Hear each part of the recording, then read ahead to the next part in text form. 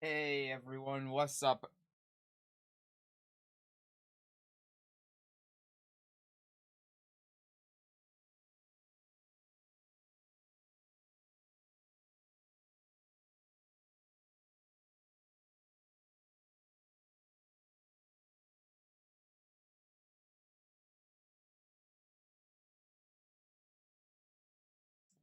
Okay, so we have a problem here. Um, we have a code shock. So, all right, there's one way that you deal with a shock. If you have a shock that's in your chair, step one, hammer. Step two, sometimes it needs an extra hit. That is how you deal with a shock in your chair. Hi everyone. Seth's looking real fishy these days. Okay. Oh my god. Hi Devil, hi Kian, hi Staticulator, hi Lissetto. Rip Shocky. Yep. Shocky's gone. Hi Chesrak. I had to recompile my browser from source code today. Oh, that sounds like a lot of fun. Hi, I just don't like you. Dziękuję.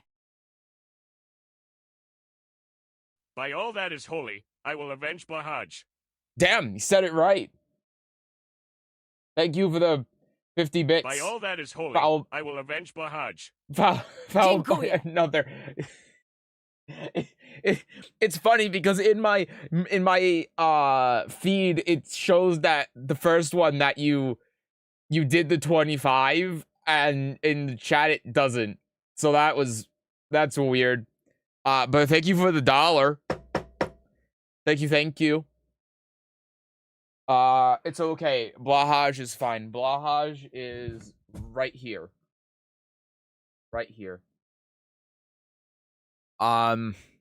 Barely knew him yet. He left an impression on us all. I feel like you're gonna laugh at my matches. I won't. Oh my god, I'm so tired. Wow. Need to know your hair care routine? I mean, I just use shampoo. That's that's it. Oh my god. What's up? Hi, Panda. Hello. Okay. So, Blahaj swimming towards the heavens. Gone. Okay. So, I'm really not feeling good today. I didn't get any sleep. I have a terrible headache. I don't feel good at all. Thankfully, all we're doing today is coaching. But I don't want to stream for very long today. Oh my god. If today was a normal Tekken stream, I probably would have canceled it today. I'm really not feeling good. So here's what we're going to do today with coaching. Two things. One. Oh my god, actually, we haven't done coaching in 2 months. I just realized. Okay, give me a second to recompile myself because I'm actually dead. I'm corpse talking right now.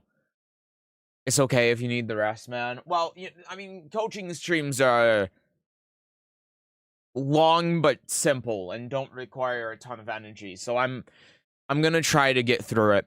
But what we're going to do today is I'm only going to do coaching for the people that are here. For the people that aren't here, I'm going to record it tomorrow or Friday. So hopefully that means that we're only going to do coaching for like 5 people. Ugh.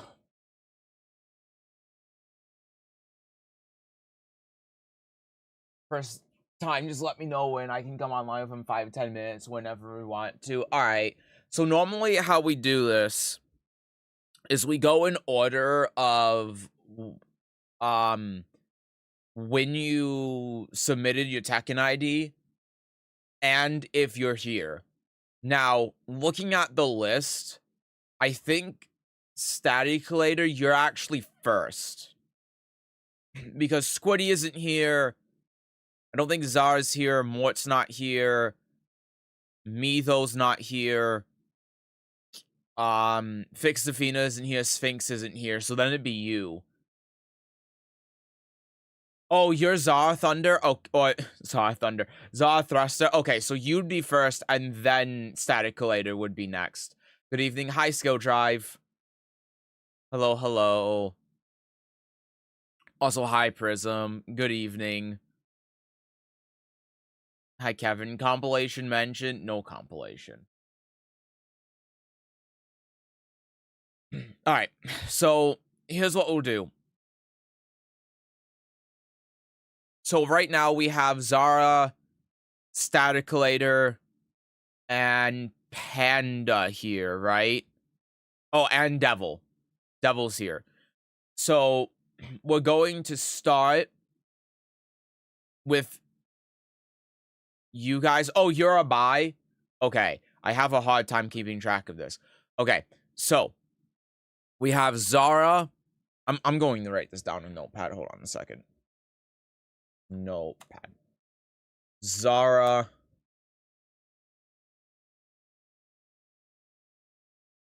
Oh God, help me.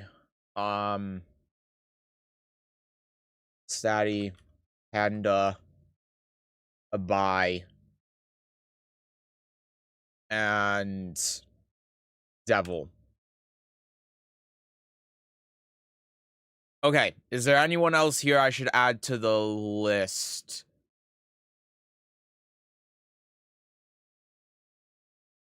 Good morning. Hi, Owl. Yellow fried dino. Hello, hello. Welcome in. Hi, Harmonize.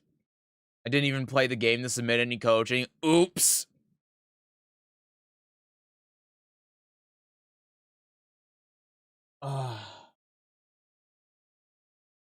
I wanted coaching versus Elisa. Me.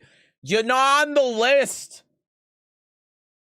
Mash, you didn't submit your damn Tekken ID to the thread. You want coaching versus an Elisa? You didn't even put... I forgot. It's been up for 2 months! How'd you forget for 2 months?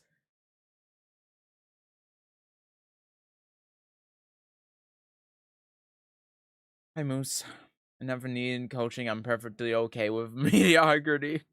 Because I'm stupid. Yeah, well, there's no forgiveness here. I'm too damn tired.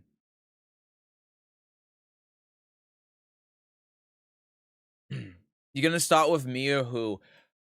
So I go by I go by first come, first served. So you are lower on the list. So you're going to be right now 1, 2, 3, 4, 5th.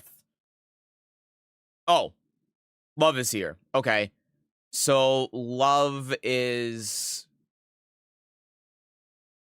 after Zara.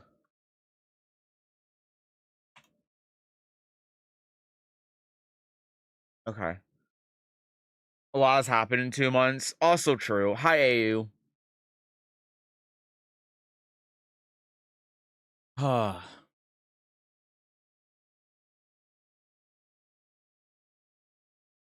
would bet money I'm having more fun playing Tekken in purple ranks than anyone Tekken King or higher. JK, no one's having fun. Oh, you're so right. Hi, Seth. I'm excited for public coaching. Hi, Love. Okay. So, here's what I've got right now. In order, I have Zara, Love, Statty, Panda, Abai, and Devil.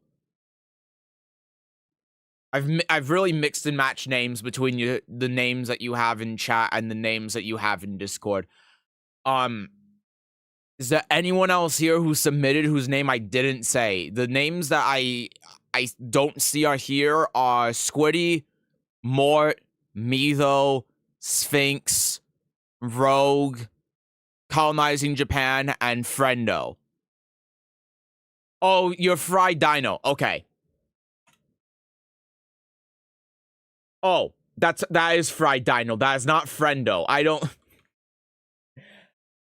Ah! Okay, sorry. I needed to get that out. Hi, Turbo.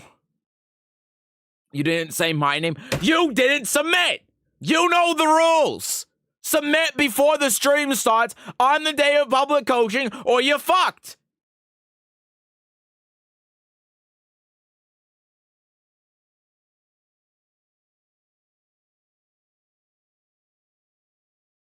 Alright, so...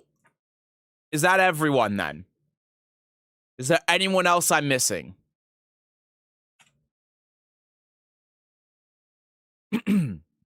So what we're going to do... I did submit in time, right? Yep. I locked the thread when time's up.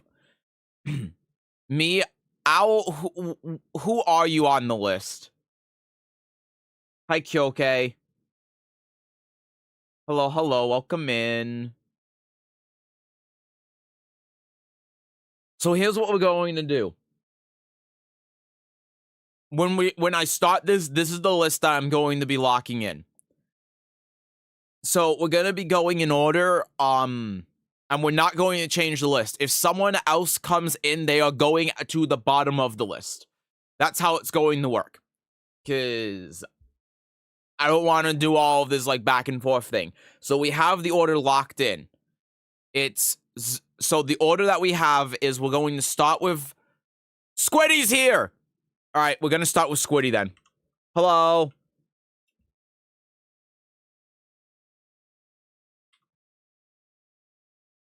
I was too late. Nope, you're good. You got the last minute. Only joking. Okay, gotcha. Okay, so that means this is the first time that like everyone's been here when we've started. So, the people that aren't here from what I can tell are Mort, Mizo, Sphinx, Rogue, and Colonizing Japan. Everyone else is here. So what we're going to do is we're going to go in this order. Let me hold on a second. We're gonna... I want coaching, but I always forget see you in 2 months when the next coaching is. Yeah, see you in 2 months.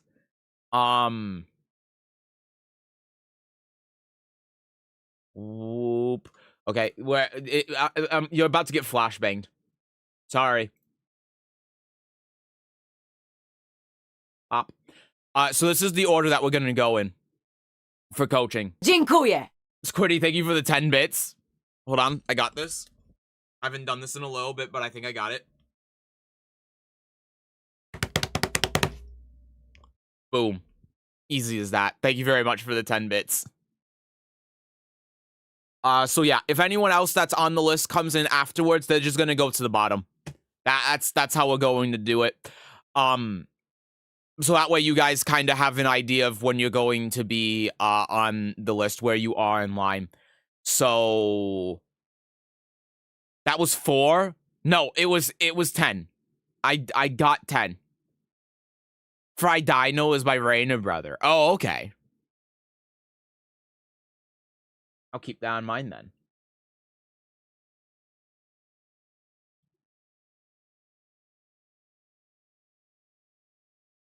My eyes. Yeah, sorry.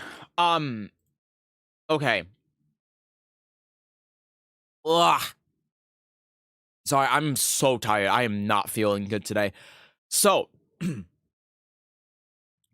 here's what I've done in advance for coaching today. I have recorded a game from everyone's replays that submitted, and I have that prepared for coaching. So what I'm going to ask for everyone when we get to you is that is if you want me to look at the game I recorded, or if you have a game that you have played since the patch that you want me to watch.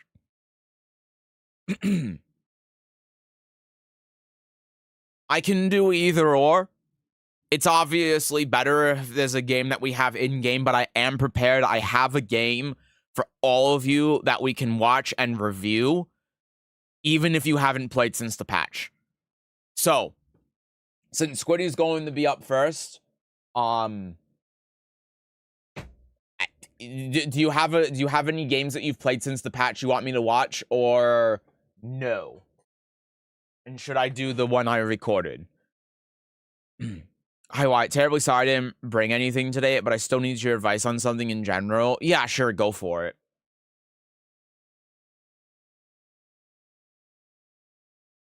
Oh, my head's killing me. Oh, I hope coaching is fast today, man. Oh, so thank you for the follow, Friday. No, thank you. What's good? Hi, Latino Will. Hello. I don't think so, no, but if this one against my Reina brother, then sure. Well, how okay, so I only have one game that I recorded. I don't remember who you played against. The one I recorded, you played against the Lily. So if you've played against him since the patch. So when was the patch? The patch was yesterday, really. So if you've played against him yesterday or today, then I can. But if not, then I mean, I can't look back at the replays because they delete them. So the public coaching is a little bit scuffed this time, okay? It's always been. Then no, sadly. All right. That's fine, though. This is why I came prepared. All right, so we have a recorded game that we can watch. And the games I recorded are random. I didn't, like, meticulously look through every single game, and I was like, ooh, this one's going to be good. I just picked a random one, recorded it, and now we're going to watch it and review it. So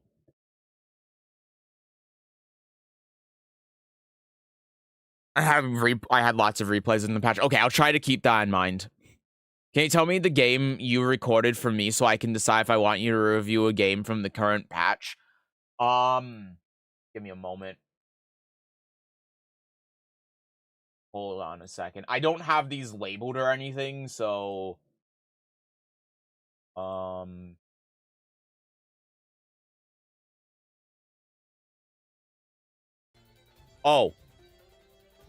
Yeah, the one I recorded for you was against the God of Destruction, Zafina, that didn't have a name.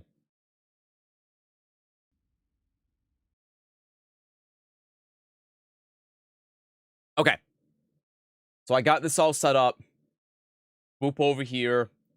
Let's dupe over here. And Squiddy, you're going to, because I didn't label these. You're going to have to confirm that this is in fact your in-game name. I just record these in order, so I'm pretty sure that it is, but please confirm for me that this is your in-game name and this is you before I continue.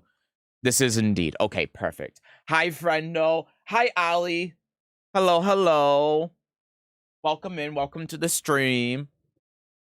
So yeah, this public coaching is a little bit scuffed because of the update. Normally it's not like this, but you know, like the problem is that if I oh my god, I'm so tired. I didn't want to wait a whole nother week or two to do public coaching again because of the update. So we're just doing it now.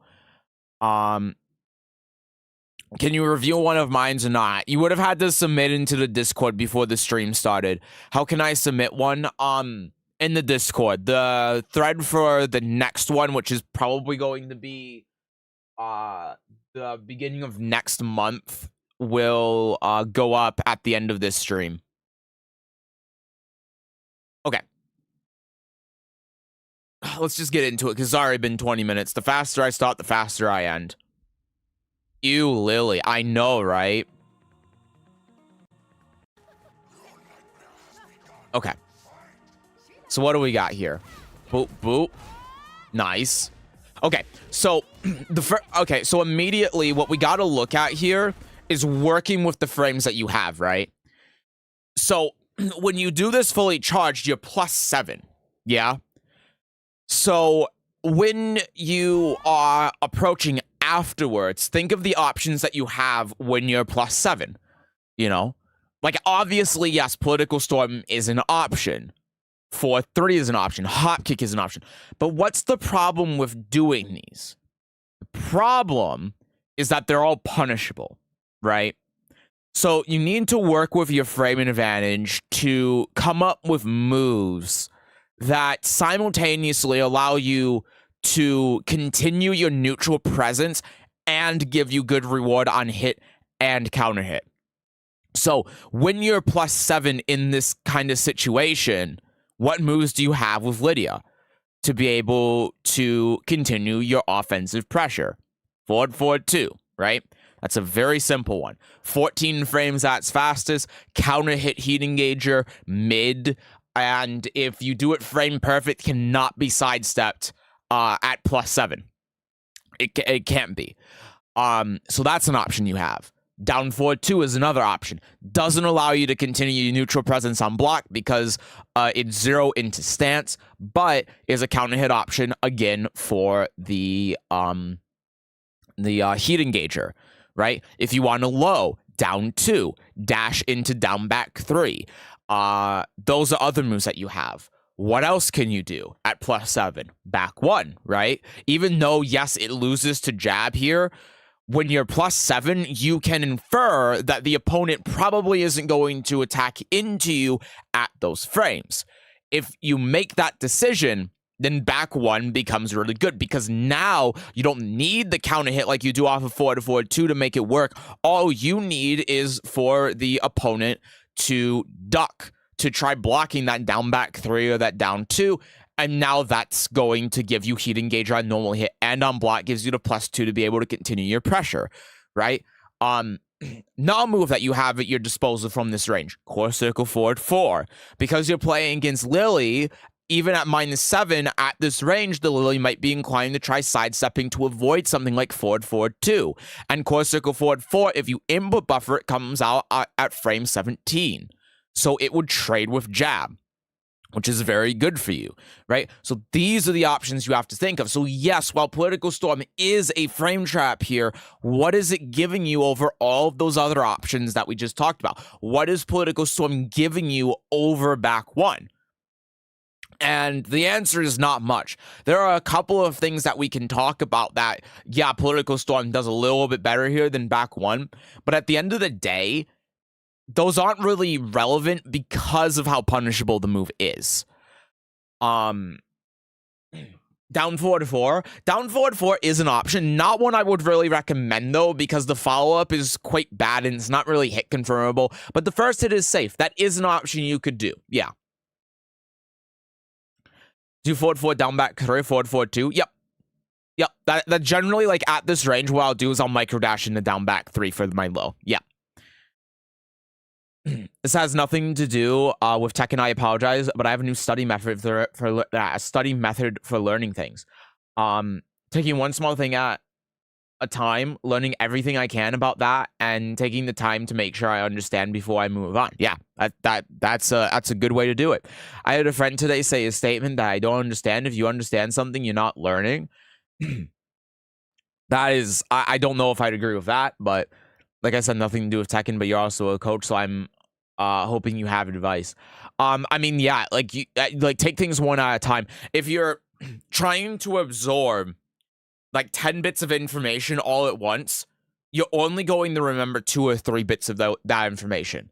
And those 2 or 3 bits of information from that 10 aren't necessarily going to be the most important ones. They're just going to be the things that your mind resonates with the most for one reason or another. If you focus on learning one thing at a time, then you can focus in on what's actually important from those 10 things that you would have learned otherwise. And now you're remembering the thing that matters more. The one thing that you focus on and remember might be more important and come up more than the 3 random things you're going to remember from the 10 things that you learned.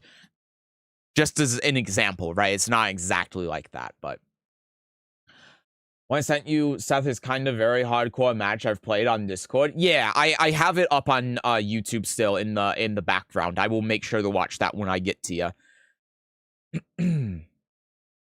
He's my friend, really great player. We're going over the matches afterwards. We can do one from this patch. All right, gotcha.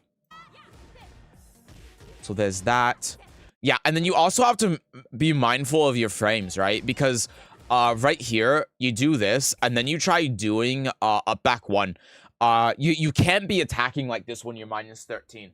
Of course, the opponent's just going to usually punish you anyway, but this is, you don't want to end up getting like counter hit launched. You know, I want you to think if you're playing against King, for example, right? King's 13 frame punish is of course back 1-2, but it's also a counter hit launcher. So if you do a political storm, you attack afterwards, King does the right punish, but he does it late and he gets counter hit. Now all of a sudden his 13 frame punish launches you. So you have to be mindful of your frames here in these situations. All right, moving on. Okay. Yeah, so, and then just, like, keep in mind that these, like, Matterhorn, like, this is a generic move you should be looking out for. Launch punishable, right? And then down forward 3, 4 isn't a punish. It looks like that she got hit by the second hit for neutral guarding while trying the backdash, which is so typical of Tekken. But you just gotta be mindful of that. If you're trying to do a mid, like, fast punish, you want to do down forward 1-2. This is what you want to do against bears, for example, after their Prowler Crush move back 1, because it puts them in a hunting stance in a crouching state. And yeah, after Lily's Matterhorn, because she's in a, I mean, it says she's airborne, but she's high crushing here, you can't actually do 2-2 as a punish. So you do want to do a mid. Now here, again, you can hot kick her, that's the right punish. But if you're looking for a mid punish to be able to hit her out of this, you want to do down forward 1-2, not down forward 3-4. Thinking that I might be able to parry a jab because I do think that if they jab, I parry them. Yeah, you can't when you're minus 13 like that. I do understand the logic. I know why you tried doing the high parry, but there are a couple things you have to keep in mind with when it comes to parries. Parries are not 1 frame startup. They are anywhere between 3 and 5 frame startup. For Lidia, it's 5. So if you do a move, even if it's minus 8, okay, so even if it's safe and the opponent does a jab, you cannot do up forward 1 to parry it. You would have to be minus 5 or better for that to work. So at minus 13, you can't do that.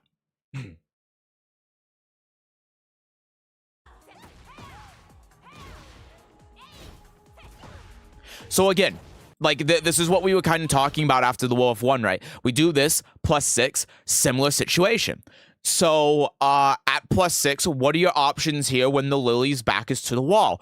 Not only do you have the options that we talked about before, like forward, forward 2, down forward 2, we also can just do down back 3 now, because we're in her face. Now, if you do while running 1, out in neutral, without there being a wall, there will be so much pushback that down back 3 will actually whiff, so you'd have to dash into it. But here, when her back is to the wall, that's a very valid option that you have. And you can see here, too, that she just throws out down forward 2. So pretty much anything that you do here will work. This is a 16 frame startup, you're +6, so this is effectively coming out frame 24. So any move that's 23 frames or faster here would counter hit her, and then you get, well, wall splat, right? So again, you have to be thinking about your frames. You have to be thinking about working with your frames. What moves do you have that's going to work at your plus frames when you're +6, +7, stuff like that.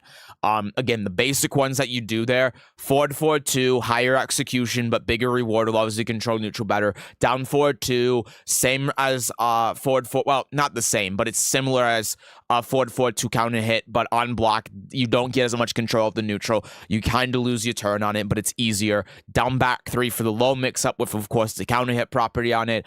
Down 2 sometimes can also be a decent option. and then even back one if they're throwing out something slower like this, right? Those are the basic options you have. Lydia, of course, has other things that she can do here, but that's kind of the go-to. Yeah, I didn't know that. Yeah, I think a lot of people don't know about the like parry startup thing, but yeah, it's not frame 1. With Lidia, it's frame 5. Some characters like Jin, it's frame 3. Asuka Sabaki's and Jun Sabaki's are frame 4. So it depends from character to character. But general rule, it's frame 3 to 5. Very few characters have a frame 1 parry. Raven does, but he doesn't get anything off of it, right? He just teleports. So.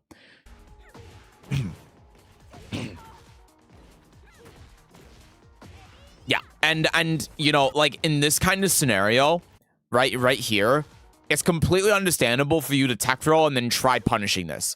No problems with that at all. Actually, and in fact, a lot of the time in these kind of situations, this would actually work. But another thing that you can do, just something to think about here, if the combo drops, don't roll. Because if Lily does this and whiffs, what can you do here? You can toe kick her, right? And then you're back in, you've won neutral. You can do a wake-up kick on her, right? And that's going to be faster than tech rolling and trying to do a move afterwards. So that's something to think about. Like when you're in a combo situation like this, there are a lot of times where I'm not hitting the button to tech roll if I know that there's not a reset in there. Actually, I think that this might be a reset thinking about it if you stay on the ground. See, this is why it'd be better if we were in-game so I could test this, because now I'm thinking about it, and now I'm like, wait, this move might actually be a reset if you stay on the ground? I can't remember.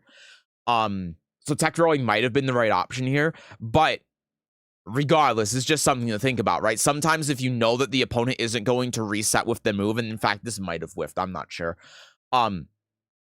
then you can stay on the ground, and then if their combo drops, then you can wake-up kick instead of rolling and then doing a wake-up attack option. Just something to think about. I'm not saying you did anything wrong there. But yeah, like here's a perfect example of this, right? Of what I'm talking about. Here, do instead of tech rolling here, actually that might hit on the ground. Again, I don't remember. I have no idea. I think I'm completely wrong. I think tech rolling actually was the right option there, and I'm like, I'm losing it because I'm falling asleep. But yeah, again, like wake up, try with punishing it with while rising 1, perfectly fine, no problems with that. Go here 0, and then yeah, this is good, right? Because this generic down 4 move here, this is something that pretty much every character has. This move minus on hit. This move is minus on hit, and it's launch punishable on block. So doing a counter hit grab here to stop the pressure, perfectly reasonable option. I know nothing to do with what we're doing, but you teach, so I figured I might as well ask. Yeah, that's fine. Also, hi, how are you? I'm tired. I'm not feeling too well, to be honest. But thank you for asking. I hope you're doing well. Okay, so there's that. I'm assuming that was supposed to be a while running 1. Okay, here we go. Pixel left. I like that. See, this is exactly... this is what I'm talking about with working with your frames, right? You're +2 here. And so what you go for here, 1, 2, 2, right? And that counter hits her. She tries doing what seems like a while rising 1. Perfect. That's what you want to do. And then again, working with the frames, even though this is out of stance, working with your plus frames, 1 + 2, counter hit, and then the follow-up here that you do is 2. You do 2 out of Wolf here to follow up after this, but it's the right idea. And then again, like, oop, hold on. Sorry, for some reason in my mind, the Wolf 1 got blocked. But yeah. Like, that was a better idea. You saw how much damage you were able to get there when you were working more with your frames. Can you go back again? I want to see what I did right. Yeah. So, here, Heat Burst, right? +2, jab. This is what you want to do. Because you see how you're counter-hitting her here for trying to do Wild Rising 1, although she was probably trying to do jab and didn't realize she was in a crouching state. But this is exactly what you want to do. This is working with your frames, right? And again, on hit, she tries hitting the 1 button, so you counter hit her with the 1+2. And then there, all you had to do was do the 2, and then I think she would have still had a pixel. But yeah. So good, doing down forward 2 and then waiting. So a thing here as well, just to think about, if you hit this, you can actually convert off this with a combo. If you float the opponent here. And if you don't convert off it, you need to delay this last hit to be able to hit them in the air.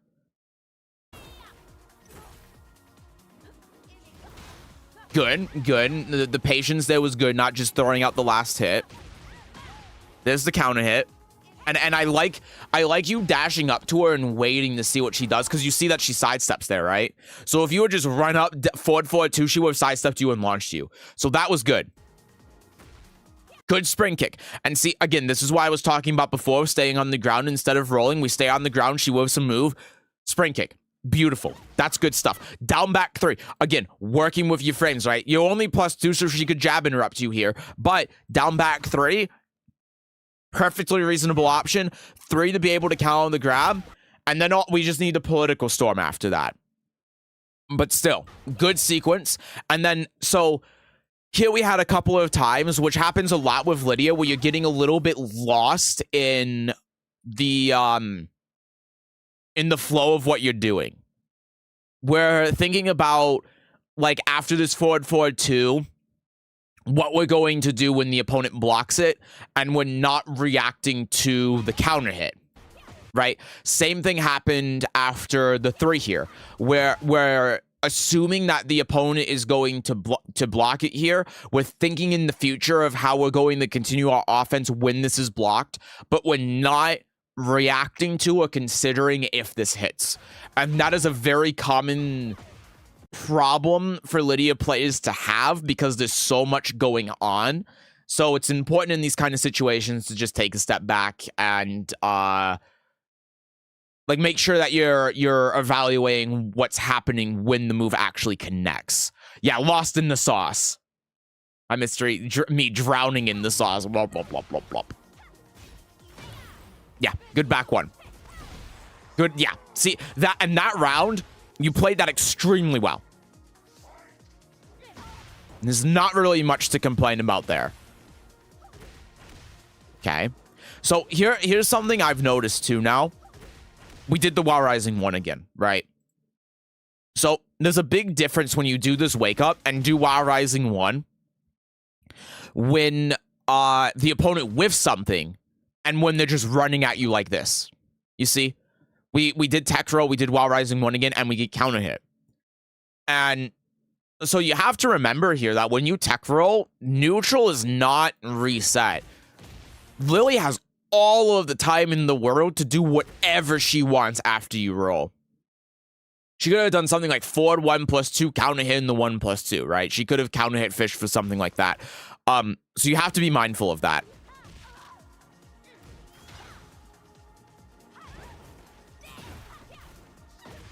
Okay. So here, yeah, -13. So here's the thing to remember when it comes to mid strings like this. They're usually punishable. Strings that are multi-hit that end in a mid generically are usually punishable. Think of like Lidia's down forward 4-3. Oh boy. SUP bro, I was thinking this was a simulation. Anyway, how you been, homie? I hope you are enjoying the Tekken and the new patches that won't make the game run like poopy farts. I have never heard the Stormtrooper TTS voice, though. But I've been all right. How about you, man? Thanks for asking. Am I enjoying Tekken?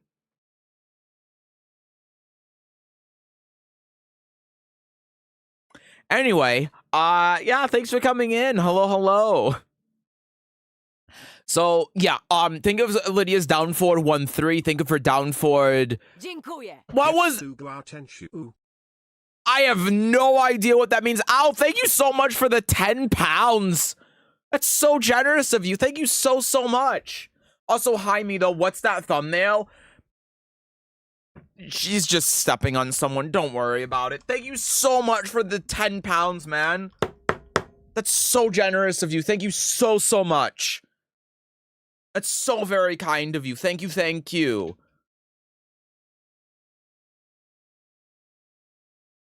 What does Getsuga Tensho mean? I don't know what that means. Make the TTS 1K and my soul is yours. I had it at 1K. It was way too cheap at 1K. I'm sorry. Thank you so much for that. It's a Bleach. Oh, I've never seen Bleach. That would explain why I didn't get it. Everyone else does, though. Tina gets it. Also, hi, Tina. Turbo got it as well. I'm uncultured. I'm completely out of the loop. But again, thank you so, so much for the 10 pounds. It's so kind and generous of you. Thank you so much. Yeah, so mid strings, generically punishable, right?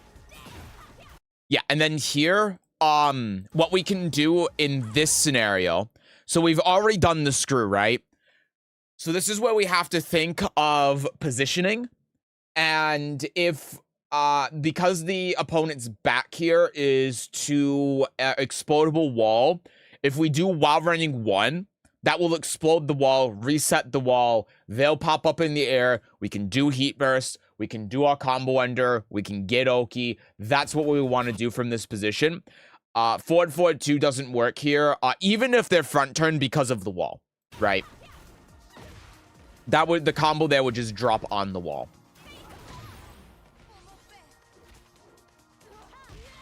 So yeah, this was just unfortunate whiff.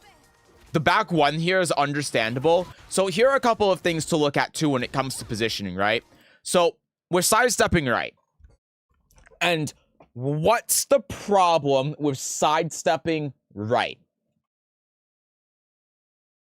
And I'll give you a hint here. If you don't know, it has to do with your position. Specifically, not your position, but the opponent's position. The problem is the wall, right? So while we're here, the opponent is more or less perpendicular to the wall, right? More so the corner, but roughly perpendicular to the wall. If we sidestep left, then her back is directly to the wall, right? At this position as well, while she's -20, like you can see we're sidestepping while she's recovering. She can't do anything here to stop you. Like, the sidestep isn't avoiding any moves. She can't do anything homing. The sidestep here is free. You're taking your turn to sidestep. But now, when we sidestep right instead of left, look, now we're parallel to the wall, right? So we have completely lost that positional advantage that we had from Lily's back being to the wall here. So that's something to keep in mind as well. And then the back 1 ends up just barely whiffing, scraping by her chin. And another thing that we could have done here too, the better way to do this, sidestep left, dash into back 1. That would have given us the positional advantage, and it would have been taking advantage of our +20. So then we get hit by that, and then we just end up breaking late. It happens. Did you see the screenshot that I sent you? Yes, I did, and I was like, oh my god, he's playing another Mahjong game. I still got 200k points left. Anyway, making a TTS 3k won't stop me. Tickling the chin. Yes, indeed. Okay, so this was good. What you want to do here after the pickup is 2. You can usually pick up here if you do horse 2. And so again, we're doing the 1 here, and we're doing the 1 because we're getting lost in this idea that they're going to stand up and block the forward 2, right? We're thinking too far ahead in the future, and we're living in the future that doesn't exist. We need to exist in the present. We need to be taking in how we're utilizing forward 4-2, what situation we're in when forward 4-2 becomes active, and how we follow up from there. Unfortunate snake edge. Yep, and you know, honestly, this is perfectly reasonable. The first hit ended up whiffing. See, after the roll here, and then we try punishing, and we're just a little bit late. It happens. Especially online. So then we tech roll. We don't hit a button this time, which is good. We end up getting hit by the low, unfortunately. But that's good. And then she does down 4-2. So again, another thing to think about too, down 4-2s, I wouldn't say are generically punishable, but they either fall into one of two camps. You have down 4-2s that are punishable, and generally these down 4-2s that are punishable are going to launch crouching opponents. That's how you remember if a down 4-2 is punishable or not. If it launches a crouching opponent, then it's unsafe. If it doesn't, then it's safe, generally. So I think of Paul's, for example. Paul's down 4-2. Does it launch a crouching opponent or not? It doesn't, right? And because of that, it's safe. Lily's, I actually don't know, but I guess it does because it's 16 frames and minus 11. So.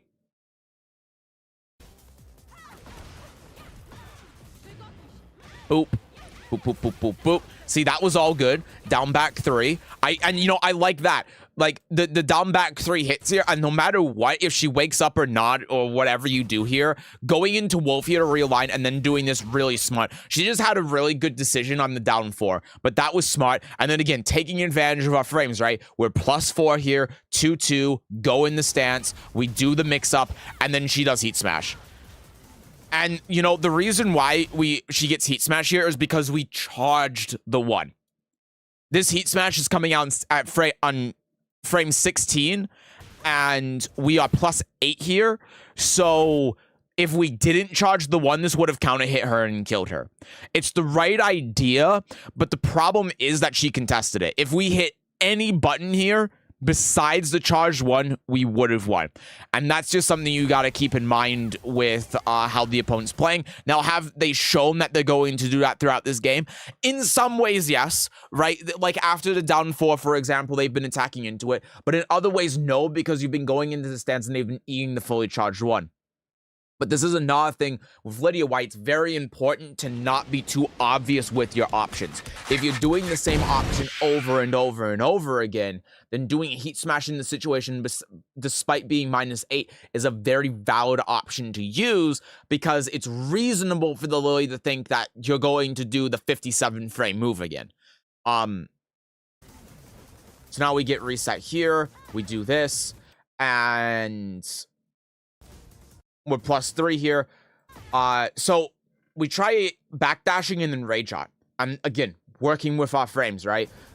We set up for this. We take a big risk doing this. We're +3. What can we do here, right? At +3, we have 2-4 as an option. We have jab as an option. We even have down forward 1 as an option. And because she's not doing a jab string, because she does forward 1 +2 to try fishing for the counter hit, guess what? Down back 3 would also counter hit here. We have 1 frame of wiggle room because this is a 14 frame move to be able to make that work. Now, afterwards, we end up doing rage shot. But of course, because our health is too low, any hit kills us here, and we end up dying. So, like, the big thing to look at here and think about. Also, Kartik, hello, thank you so much for the raid. Sorry, my headphones were off. Thank you, thank you. I hope you had a good stream. Thank you so much. Welcome in. So the big thing to think about here when it comes to these games is working with your frames and thinking about what's happening in the moment, right?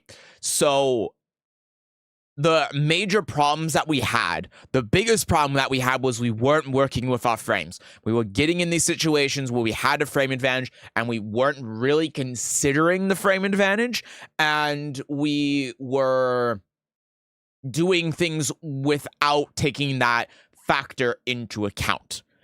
And that caused us to make some poor decisions that we would have been able to capitalize on more if we were doing more of the frame trap options. The Lily was attacking a lot into our plus frames, and so if we were sticking with just using frame trap moves or fishing for counter hits, with stuff like forward 4-2, down 2, down back 3, etc., then we would have just clobbered this Lily for doing that. But because we were taking our frames and then doing moves that were really slow, and because when we did get hits off, we weren't taking that counter hit potential into consideration. We were assuming that the move was going to be blocked. We were doing moves, assuming that the Lily was just going to block it and not thinking about if she got counter hit. That ended up making our lives a lot harder because even when we made the right decisions and got the right reads, we weren't able to capitalize on it fully. So my general advice that I would give for this game is just look at the present, focus on what's happening now while you're doing the move instead of what could happen. Don't get tunnel visioned on what you think is going to happen in the moment. Focus on what is happening. And even if you're late doing the correct follow-up afterwards, you'll get, as you practice it, you'll get faster and faster at it. And so you won't be late anymore. And then also just making sure that we're taking advantage of our frame advantage. So that's what I got. Go back here. And I'm going to mark this off. Or just delete the game. Also true! So true! Trying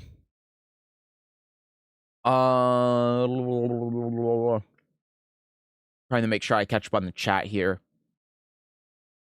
Yes, Reigns down forward 2 doesn't launch crouch and it's not safe. Yeah, Reina's down forward 2 is weird. It's an exception to the rule. I don't know what's going on with that move.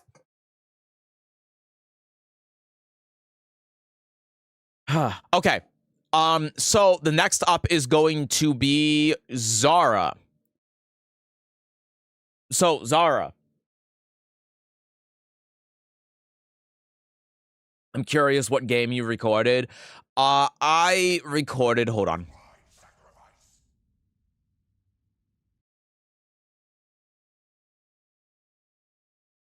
Boop.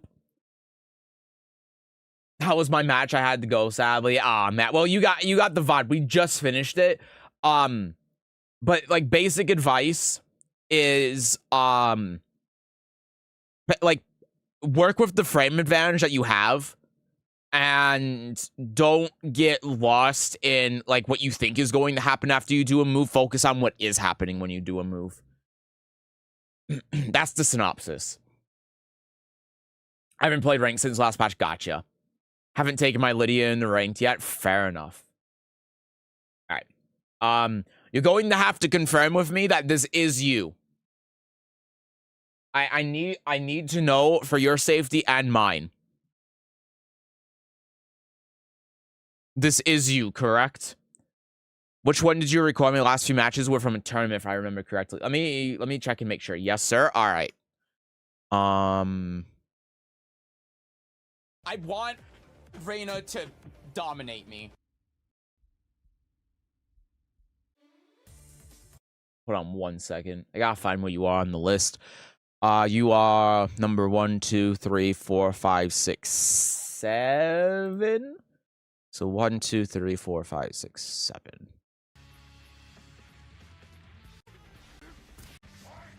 Oh yeah, there you are. This is the game I record for you, Statty. It was you versus purple rank Brian. Thanks a bunch, Seth. Love you stuff as always. Yeah, of course, no problem. I'm glad to help.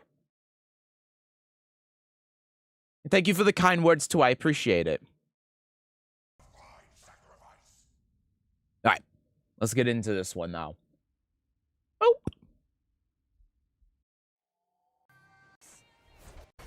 Intro. Okay, so immediately here's the first problem.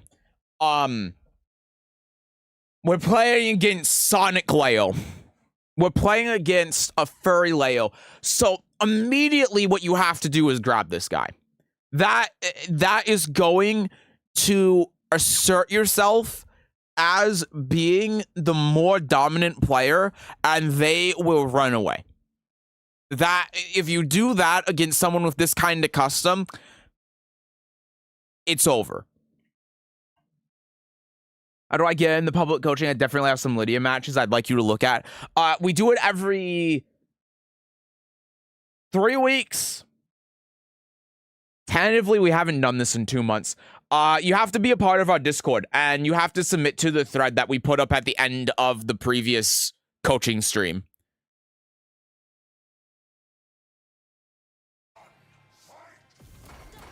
And as you can see, if you grabbed Leo at the round start there, you would have won the game. Hi, Jeff. Can I request one? Yeah, anyone's allowed to request one, just not for this stream. You have to submit your request before the stream starts. Because otherwise, I would be here all day. Okay. So, here's... Boop, boop. Here's something specifically with the Leo matchup you can think about, right? So right here, you can Power Crush here. Even though Leo is +9, Power Crush beats all of Leo's options except for the 2 and the 4. Now, the problem is that you get counter hit launched if Leo has the read, but it's really important that you Power Crush at times to stop Leo from being able to do these moves for free, because of course they're safe. That's the intended counterplay here. You have to take these risks sometimes. So it's not that you need to do this necessarily right now, but it's the case where if Leo keeps doing these moves over and over again, keep Power Crush in mind as an option. So this is good, right? This is like what I was talking about with Squiddy. You're using your frames to your advantage, right? So you use this +2, down forward 1, even though it's not a frame trap because you can get down jabbed out of it, it's still a great option. Go here after the hit, do the mix up, right? The only thing I would say is just keep in mind, again, in the future, if the Leo's going to attack into this, be prepared to counter hit confirm this into the heat engager, right? But still, good option, good read to avoid the jam, good stuff. And then forward 4-2, again, Power Crush, right? So we know just from the first 8 seconds of the game, this Leo has Power Crushed twice in the span of 8 seconds. So that's something we need to keep in mind. If we are trying to enforce our pressure and Leo's default response to it is, I don't want to deal with this, I'm going to Power Crush, now we should start using grabs and our forward neutral 4, that new counter hit low, as options to be able to shut this down in our offense. Those are moves we have to squeeze into our offensive sequence now to be able to stop Power Crush, right? So that's just something to think about as we go. Now, this conversion, this is brilliant. This is some great high-level stuff. Stays on the ground. And like, there you go, right? I haven't really looked at these games in advance. I just recorded them and then was doing other stuff that I had to do. But there you go, right? And we beat the punch pair as well. For neutral 4, go into here, do the 3, get frame advantage, and then how do we go from here? He ends up punch parry. And again, this is something to think about, right? What is the Leo doing when faced with pressure? Power Crush and parry, right? We saw that after the forward neutral 4. We see it here. So if we're putting this Leo in this situation again, what do we want to do? Grab. We want to grab. Something to think about as we go. And then, yeah, with this string with Leo, this is a pretty important one to know as a high into duck it. So that's good. We're doing the low. Unfortunately, we got counter hit there. It happens. That's good to get rid of the pressure. And now down jab, right? Again, faced with the prospect of getting pressure and losing neutral and frame advantage, we're doing down jab, we're doing Power Crush, we're doing parry. So what can we do in this situation? Sidestep. If we do heat burst and then sidestep right, it cleanly beats every option that the Leo is doing to try shutting down pressure. We have to sometimes use our frame advantage to bait out the Leo doing one of these things so we can kill him for doing it. And even if we don't kill him for doing it, if he's astute and paying attention that we're doing these things, then that's going to make him more inclined to not do these things in the future. So we end up getting hit by that. Yeah, and so the thing with shoulders as well, generically launch punishable. Not really in Tekken 8 though, they kind of changed that, but every shoulder in Tekken 8, besides King's Heat Engager for some reason, is punishable. Keep that in mind. Xiao uses launch punishable, Fong's is launch punishable, Leo's is -14, Yoshi's is -13 in this game, I think? I can't remember. No one uses it, it's a bad move. Either way, shoulder's generically punishable here. You can down forward 1-2 here as a punish. And then, yeah, we tried going for the mental frame advantage there. He ends up heat smashing. So even though he won this round, though, we got valuable information after this first round. And yeah, so grab after plus frames, not necessarily, right? Sometimes it's not in our best interest because if they break the grab, what happens? We lose our advantage. What we want to use the grab for is we want to keep it open as an option for an opponent that plays like this, that's using Power Crush and using parry, things that grab punishes so they can't break it, to be able to stop that in our offense. And nice thing about grabs too, if they try doing a button afterwards, counter hit grabs, of course. So we don't want to use it against everyone every matchup, but with how this Leo is playing, how we've seen him in round 1, we absolutely do. And so at round start here, what I would be doing is trying to bait it out. So we can jab, down forward, what I would do here, down forward 1, go in the sentai, either do it empty or do the low, wait for the Leo to do Power Crush, then grab punish him. That's what I would do to kind of test out where and how he's going to use his Power Crush. Just as an idea, right? So he's doing this, -12. That's just a not really important matchup thing to know, is that this WoW Rising 4 1+2 is -12 on block. We try going for the down 4-1, which is completely fine. This, honestly, it should be -13 at least, but that's how it is. And then, like, yeah, down forward 1, empty into forward 3. Good option. Do Heat Engager, Power Crush maybe? Did something. He did Hop Kick there. So yeah, what I would have done here after this Heat Engager personally is I probably would have done grab afterwards to try beating, like, yeah, getting the Power Crush here. He tries doing Hop Kick for whatever reason. God knows why. Actually, I think forward 2. Yeah, forward 2 is 13 frames. Yeah, never mind. I would have just done forward 2 because it actually beats Power Crush here at +9. So, yeah.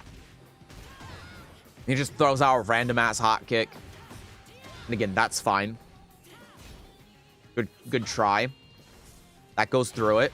Nice, good counter hit. Nice, that was an excellent whiff punish there too. We still have heat. So here's what we do here. So this isn't what I would have done. It ended up working out beautifully though. What another option that I would think about. Dash up, heat smash. Why dash up, heat smash? If he wakes up and tries doing a Power Crush, or tries doing a move, or tries doing anything, Heat Smash just kills him here. And even if he ends up blocking it, chip damage isn't going to put him in rage. We have frame advantages, backs to the wall. One good hit, and he's dead. He's done, because he's going to get wall splat. This obviously carries a lot of risk with it, because an aware player is just going to down forward 1 you, and then try taking back the neutral, and you're going to run out of heat afterwards. But it ends up working out really nicely here. So, that was good. Just again, another thing to think about.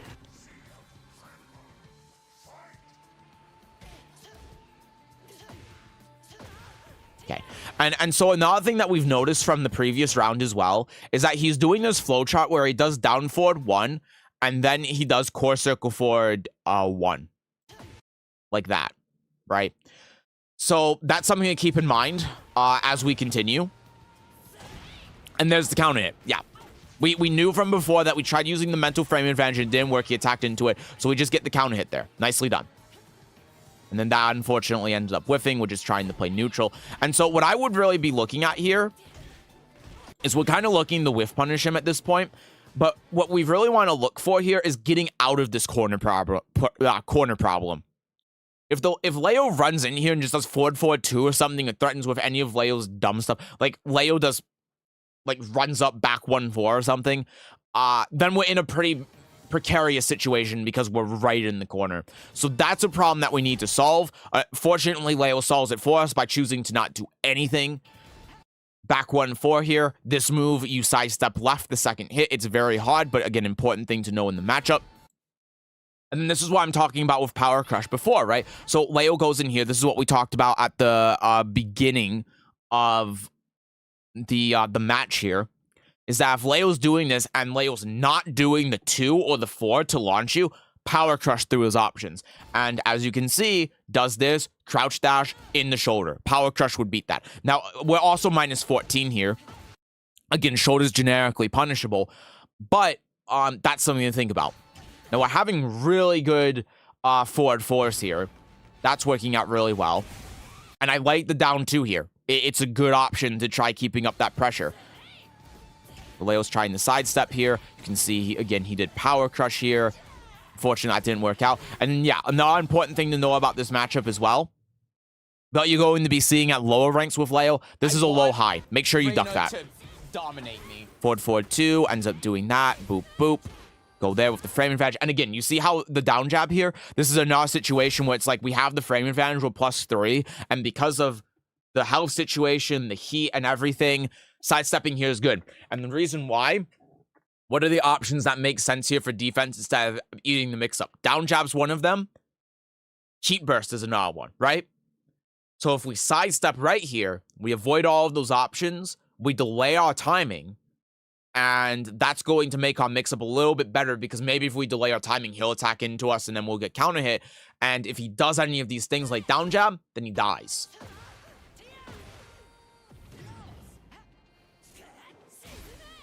That was just unfortunate.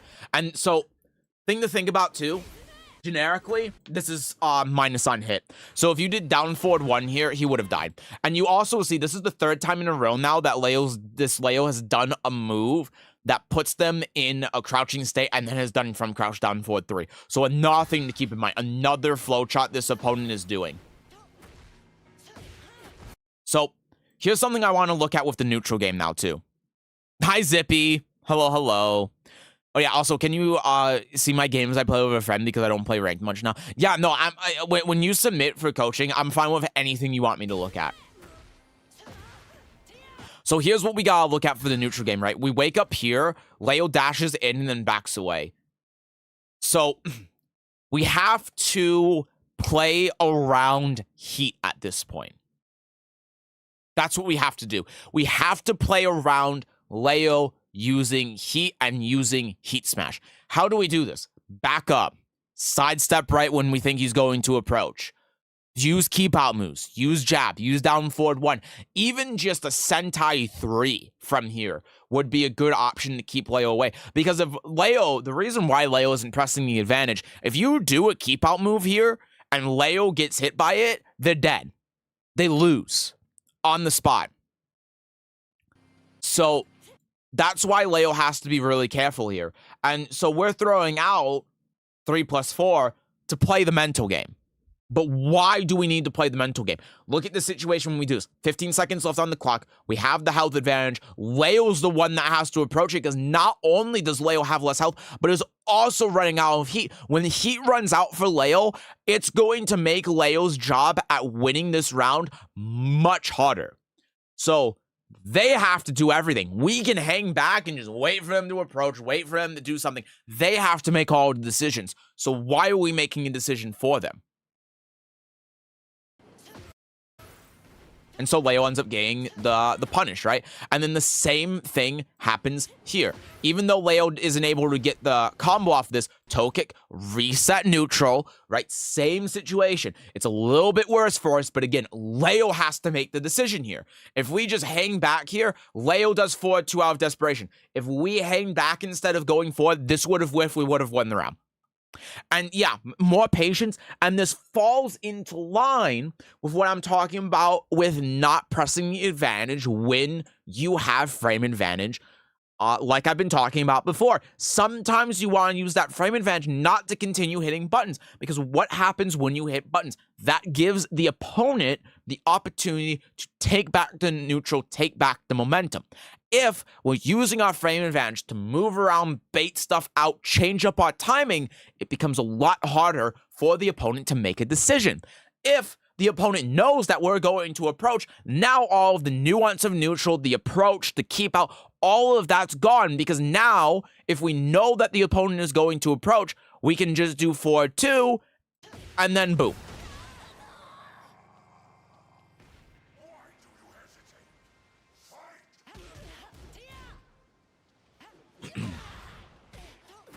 Yeah, and the same thing happens here, right? And I think that's why Leo did this, because you've done like the 3+4s and the like approaching in neutral from this distance and trying to play this mind game a lot, and it worked at the beginning, but the Leo has adapted really well to that. And that's why Leo did this. It wasn't just a random thing that he did and got lucky. He did this directly to counter something like 3+4 from you out at this range, because you've been doing that a lot. This was just really good play from the Leo, and he ended up getting rewarded very well for it. So that's going to carry all the way to the wall now, and that's going to be really bad for us. Now, this 3-hit string, launch punishable in Tekken 7. I don't think it is in Tekken 8. I think they changed it to -13 or 14 or something. Either way, if you block this here, down forward 1-2. So now our back's again to the corner. We have to eat the house sweep, wake up here, heat smash, and then that's it. And all of this happened. There it is. And all of this happened off of this. All of that happened off of this. And so I'll ask a question, right? Let's assume that Leo ran into this. What do you get if this hit? Nothing, right? Like, you knock down the Leo, you don't really have the corner, neutral, you get some Oki, neutral resets, and that's kind of it. But you're taking a huge risk doing this because it's going to whiff, and you know it's going to whiff. That's part of the reason you do this.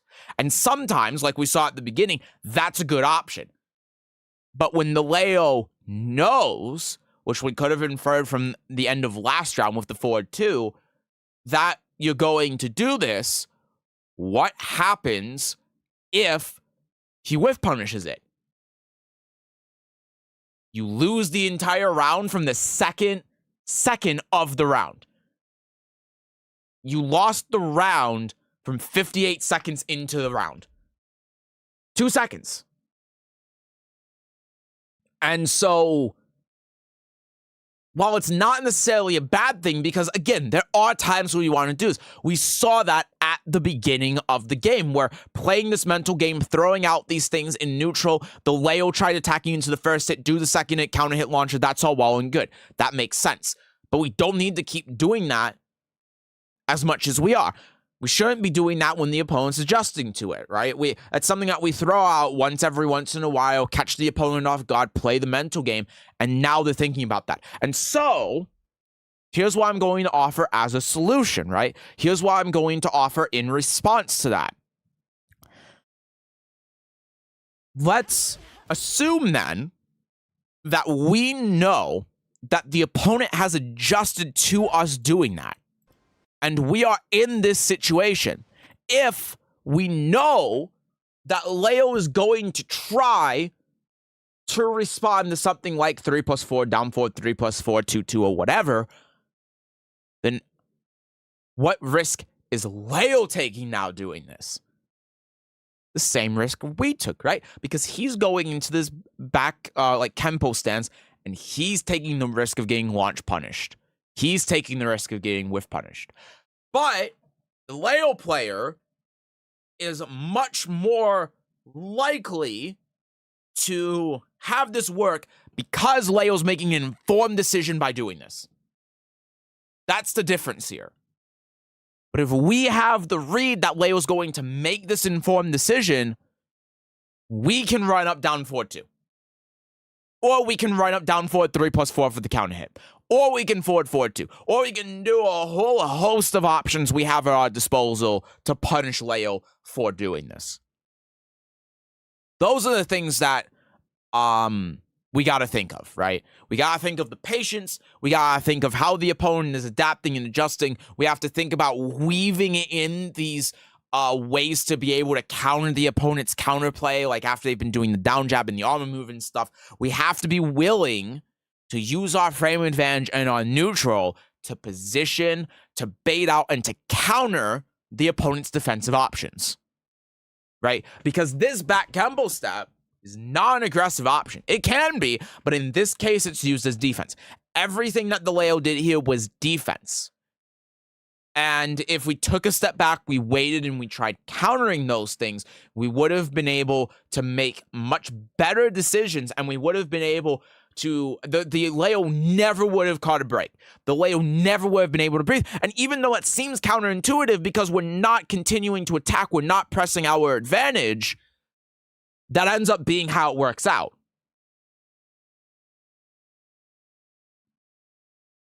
So, yeah, work on countering the counterplay. Exactly. That's actually a lot better than I was phrasing it. But yes, that is exactly it. Work on countering the counterplay.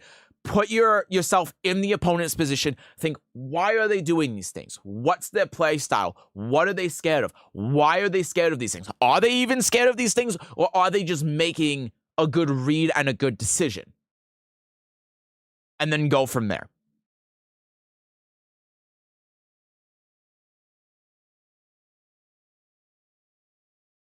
All right.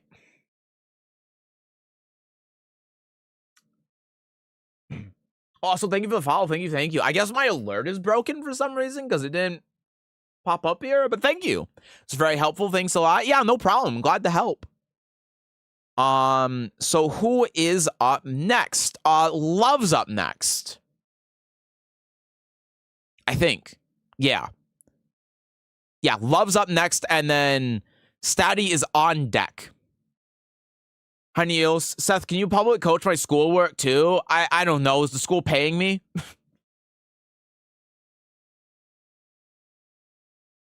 Hi, Love. Did you get another game that? Oh wait, sorry. I'm confusing you with someone else. So I haven't booted up Tekken yet. So let me boot up Tekken so I can find a game for you from this patch. I can negotiate with them. Good. I hate rich people. Oh, thank you so much for the gifted sub. Oh, thank you so much for that. That's so kind of you, for your hard work. Thank you so much. Appreciate that, Zara. Thank you. So very kind of you. I'm just happy to help, man.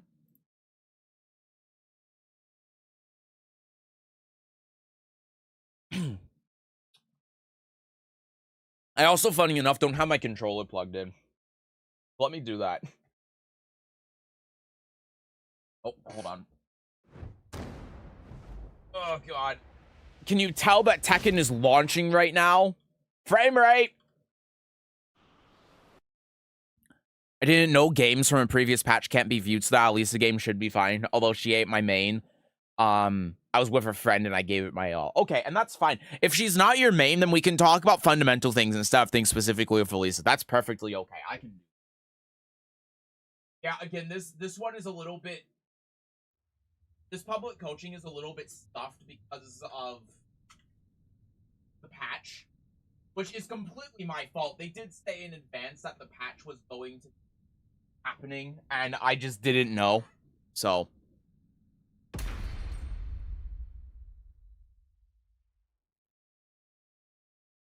Ugh. That's why I download the videos. I thought coaching wouldn't work because of the patch. It makes sense. Yep, I made sure to do it all on Monday before the patch came out. A little bit rushed because I was limited for time. Thanks for the less than 24-hour notice, Harada. But I got videos from everyone.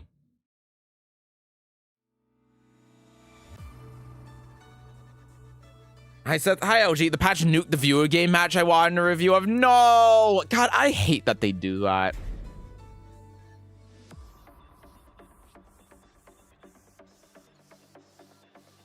Okay. Pulling up your Tekken ID right now.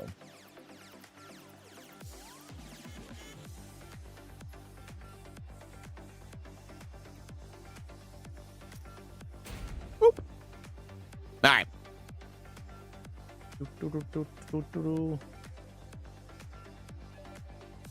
Wait for it. There it is. Okay, so you said you have one against a Dragunov. This guy. Ah, Christ. Oh, God, help me.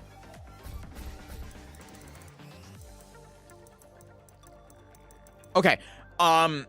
So what game do you want specifically? Do you want the one where you won, or do you want the one where he won?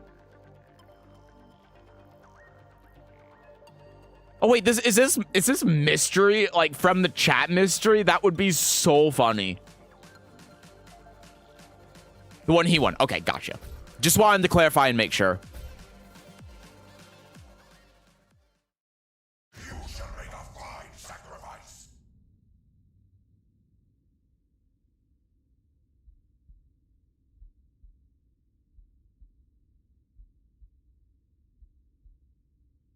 Okay. Boom, ba-doom, ba-doom. Your nightmare has begun. Fight. You got the demotion match buff.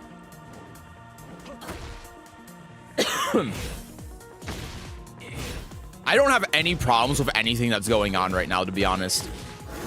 So, I mean, if I'm going to nitpick here, okay, I'm going to nitpick a little bit. Yeah, so something I bring up time and time again, think about positioning here, right? So what we can do is if we step guard here, look at that, right? You see what happens if we're step guarding and making these little movements? Now all of a sudden Dragunov's back is to the wall. And in some of those instances too, because we're step guarding really quickly, we're causing the Dragunov's poking to actually whiff. So again, like, it's very nitpicky considering the circumstances, but you see how Dragunov's pushing us into the corner, right? That's kind of Dragunov's goal right now. His goal isn't to actually hit us. If his goal was to hit us, he would be like what he would be doing is he would be doing, oh shit. He would be doing like this, and then he would be doing this, and then he would be doing this, and then he would be doing like all of these things. That's not his goal. His goal right now is just to push us into the corner. And so that's something we have to be mindful of, right? Now, a thing you can do with Zafina here as well. Boop. That's an option that we have. After we duck under that high, right? Instead of just waking up and then going into the mid, after we duck, we can do our power crush option. Oh, God. Like that. Yeah. So if we stay crouching here, if we're not confident that we're going to be able to actually punish the mid, let me duck under this.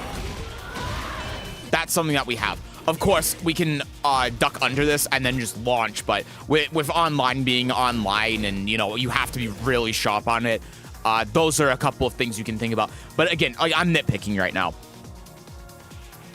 Drag is tough in Season 1. He only ever uses 4 broken moves, so in Season 2 he has like 37 new moves that you've never seen before. Also true.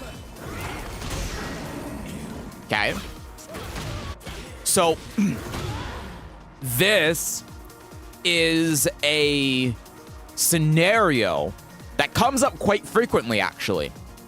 Well, you have to pay attention to what the opponent just did when you hit him. Sometimes you can tell from the animation what move the opponent was going for when you counter hit him. And that's really important to consider in this scenario because Dragunov did 1+2. And you know that he did 1+2 because when you did the heat engager here, you can see the power crush effect right there. tried stopping on the frame, I couldn't. You saw the Power Crush effect. So you know that the Dragunov is thinking about doing Power Crush. And so because you have that information, even though he's not necessarily going to do that in the next move he does, playing around that is really important. It's an important thing to think about, where you have to consider he wants to do the Power Crush to alleviate the pressure. So for the next couple of interactions, that's something that you want to play around. So something that you can do here after the Heat Engager, take control of Zafina here. Boop. That's a thing that you can do. Another thing that you can do as well, if you see this, see there, that's the frame I was trying to stop on. Go here, go in the crouch, boop, and then whatever the follow-up is there, I think you just do this, right? Yeah, you just do that. And now all of a sudden, not only have you stopped the Power Crush situation, you're still mixing up the Dragunov after the Heat Engager. You're still able to, even if he doesn't do the Power Crush, do something that the Dragunov has to react to after the Heat Engager. You're continuing to keep control of neutral, and you have all of the advantage here, right? And how did we make that determination? All of it was off of seeing that Dragunov got counter hit while doing Power Crush to try stopping the neutral pressure. So that's a concept. It's a very high level concept, but it's something that's really important to think about in these kind of scenarios. Because, like, just think about it from, like, the mental point of view on this, right? If the opponent is doing Power Crush, they're thinking about Power Crush. You know that they're thinking about Power Crush. If they didn't do Power Crush here, then they may be thinking about Power Crush, but they also might not even be considering that as an option. They might be thinking about something completely different. So even if the Dragunov doesn't do Power Crush here, it's somewhere in their head they're thinking about it. And that's something to play around. Hi, Head Ninja. Liking the patch? I mean, it's fine. I haven't played the game at all since the patch, so it's fine. So yeah, that ends up being the case here. We roll away. That's perfectly fine. Ends up getting counter hit by this. Going to the wall now. Yeah, and then this is another thing, right? So this move of Dragunov, very common move for Dragunov to use to try continuing frame advantage. You can jab interrupt him to float him, but also with Zafina, of course. Bop. Much easier to do with Zafina. Because you have that Power Crush sort of move. And then, yeah, this is plus on block, right? And this is another case, too, where because we have this as an option, Power Crush is a very good option to be able to get us out of this scenario. So he's just trying to continue all of this advantage. Staying on the ground is great here. And it's for this reason, right? We end up getting hit by the hatchet kick. That's fine. And now if we wait on the ground here, boop, boop, boop, we wake up. We can do something like that with the rest of our heat. Now all of a sudden, like, yeah, we're not in the best position on the planet, but it's so much better than what it could be if we have to block this heat smash, like right here. Because now he's +6, down forward 1 into pigeon roll. And this is a gimmick. You can launch the pigeon roll here on reaction. Even on hit here, pigeon roll you can launch.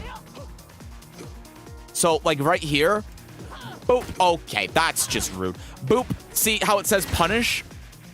I don't know why it says it on the Dragunov side, but yeah, this is a punish. On hit, on block, down forward, 2 is a punish. If they do a follow-up on hit, on hit, just to give you an idea on how minus the pigeon roll is. On hit, on down forward 1, down jab is still a punish. Had brain fart, didn't launch it. Gotcha. So good attempt out with punish here. Power Crush here, reset the neutral. Trying to do keep out, that's perfectly fine. And again, something to think about here too, with this hit, second hit, boom. Hit him with that.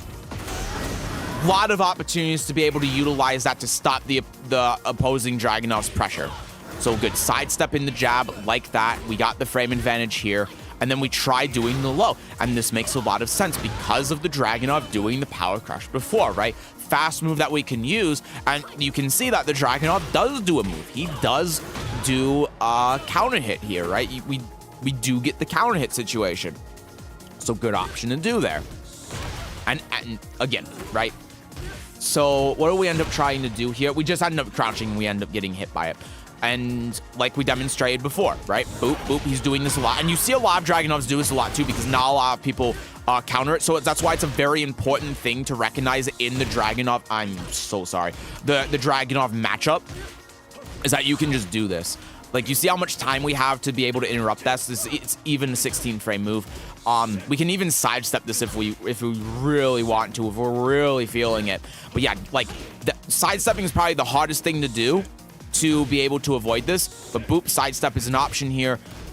More easier thing, jab interrupt, and then easiest thing to do, just power crush it.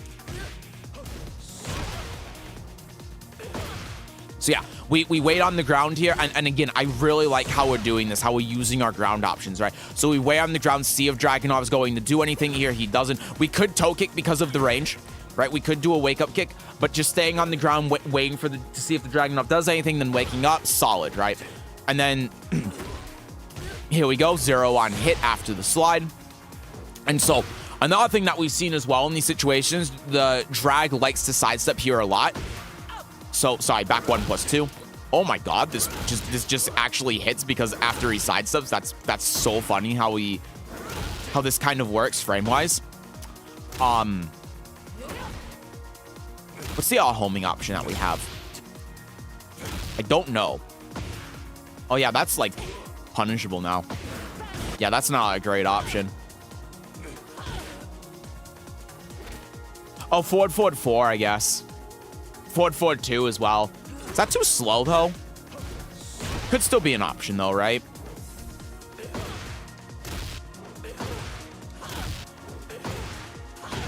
Yeah, I guess if you do it frame perfect, then it works, but yeah, it's not a great solution here. Forward 4 as well, if you like frame perfect. But yeah, just something to keep in mind, right? The Dragunov like sidestepping here and then doing a move afterwards. Just a pattern that I've noticed. And then, yeah, doing Wild Rising 3 and then doing a Power Crush because he's attacked into this before. Perfectly logical. Makes a lot of sense. And he did the same move as he did before. So we've reset neutral now. We're just trying to play around. And we end up getting worth punished. So yeah, the patience here is key, right? And we do Power Crush again. We're on a pixel, and then the one mix-up kills us. So this kind of comes back to what we were talking about in the beginning when it comes to like moving around, right? When we're in neutral, because we're trying to use the Power Crush in this instance to stop Dragunov from approaching us, right? That's the idea, but the Dragunov is waiting for us to do that. So if we're instead just trying to move around and do this stuff, like this is where we get our advantage off of playing Zafina, and I'm not really doing a good job of demonstrating it. But when we do this, he's just waiting and he whiff punishes this, right? So if we're instead trying to threaten with approaching, and then he does something like that and whiffs, that's kind of what I'm trying to demonstrate. Obviously not as a Fina player, but we can do the same thing back to him. And if he's just waiting it out, trying to get us to whiff, instead of doing the Power Crush to try stopping him from approaching, instead we can stop the approach with something that's safe. Back 1+2. Even if we just do back 1+2 without the follow-up, incredible that I didn't stop that. Look, we can do this, back 1+2, just do this for keep out, maybe try doing this for the frame advantage, and that's how we work our way in. We're doing it incrementally, right? We know that the Dragunov wants to approach us, we know that he wants to do something, so instead of focusing on him approaching us, instead we focus on making it safer for us to approach him. Go in incrementally and slowly work our way in with moves that hit from longer range to moves that work more at closer range. I hope how I'm describing that makes at least some sense. Wake up kick here. And then, yeah, power crush here afterwards. Try stopping his attack. He power crushes us back. And this is a case where, again, if we're doing this because we're +7, and instead of using our frame advantage to, like, try doing something, if we use our movement instead here... Oh my god, now it's just not working. Then he just dies at this point, right? I don't even know if this will hit. It did. But yeah, I obviously don't know what the optimal thing to do here would be, but whatever it is, that's what we gotta use here, right? Don't fight fire with fire.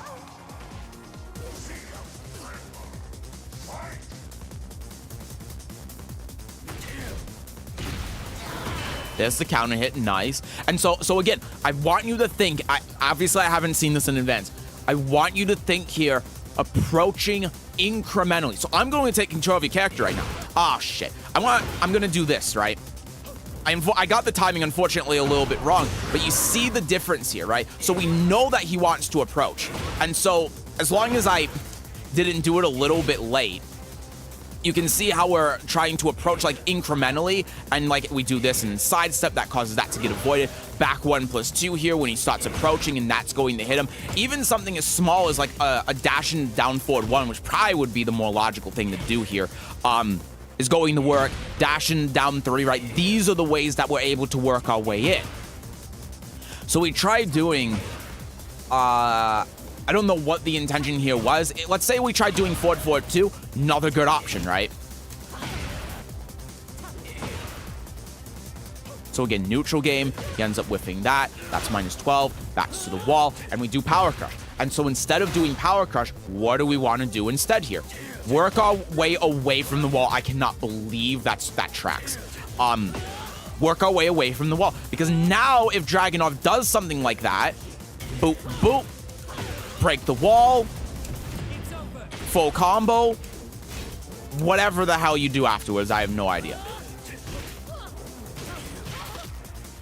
So he ends up doing that, not in a good position. Now we're towards the corner. And look, this is beautiful.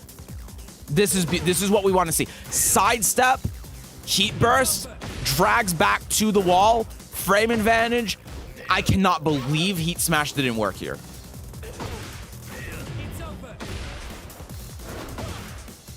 Oh, right, because back turn jab is 8 frames. That is so stupid and so silly. But that's exactly what we want to see, right?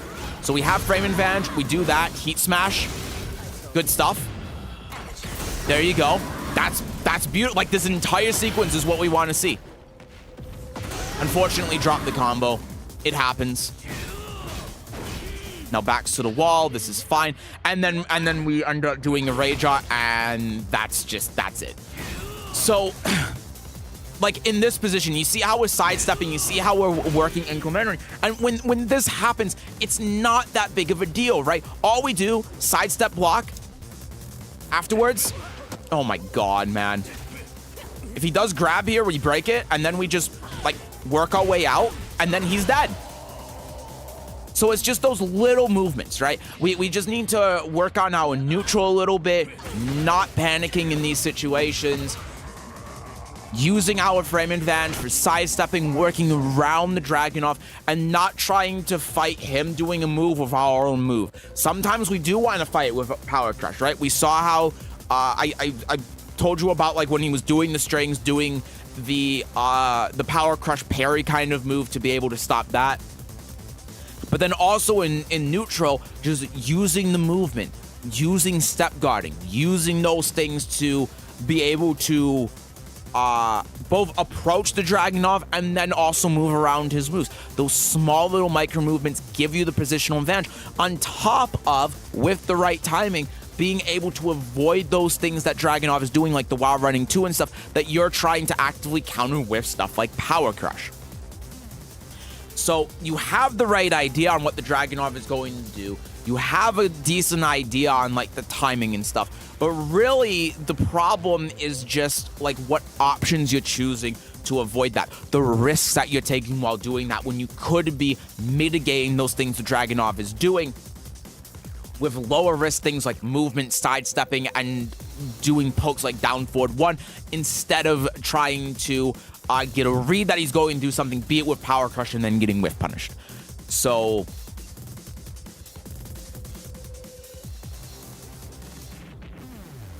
I guess that's everything I have to say in a nutshell. Yeah.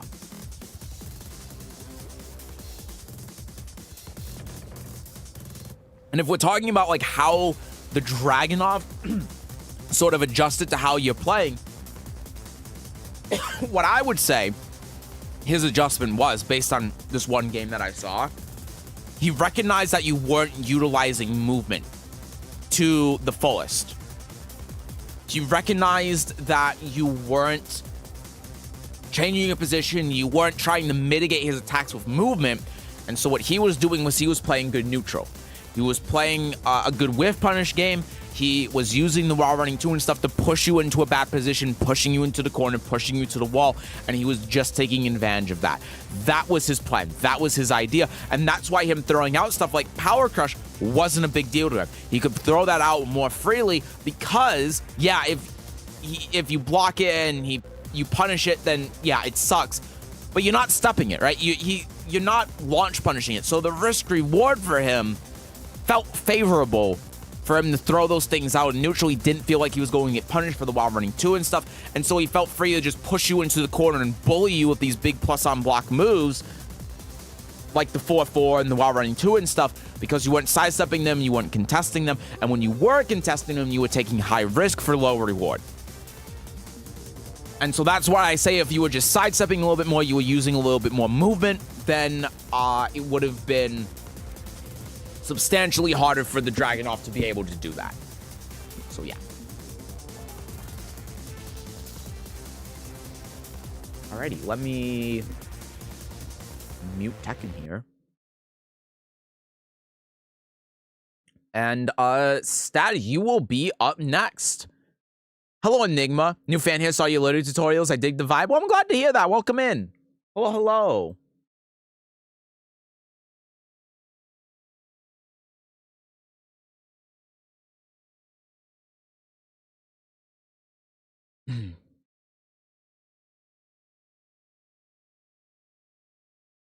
Okay. Sorry, I'm just trying to set this up real quick. Yes, sir, I am here. Let me get your game up.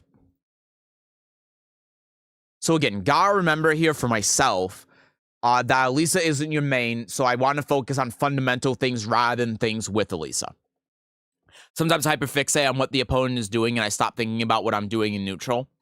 And so you're and the thing is too, you have the right ideas. You know what you want to do, you know what you want to counter. It's just the options that you choose. Thinking about risk reward, thinking about you using your movement a little bit more to counter these things instead of meeting it with another move. So here we go.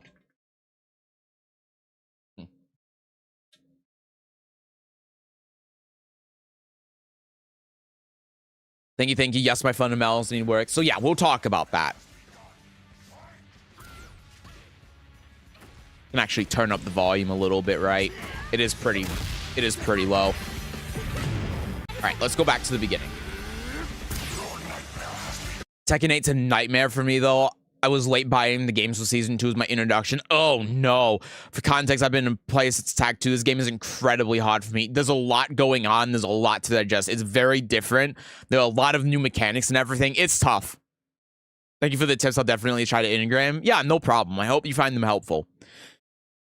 Yeah, it's tough transitioning to Tekken 8, especially getting into it in the middle when people have figured stuff out a little bit more.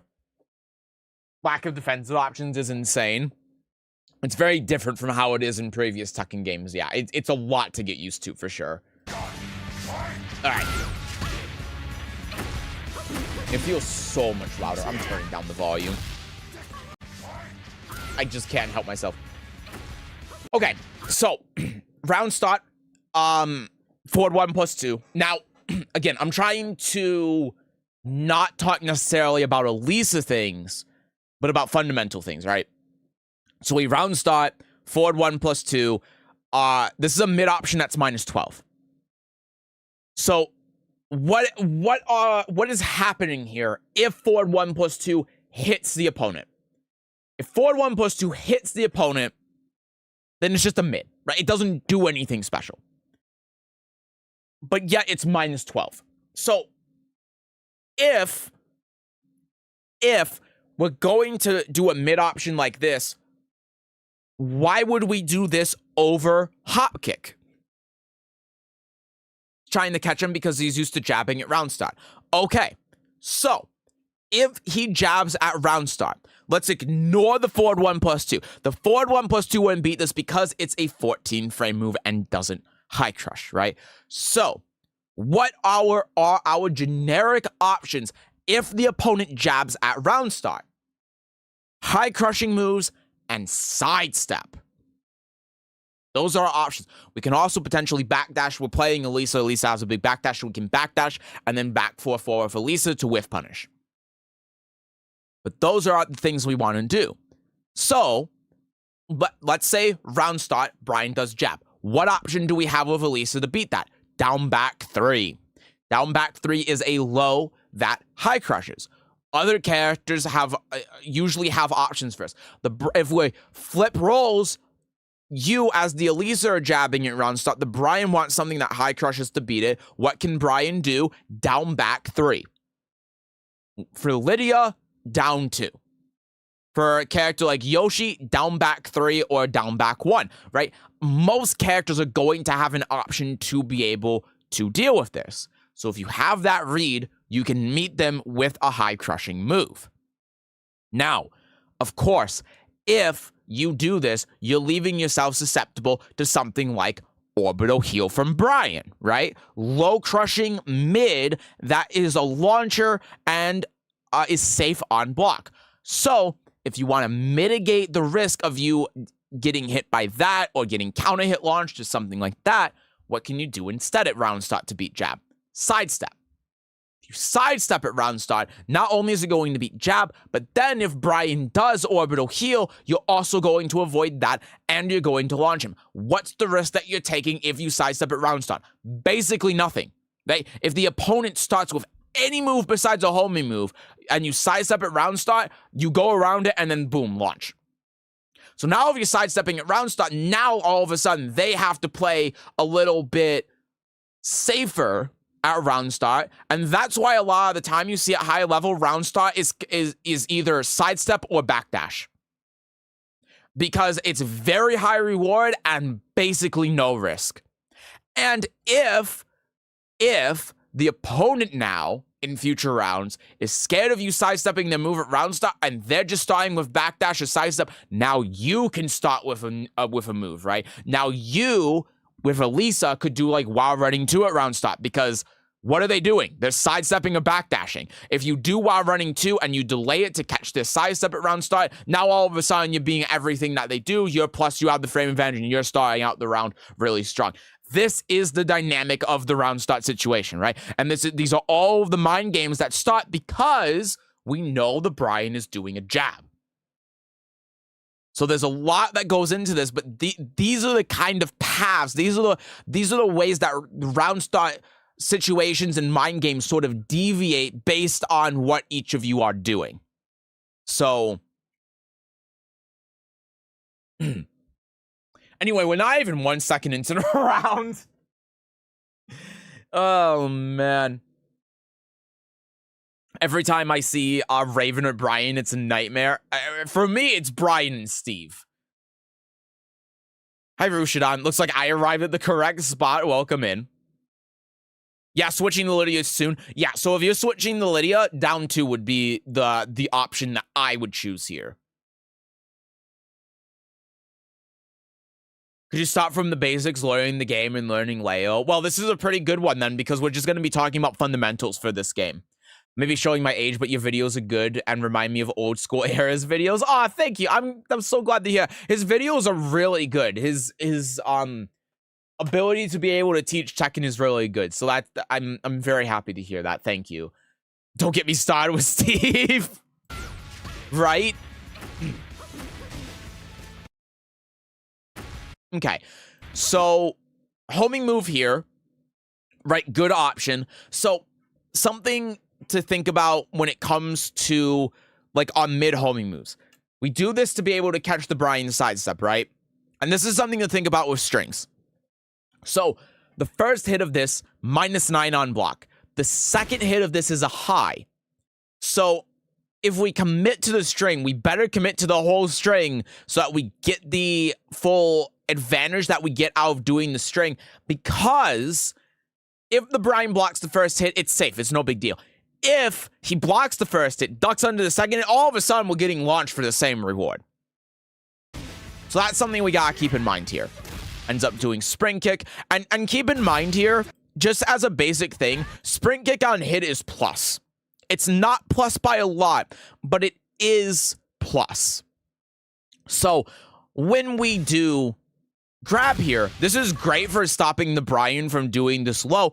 But let's say that the Brian did 1-2-4. 1-2-4, 10 frame counter hit heat engager. That would beat this very easily. So we have to be mindful of the frame advantage that the opponent has. But when we're talking about the round start scenario again, think about sidestepping here, right? If the Brian is only +2 and he's going to hit a button, we're counter hitting him with grab. But if we sidestepped here, same scenario, right? But instead we get a launcher. And we're also avoiding him if he tries doing the counter hit trap 1-2-4.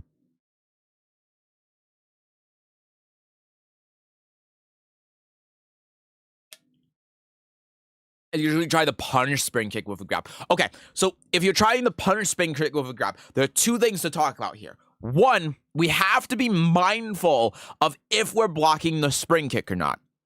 So the tricky thing with spring kick here is that we are running up and doing down forward 1. So we're making the conscious decision to attack. So we know that the spring kick is going to hit us in this situation.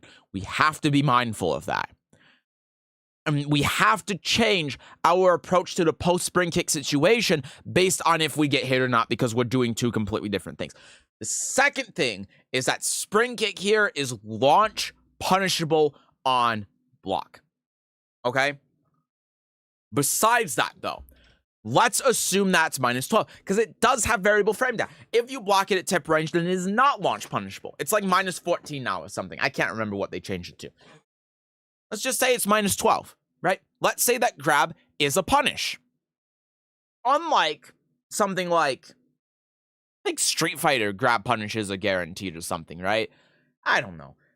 Whatever the case, it's not like how it is in, say, 2D fighting games or something, where if you do a punish, it's counted as like counter hit. That's the case in Samurai Showdown. So we're not getting like counter hit grab here or anything. We're getting normal grab, which means even though frame-wise is a punish, meaning that the opponent cannot duck under it, they can still break it exactly the same as if it wasn't. There is nothing special about grabs on punishes unless they are punishing power crushes. That is the only exception. So when it comes to spring kick, if you're using grab to punish spring kick because you know it's a punish, you're better off doing 2-2. Whether that's with Elisa or Lidia, because they're both 12 frame punishes. You're better off just doing your 12 frame punish. Because that is actually going to punish the opponent. They're not going to be able to block that or stop it. That's just what you want to do. Ugh. Trying to make sure I catch up on the chat. Who's the best whale player? It's AO Richie, right? Hey, Siri, could you please tell me how to grab? -13 at tip. Thank you, Lissetto. So we get grab. That gets broken. Then we go for that. Yeah.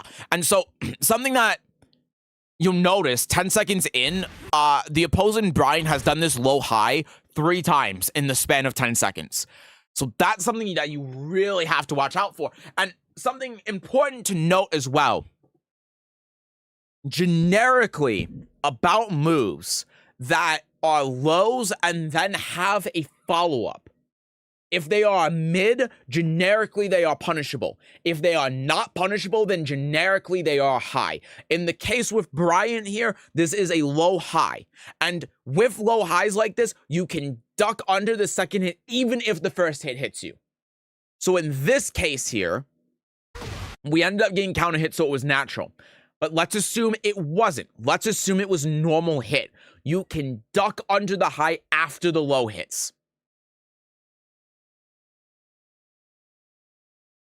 On Spring Kicks, launch punishable. It depends on the range. At tip range, they aren't. Anything else, they are. At tip range, they're minus 13.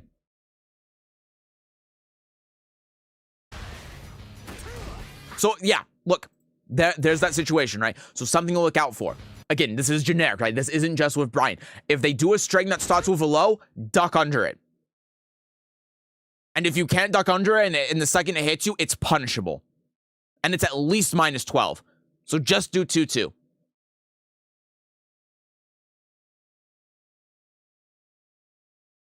I'm not understanding a single word, but the pressure at which you're talking would be something special. Brian's love to use that low poke after core circle back 1 on block. I don't know the input. I think it's down back 4.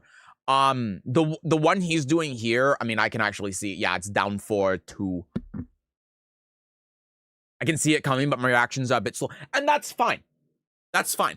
What you want to do here, which I'm not seeing in the move list, even if you are late on ducking it, try ducking it anyway. Even if it's like 50,000 frames, okay, maybe not that much, but even if it's like 30 frames after you end up blocking it, do down back anyway, because that's how you build up your muscle memory. If you get hit by this move, if the high comes out and you continue to hold back, that is not teaching your brain to move your thumb to the down back position when you see that animation.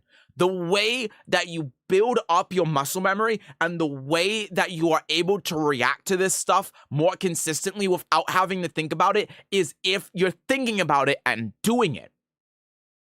The more that you do it, the more it becomes an unconscious reaction when you see the move.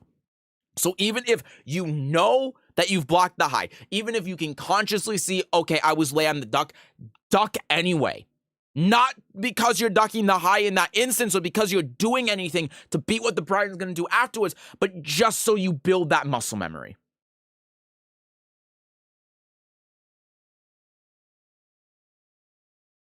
Ugh. So yeah, we do back 3 for the counter hit here. That's fine. Run up while running 3. And then we play the mental frame advantage game and we do grab. That's perfectly fine. Now, here's something I'm going to challenge you on, okay? So we're doing grab here, but what's the reason we're doing grab in this scenario? We're playing the mental frame advantage. We're using grab presumably for counter hit. That's what we're trying the fish for. But why grab specifically? Trying to break his mental. Okay. So it's a little bit tricky here because of the character-specific things. But I can tell you some things with Elisa, and I can compare them to Lidia that we can do. So if we're trying to break his mental with the throws, and he's breaking them, what we can do instead is play the mental game with another mental game. What do I mean by that? While running 3. We do while running 3, we don't finish the string, we do another attack afterwards. That is already going to affect his mental. Because now think about it from his perspective in the future. From his perspective, now he's going to think, while running 3, he's going to do a now move. Let me do a counter hit to stop him from being able to attack afterwards. And then that's when we finish the string with while running 3-4. Right? Okay. So we've established just from that the while running 3 by itself is creating a mind game and is going to break his mental in the future. I use grab as a way to halt the momentum and pressure the opponent's putting on. So let's think of this from a different perspective then. Let's take that same concept of the running 3-4 and do it again. Because if we do another string that has that same sort of mind game and that idea behind it. We're doing the same thing as you want to do with the grab, where we're halting the momentum, because now if we're doing it our string, the Brian has to wait and see what we're going to do or risk getting counter hit. So what we can do as Elisa afterwards, forward 2. Forward 2 is the move that she does that's a mid -2 on block, and she can go into DES with a follow-up to the string that is a heat engager. That's -11 on block. So now we do while running 3. We play the mental game, we do forward 2. Now the Brian has to take a second and pause, because he has to think about the follow-ups to both of these strings. And if he's taking a pause after the forward 2, you don't finish the string, you go into DES. Now all of a sudden you can do all your DES stuff. Forward 1 in DES, do DES down 2, do DES down 2 into dual boot. And now we're able to continue that momentum, right? And the reason we're able to do that is because of what you're saying. We're halting the momentum and pressure. We're halting what the Brian can do, because now he has to consider the other options in the string. And if he starts attacking into that after forward 2, we're only -2, so we can choose to not finish the string, sidestep, and if he hits a button, he gets launched. And now that's something else he has to think about. And now if we don't go into DES, even though we're -2, we can continue this string game and we can continue this mental game. All of this stuff we're doing that we can't do after grab. And the reason why is because the opponent always has an option, always has the ability to be able to break it if they're on top of it, and look at the frame advantage if they break it. Okay, so that is one example of Elisa. There are a bunch of other things that we can do as well. Let's say while running 3, pause, the Brian goes, okay, I'm going to take my turn, do 4 for counter hit, and then get the follow-up, right? That's another thing that we can do. Okay, so we've talked about the scenarios with Elisa. Let's talk about those same kind of scenarios with Lidia. And the easiest one to talk about is forward 2 afterwards. Because forward 2 plus 5 on block puts you in the stance. Now the opponent has to think about the options that you can do in stance. Right?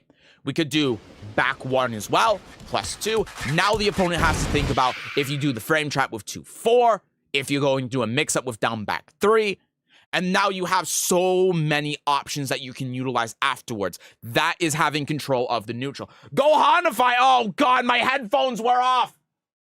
And Astro subbed! Oh my God, I'm losing it! My headphones were off, I didn't catch anything! Hello, thank you so much for the raid. I hope you had a good stream. I hope everyone from Gohanify is doing well. Hello, welcome in everyone. We're doing public coaching right now. We do public coaching every 3-ish weeks where people in my community and our Discord submit their Tekken IDs and we review their games and try giving them advice and give them coaching. That's basically it. That's the gist of it. But yeah, hello, welcome in. I appreciate the raid so much. Thank you. And Arco, thank you so much for the tier 1 sub. I'm so sorry that my headphones were off and I didn't hear, but thank you very, very much for that.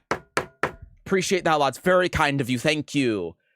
My stream was okay. Have a good stream. Well, that's good to hear. And thank you so much for that. I appreciate that a lot. Thank you. I need to stop taking my headphones off. I swear to God.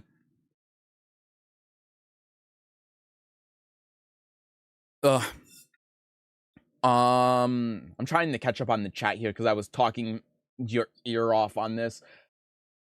I'm trying to catch up on YouTube chat specifically. When I use grab myself, I always do counter, in my opinion, or when health is low. Okay, so here's something to think about when you do grab, right? So what does grab punish? What is grab a true punish for? It's a punish for power crush and parry, right? So when you're in these kind of scenarios, you're going to have opponents who do want to power crush you afterwards.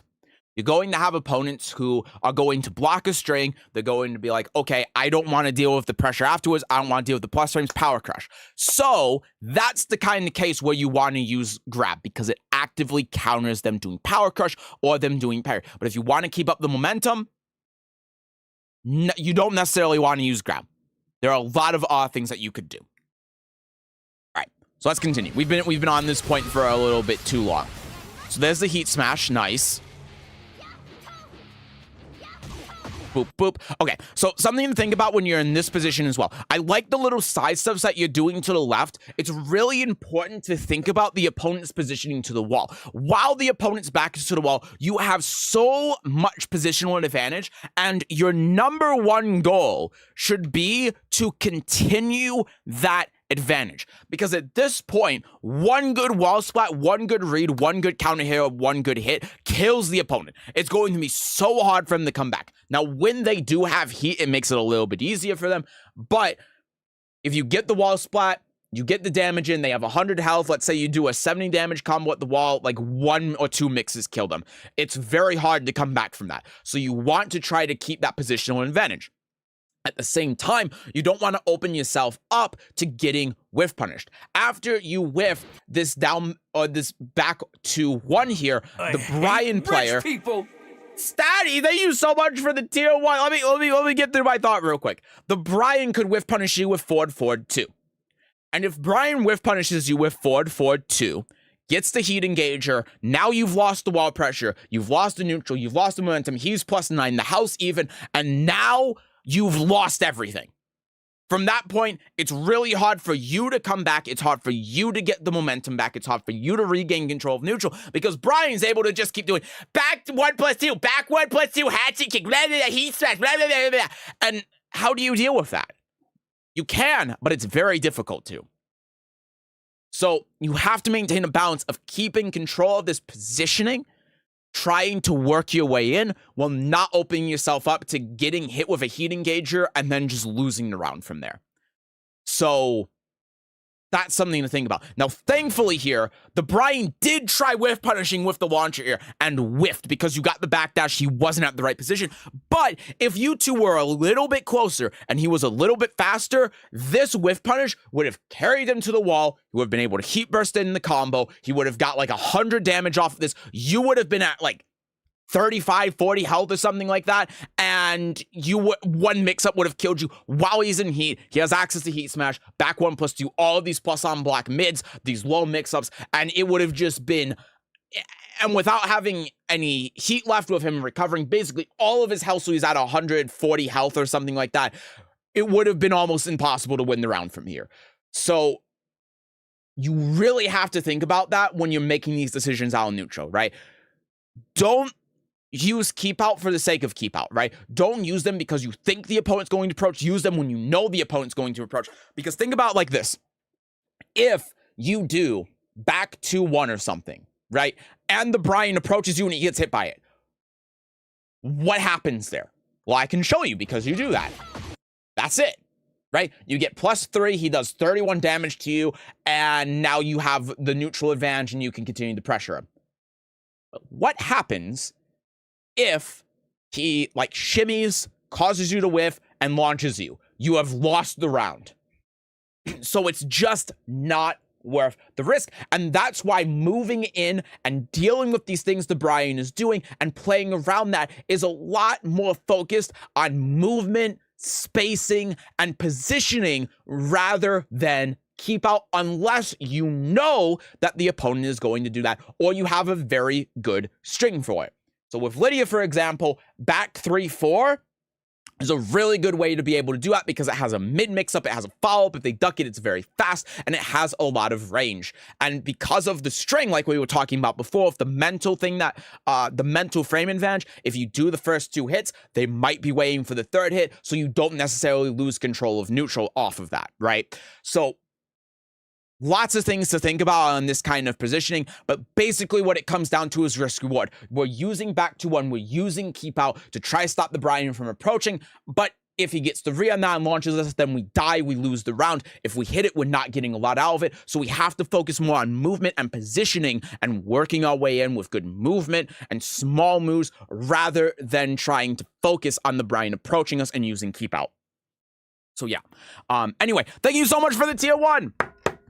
Appreciate that a lot. Thank you. Just wanted to make sure I articulate everything I wanted to say before I lost my train of thought. But thank you so much for that.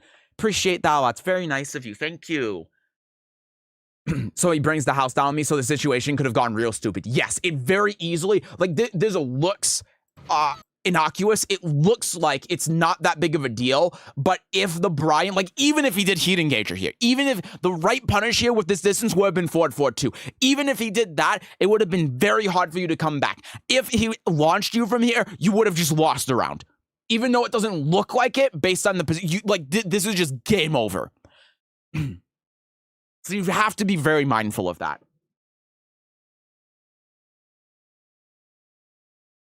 Frame 1 of the break throw seems longer in this game than it used to.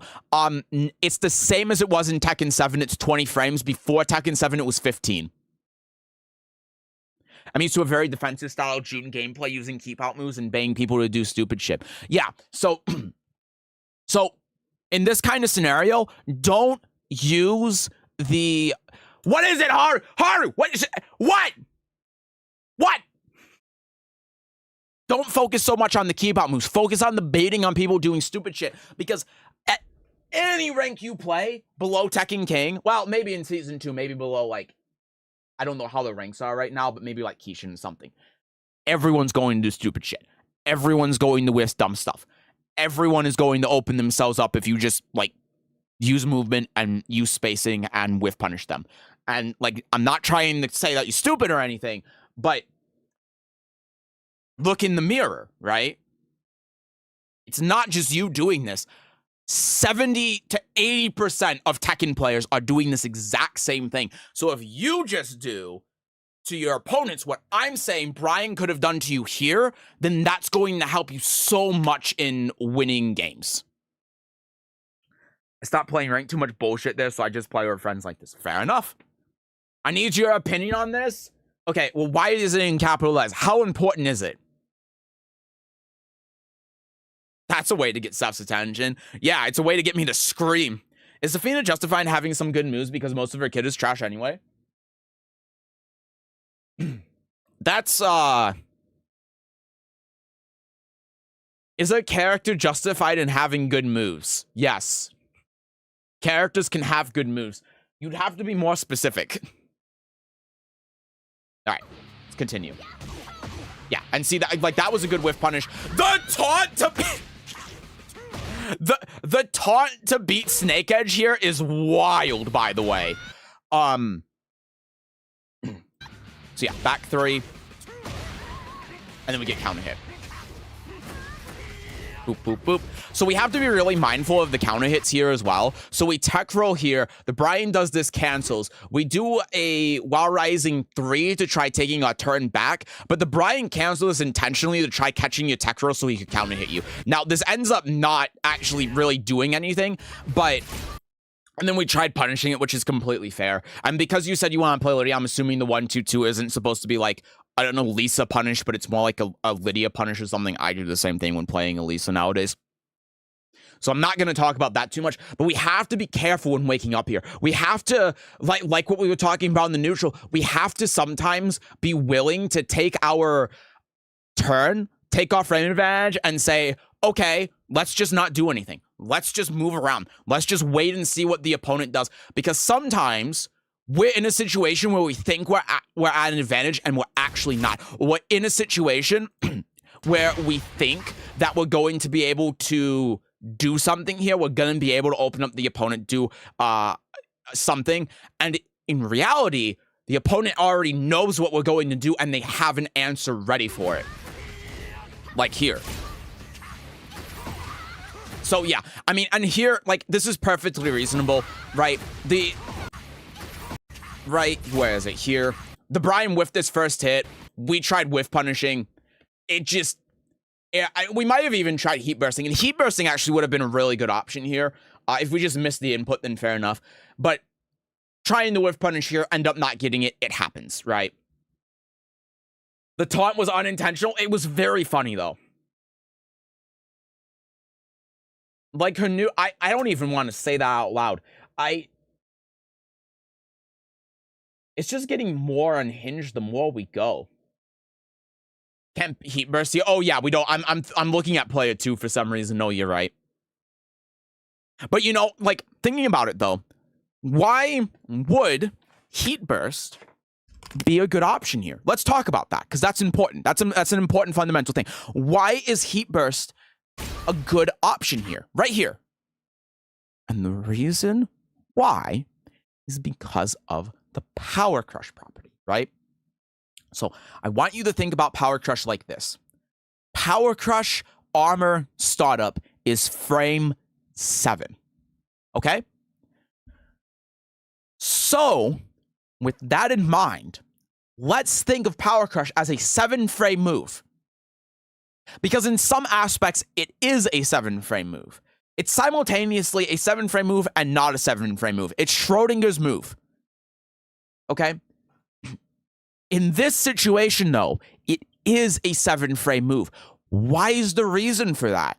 Because the Brian player is doing a string, and the second hit is going to hit us. So when we whiff punish, we want to choose an option that's going to hit the Brian before the Brian hits us. And so the option that we choose here is Power Crush for whiff punish. And the reason why is if we know that the Brian is doing a string, if we know that he's committed to the option, then he is never going to block on frame 20. He is going to hit us on frame whatever the move comes out on. So we need something that's going to be able to beat that. And if Power Crush startup frames are on frame 7, then that is always going to beat the attack from the Brian. It's going to be faster for the Power Crush stop than the startup for the second hit on the string. And so in this case, it's not only the fastest move we can choose to whiff punish, but it's also rewarding enough that's a good option for us to choose. So what are Elisa's options here for that? You have 2. You have back 1 plus 2, which in this case is the right thing to do. The reason why is because you're already holding back, right? So it's super fast to be able to do. It's not like a lot of our Power Crushes where you might have to go like to forward or something, so you have to lift your thumb off the controller, move it around, hit forward. That takes a couple of frames to do. That can make the move slower. Now all of a sudden the move isn't coming out in frame 7 necessarily. In this case, it's coming out in frame like 10 or something, just as an example. But because it's on back, we can do it instantaneously. And we hit the Brian, we go in the DES, we get the frame advantage, we can continue our pressure. The problem is, if he doesn't finish the string, so let's say in a hypothetical scenario, Brian does down forward 2. That's a good option, right? Down forward 2, 3. Second hit, counter hit launcher. If he just throws it out, we do a move that's too slow to whiff punish, we get counter hit launch. Not good. We do back 1 plus 2 to go through it, and the second hit hits, but it hits past frame 7, so we do armor, we punish him, and then we get the frame advantage. But if he only does down forward 1, we do Power Crush, and he blocks the Power Crush, then we get punished for it, right? So that feels bad. So the other option that we have, with Elisa specifically, up back 2, because it's a high Power Crush, it's safer in a lot of ways. Unless the Brian gets the read and ducks under it preemptively, it does the same thing as the back 1 plus 2. It's the same as the whiff punish, but if he ends up blocking it, it's safe for us, right?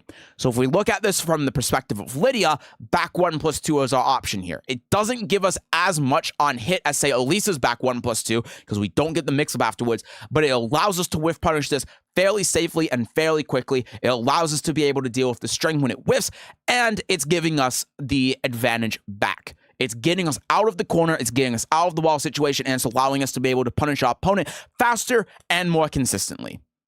It's an option that's very important to keep in mind in these scenarios when the opponent is doing a move that is part of a string and the first hit whiffs, and you don't want to get counter hit by the second hit like we do right here.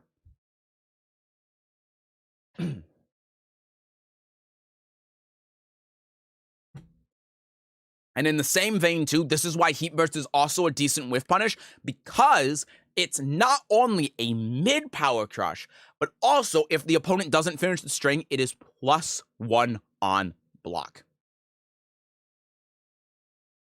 I usually let the opponent complete the string and try to punish after the second or third move. It's something really important. Tick, tick, tick, tick, tick. It's something really important to keep in mind when it comes to the opponent whiffing a string. That is a very strong option that you have. So you have a couple of different things, right? I'm going to put it into two camps, right? You have the really fast power crush option, and you have the launcher for whiff punish.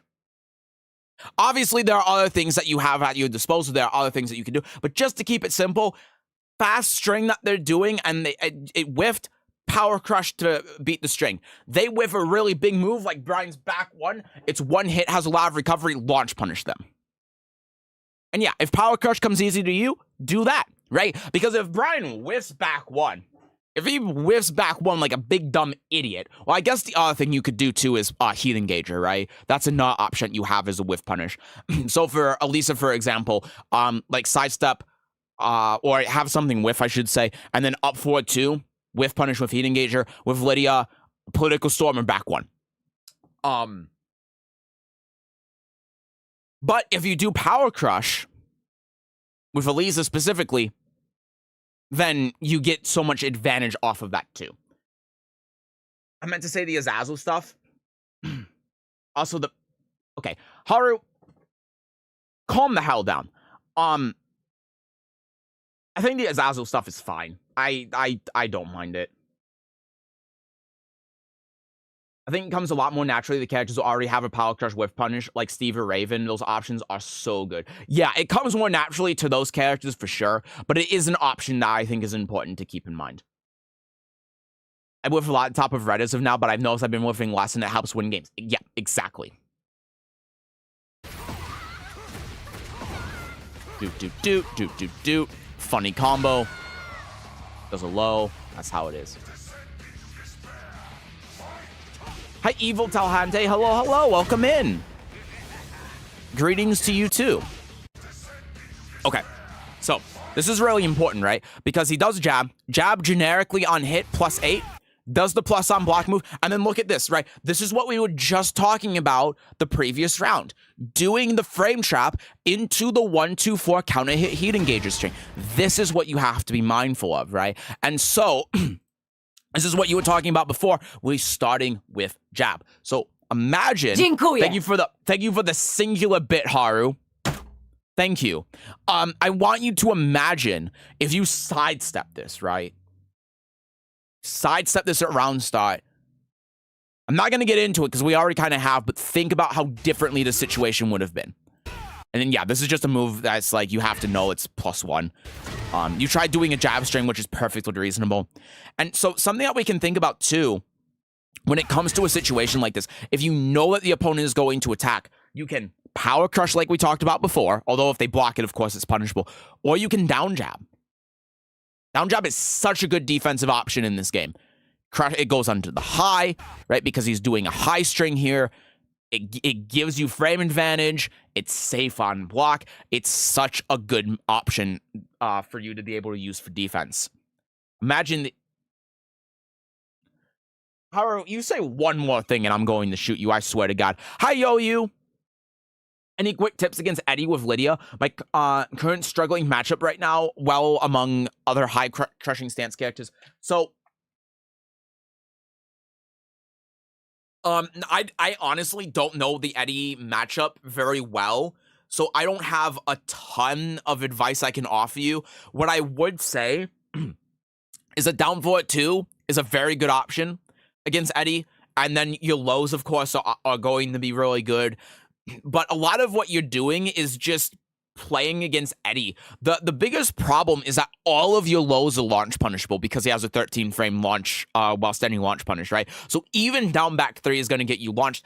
And what that means is that the difference between doing down 4 or down 2, down back 4, and down back 3 are basically nothing. So if you're going to do a low, just commit to the low because you're going to get launched anyway. Thank you again for the singular bit. Thank you. Yeah, and Sty is right as well. Just dick jab him. Yeah, dick jab him and work with the frame advantage. Because obviously Lidia can work with frame advantage very well because of her counter hit option. So just consider that. But yeah, I'm telling you, I play against Sesujin in casuals at Combo Breaker for like an hour. He's like one of the best Eddie players in the world. I can tell you after playing against him, like, I don't know the matchup very well, but mostly what I was doing was just normal Lidia things. I wasn't doing anything super specific against Eddie. I wasn't doing anything that was like out of this world. Basically, when he was doing anything that put him in like the low stance or something, you just think of it like AOP. You do forward, forward 2, you do down, you do the things that hit opponent style low to the ground. You dick jab, you take it, you use the frame advantage. Lidia's down 2 is going to be good versus Eddie. Yeah, also true. Other than that, Eddie has to do crouch throw and I-11 punish. Yep.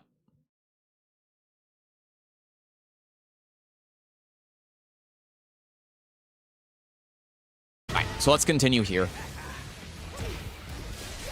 So that was good, right? So here's another thing to consider too. Again, fundamental, right? So because you're only +9 now after Heat Engager, in this scenario, if you think that Brian is going to do something, you can sidestep, right? That's a really good option if Brian does Heat Engager and then does one of his plus on block moves like back 1. Sidestep here, really strong option. Would have worked here too.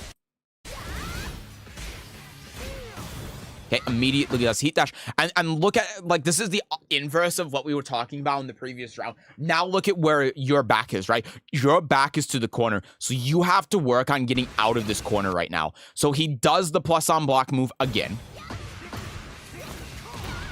Oops, sorry, hold on. Where were we? Oh no, sorry. I'm hungry. My mind is out of it. So he takes the frame advantage. He does a homing mid-high here, and then he takes that frame advantage, does low mid. So we have to be very mindful. And this is kind of the same case as with the spring kick when we got hit. We're not being mindful of if we're getting hit or we're blocking the moves, right? So in this scenario here, boop, block this. We tried doing an attack here when he's +5. Now he's +6 because he's counter hit us. And now we're still trying to attack with our big, like, I think this is an 18 frame move. We can't be doing that. We have to be on the defense. And this is an example of a move that's a low mid. So this second hit is punishable. So if we block this sequence, we block the mid, we punish the Brian. Now we're out of this bad situation where we're in the corner. But we're just hitting too many buttons, so we end up being hit by it. Now we have to deal with the Oki. Heat Burst here is perfectly reasonable and fine, right? Heat Smash here I don't think is that big of a problem either.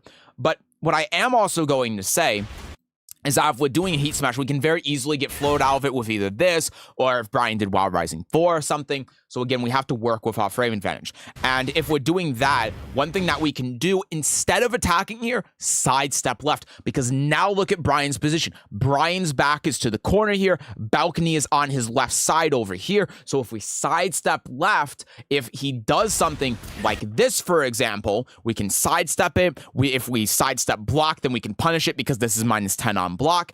And if he chooses to do nothing, now we can Heat Smash. We've mixed up the timing a little bit. We've tried baiting out one of his moves, and if it hits, breaks the balcony, we get full combo. If it gets blocked, then he has to deal with the mix-up afterwards.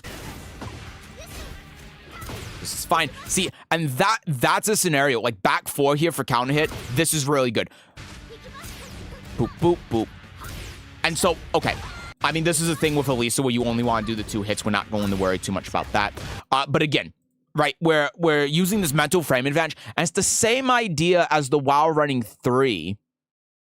I was going for Heat Smash for a little health recovery. Gotcha. Yeah, it probably wasn't the best option there, but I understand why you did that. So we're trying to play the mental frame game here again, like we did with while running 3. But what's the difference here? -20 on block, as opposed to -7 with the first hit of while running 3. And that means even though we're playing the frame game here with forward 1+2, we can't. Because Brian has an eternity to be able to recognize that you haven't done the last hit. And so it's not as much of a mind game as it is after something like while running 3, forward 2, or any of these moves.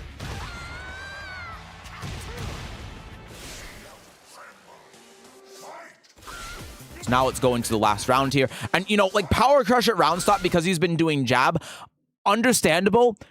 But if the opponent does a jab and the Power Crush absorbs it, they can still block the Power Crush. It's only with really fast moves like jab in a situation like this, but Power Crush would not beat jab here. Instead, Brian did backdash and duck. Ends up getting the launch punish here because of the whiff. Boop. And now we're going to kind of see the scenario that would have happened in round 1 if he got that whiff punish, right? Taunt jet upper.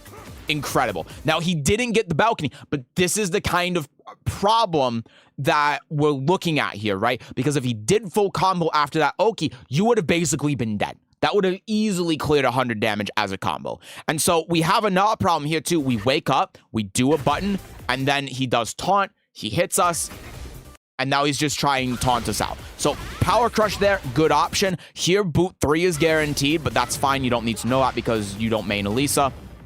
And then he gets the sidestep on the Heat Burst. Heat Burst here is perfectly fine. But again, I want you to think about here. I want to challenge you on this. So when this hits, he's only +2, right? So if we did he's doing the thing I was telling you to do now, where after the +2, he sidesteps left to position you towards the balcony. So if you did that exact same thing, neutral's reset, his back's still to the wall, and he wouldn't be able to do a whole lot. But now he's just fishing out for this taunt to try killing you. So now we're trying to work our way back. We end up getting some good hits in.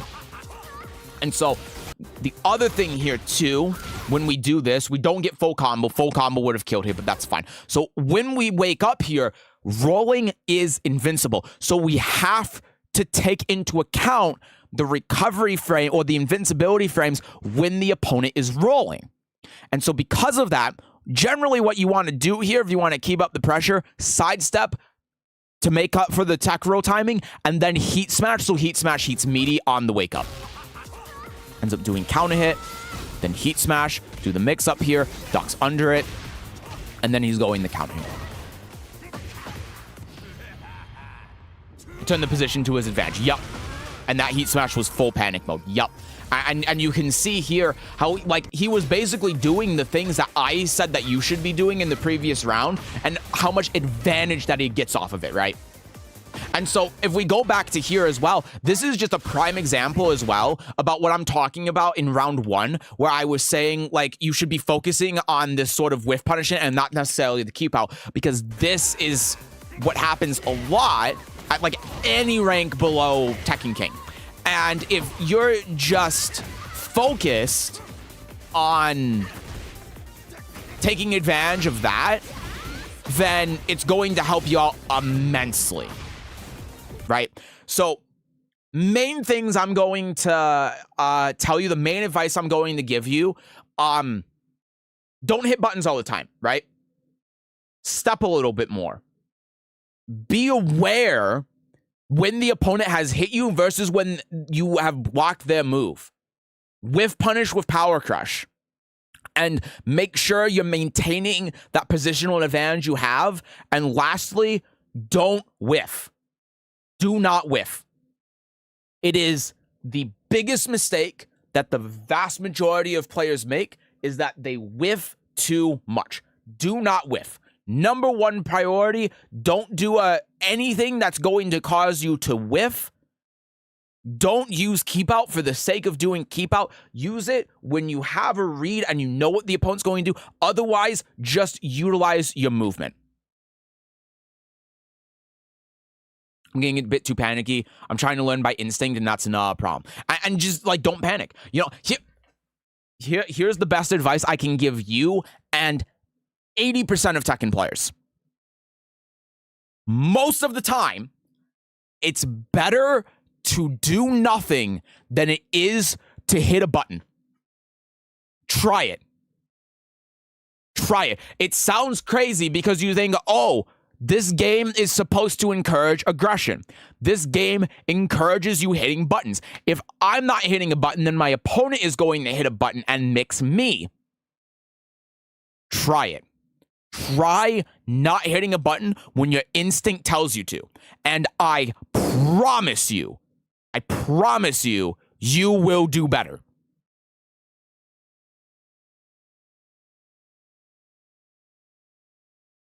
Hey, Sesujin, how long is today's stream? You gonna be here in 1 to 2 hours? I don't know. I'm very tired. I'm not feeling very good today. So we're basically just getting through all of the public coaching for everyone that's here today, and then I'm calling it a day. So I think we're about halfway through. So maybe. It's a big maybe. But yeah, my anxiety's through the roof, even if I'm just playing with friends. Perfectly understandable. It happens. It happens to everyone. You just gotta keep cool.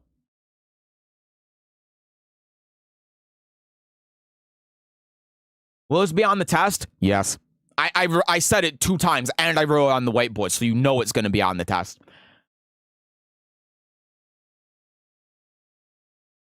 Never panic. I did 1 time, and it was a mistake. What, you panic 1 time, and the opponent gets a good punish on it, and you lose. Hi, DJ. Hello, hello, welcome in. Also, hi, Ozmit. Hi, Goki. Hello, everyone. Also, hi, Navi. Nice stream. Thank you. I died 3 times already, but I love you coaching. You point out amazing points. Oh, thank you. I'm glad you guys are getting something out of this. I really am. That's why I do it, right? I'm here to help you all, and I'm glad I can do that. So yeah. Next up is going to be Panda. And then on deck is a buy. One of the most important skills to learn moving into high level Tekken is when to just sit there and let the opponent kill him. Exactly. Wait, what is it, Statty? I'm going to take a break, by the way, to go make food because I'm starving. But what is it? And yeah, we have gotten through half of... Ah! Thank you very much for the 5 gifted subs. Oh my god. Did you do Fried Dino yet? No, Fried Dino was last on the list, and then I saw Mido in the chat, so if he's still here, when we get through everyone, then Mido will be after. But thank you so much for the 5 gifted. I appreciate that a lot. I'm trying to make sure the microphone can pick up the hammer strikes. Thank you so much. That's so kind of you. Thank you very much. That was 6. It's fine. Thank you for the 5 gifted, man. That's so kind of you. Thank you so much. I love that. So helpful. I'm glad to hear that. I'm glad I could help. Thank you very much for that. Okay. I'm going to go get food now. I am so hungry. So I'm going to take a little bit of a break. Panda is going to be up next. If Panda doesn't say anything in the chat, by the way, I'll have a buy go next, and then we'll just have Panda be on deck whenever I see him in the chat again. So... You are here? Okay, perfect. All right. Sorry. No, you're good. You're good. You're completely fine. So glad to do this. Again, I'm glad that I can help. All right, so Panda, you'll be up next. Abai, you're on deck, and then it's going to be, and then Devil, you'll be after that, and then Fried Dino is going to be last, and then Mido, if Mido is still in the chat somewhere, they'll be afterwards, and then I think that's going to be it. So we're halfway through. Yay! Yay! I'm so tired. All right. I'll be back in about 5 minutes, everyone. Gonna take a break. Blahaj will take over for me. There we go. Blahaj is...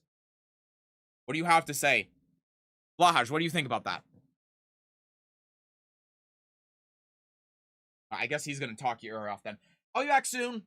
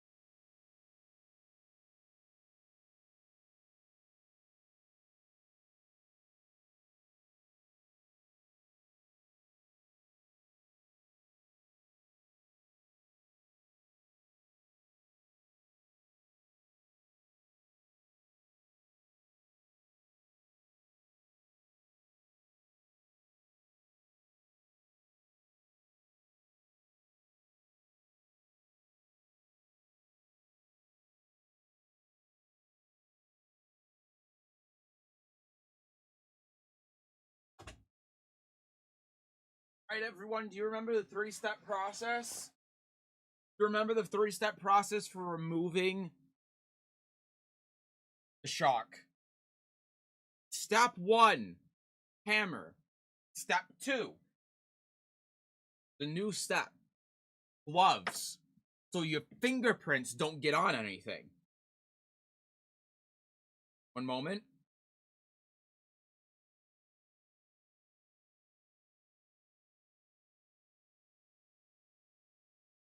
Step 3, beat the shark.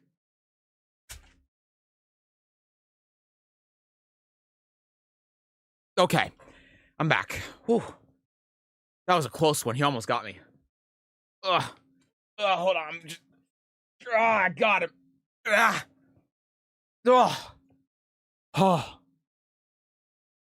This is why we keep the gloves on, folks. Okay. So dumb. I have a whale, but not a shark. Don't have a name for him yet. Seth, name my whale for me when you get back. Oh, God. A whale plush? Well, that's tough. Putting me on the spot like that. For a whale?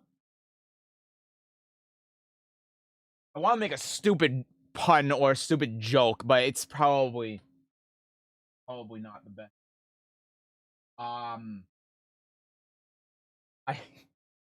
I want to say humongous. So stupid. Yeah, just name him Dave. You're like, no. I'm so bad at names. I'll come back to you on it. Jeff. Jeff is the damn shark.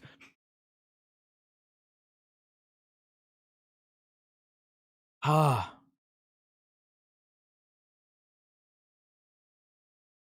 Okay, so I used Hita's defense for spacing to get out of players' pressure and backup. Is that a waste of heat engager? Also, for context, I main Nina. Oh, well, see, if you main Nina, all you do is while running 1+2 and the while running 1+2. Simple as that. So stop using cheats of Shocky. No. Blue Shark is getting murdered on camera. Yeah. Is there a problem with that? All right, Panda, do you have any games you want me to look at in-game, or do you want me to play the recording?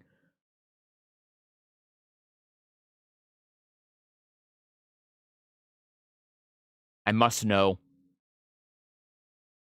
In fact, I've never met a Nina or ranked Nina yet at all. You are so lucky. I have.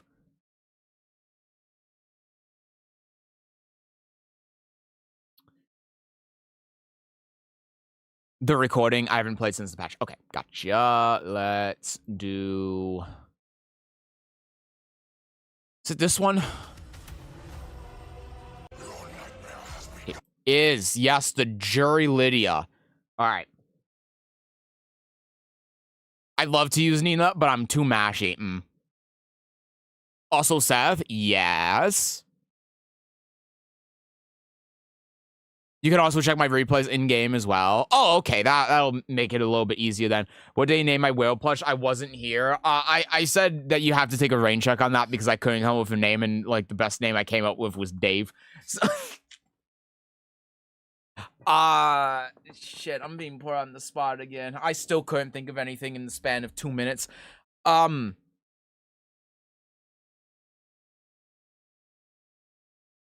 David is no. I didn't know about Dave. No,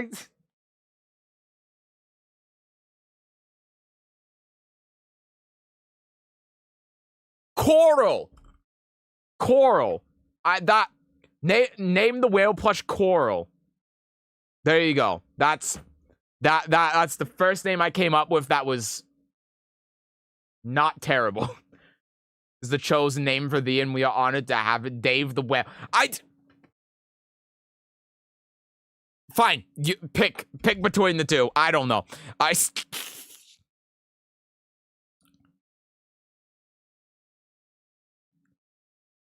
Okay.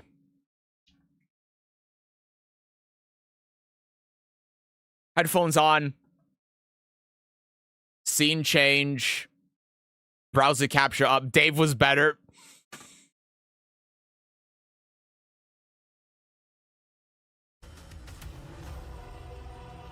All right, Panda. Let's see what we got. 2-1-4. You can tell this was the last patch.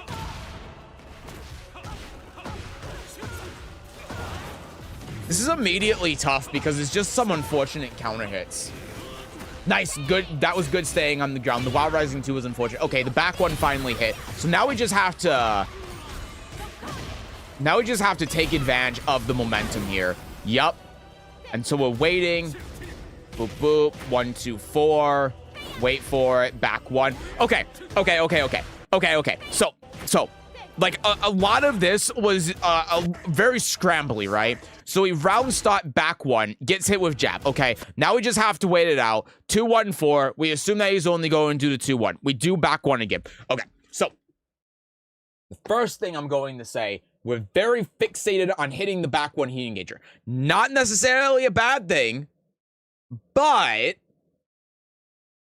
we have to also be paying attention to what our opponent is doing, right? So we get the counter hit, we do this, reset neutral. So here's something that we can do after this electric as well, right? We're face down, head towards. We can do Wild Rising 3 by tapping up. Can I ask what you play on, pad or stick? I play on a Razer Ion, it's a pad. Play on this thing. Has 2 identities, split personality, so Dave the Whale and Coral.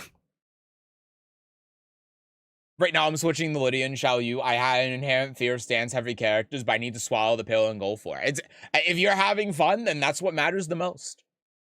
So yeah, we can do that instead of tech rolling. He's going the Waivu here, and generally, if you have an opponent in Mishima, or anyone that has a wave dash that Waivus at you after an Oki situation, doing some sort of wake-up kick or wake-up option is the way to go instead of tech rolling. So that's something to keep in mind for the future. Good block on that. You can duck under those highs, right?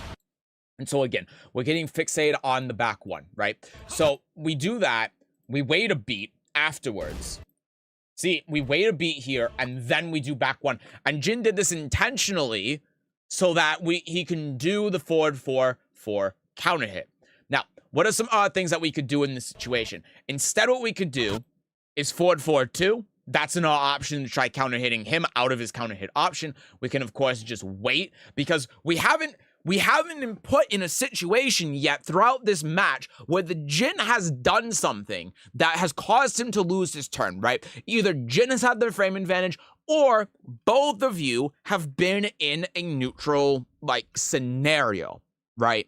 So what we need to focus on before doing this back one is getting into a position where Jin has lost his turn and has to guess. And then we use the back one, not for the heat engager necessarily, but to be able to start taking control of neutral. So until we get in that position, we have to play around Jin's counter hit buttons and his fast small Tekken buttons like 2-1 and down forward 1. That's a lesson to learn in the future so we don't get hit by this. So let's continue after we get counter hit by this. Wait, question teacher Seth, what is the disadvantages of tech rolling? It's more telegraphed and it takes a long time.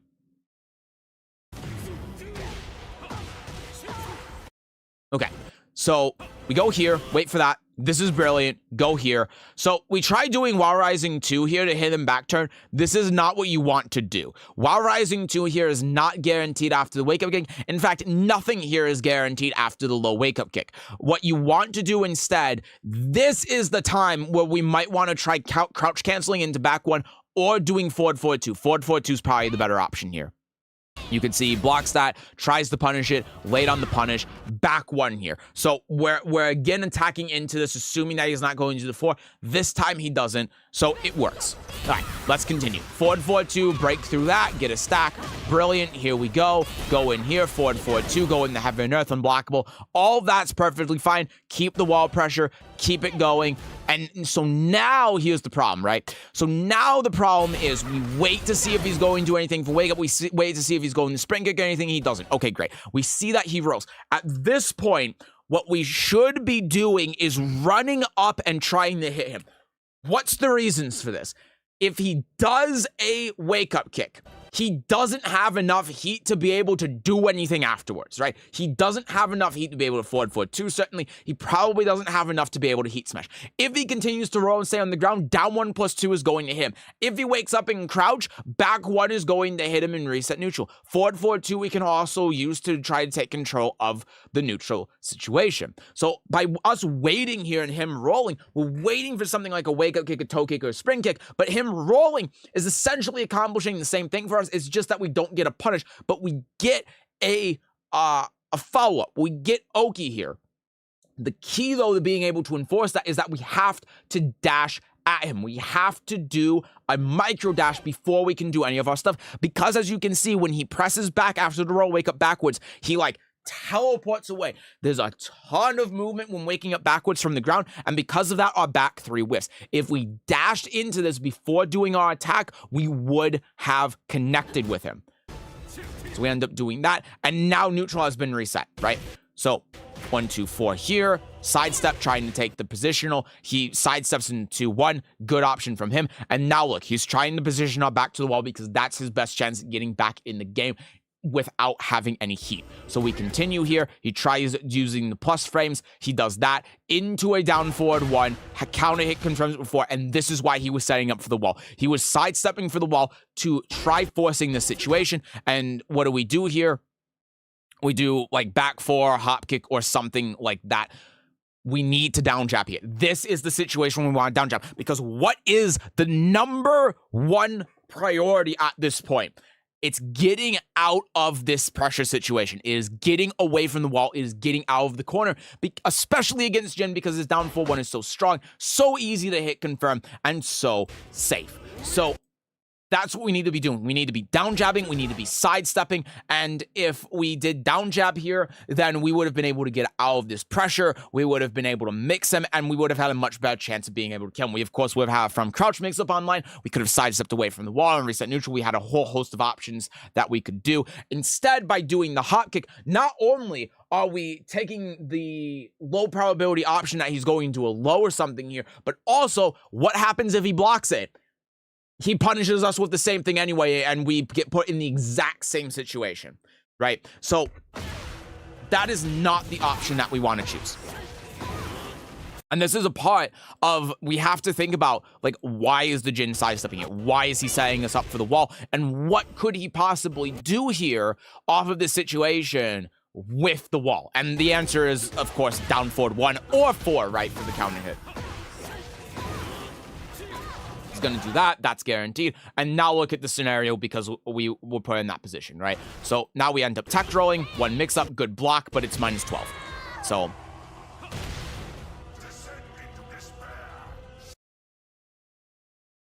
I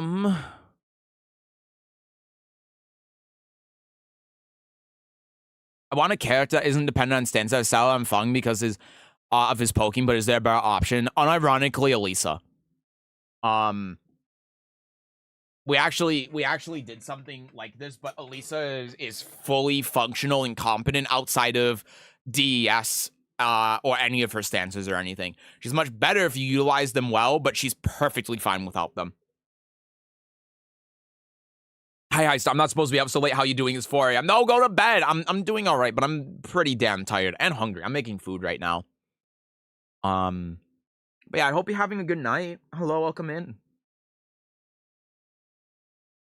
Is Lidia supposed to be that cat? Yeah, jury, yeah.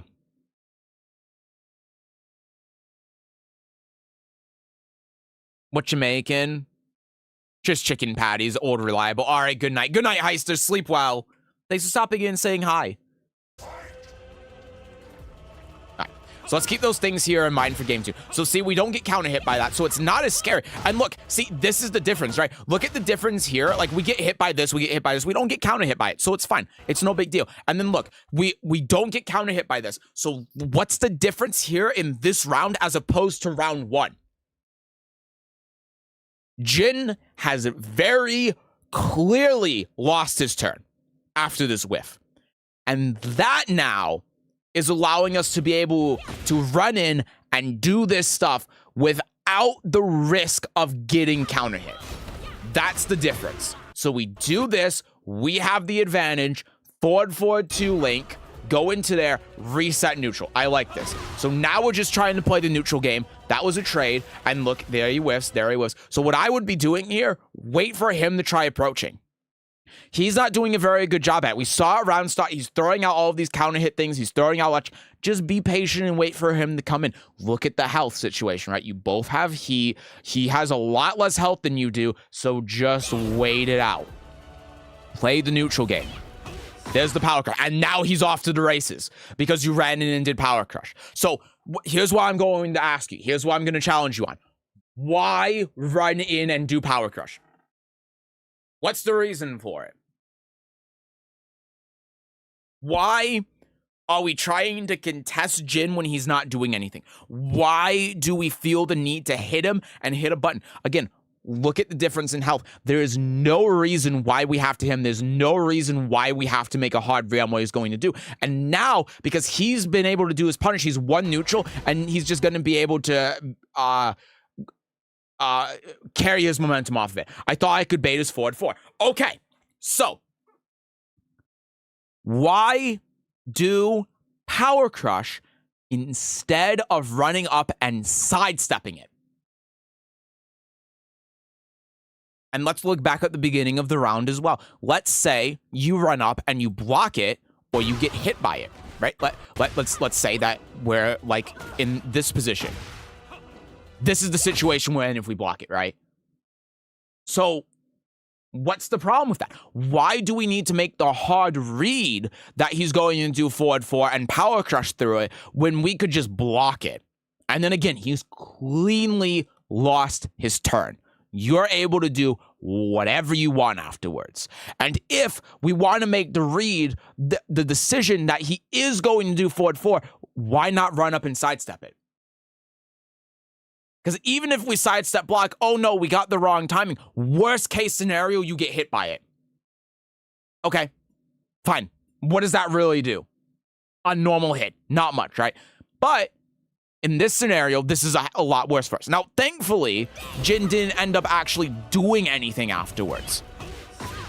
But there's no reason we have to make that hard read decision. And again, look at the health, right? Jin's the one that has to make the decisions here. Jin's the one that has to make the reads. Jin's the one that has to make the risk. You don't. If the timer runs out and Jin just hangs back and doesn't do anything, then he loses on time. I know there's 40 seconds left, but that's the idea. If Jin doesn't make a move, he's going to lose on time. So at some point in the next 40 seconds, he's going to have to do something. He's going to open himself up. So why give him that advantage for him? Why not make him work for it? I didn't feel sidestepping was going to be as reliable since I've had similar games with Jin where I would try sidestepping and getting clipped. Okay, so then block it, right? So then block it. Because what's the difference if you block it versus if the power crush hits? 20 damage. That's it. 20 damage. If the power crush hits, you get Oki. If you block the forward 4, you get mix up anyway. It's the same thing. And in fact, if anything, it's actually worse if Jin's on the ground because you have more defensive options in this game on the ground than you do standing. So the mix-up potential, actually, if you hit power crush, is less than if you just block the move. So what's the difference between if you hit power crush here and if you just block the move? 20 damage, right? That's it. For all intents and purposes, that's the difference. But what's the difference if Jin does nothing? Well, if you do nothing, nothing happens. You're still in neutral. You're both 0. Like, nothing's going on. But if Jin does nothing and you do power crush, then we get this situation. So is that worth the 20 damage? No, it's not. Not in this scenario, at least. Especially when you have the health lead. Good night, Seth. Really, guy, hit the sack. Hope you have a good rest of your stream. Oh, thank you. After the stream as well, though, I'm going to come back to it most likely after the stream finishes, and I'm going to see what you saw on my brother's Reina. I'm going to watch mine since I didn't. Yeah, fair enough. I will make sure to get to him. It'll be at the end of the stream, so it should be easy to find. But yeah, thank you so much for coming by. I hope you sleep well, man. Thank you. Have a good night. I should sign up for this next time. I think it could help me and also give me motivation. Yeah, go for it. Everyone's welcome to. Had a great night. Played Night Rain with my friends and beat a bunch of bosses. Nice. All right, bye. Bye, Heister. All right, let's continue on here. The block. And you see, after this down back 3, like, this is what I'm talking about. Like, I mean, yeah, we don't punish it here, but this is the exact same thing as if you block the forward 4, right? So, and he does hop kick after the 4. So that's just something you gotta keep in mind because you did the 4 last time, right? So this was a read that the Jin made. Boop, boop. Boop, boop. And, you know, this is also a big reason why I say sometimes, you know, like, you do down back 3 here. And sometimes you just don't want to do anything in stance. You just do down back 3, hold back here, right? Just hold back. Because if Jin hop kicks here, you punish him, and then you get an actual mix-up out of your cat stance. But here, Jin always has options, right? Even if he doesn't hop kick here, an aware player is just going to sidestep right after this, and then the 4 whiffs anyway, and you get launched either way. You do the 2, that gets sidestepped as well. You do the 3, sidestep block. It's just, the value proposition is not very good here sometimes. And so this is something you got to think about in the future. If you do this, well, you just got to block. You just got to wait him out. Boop, boop. Because now look what happens, right? He does hop kick here, and now he does this Oki, and then the Oki's going to kill. And what happens if we hit the 4? Right? We go into a stance with a mix-up where Power Crush beats all of the mids, and if he blocks the low, he launches us anyway. So this is also a mix-up specific or a matchup-specific thing too, but against characters that have 14 frame while rising launches like Jin or Raven, or even if we're talking about 13 frame, Kazi and Eddie, Horse 4 is significantly worse. Because not only is it already really risky, but also the mix-up out of Wolf afterwards is just bad. Especially if we don't have 3 stacks. So you have to keep that in mind with matchup-specific stuff as well. Hi, Crooney. Hello, hello. Welcome in. Boop, boop. My forward 4-2 gets punished too hard just like this. I'm going to be making a Lidia guide soon.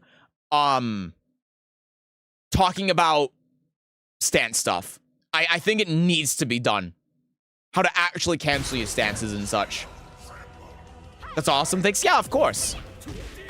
So yeah, again, Power Crush at round start, right? And this is kind of what I was trying to get at in the last round, because now look, off of this 1 punish here, where we're getting 20 damage, boop, boop, and now look, we're already down to 136.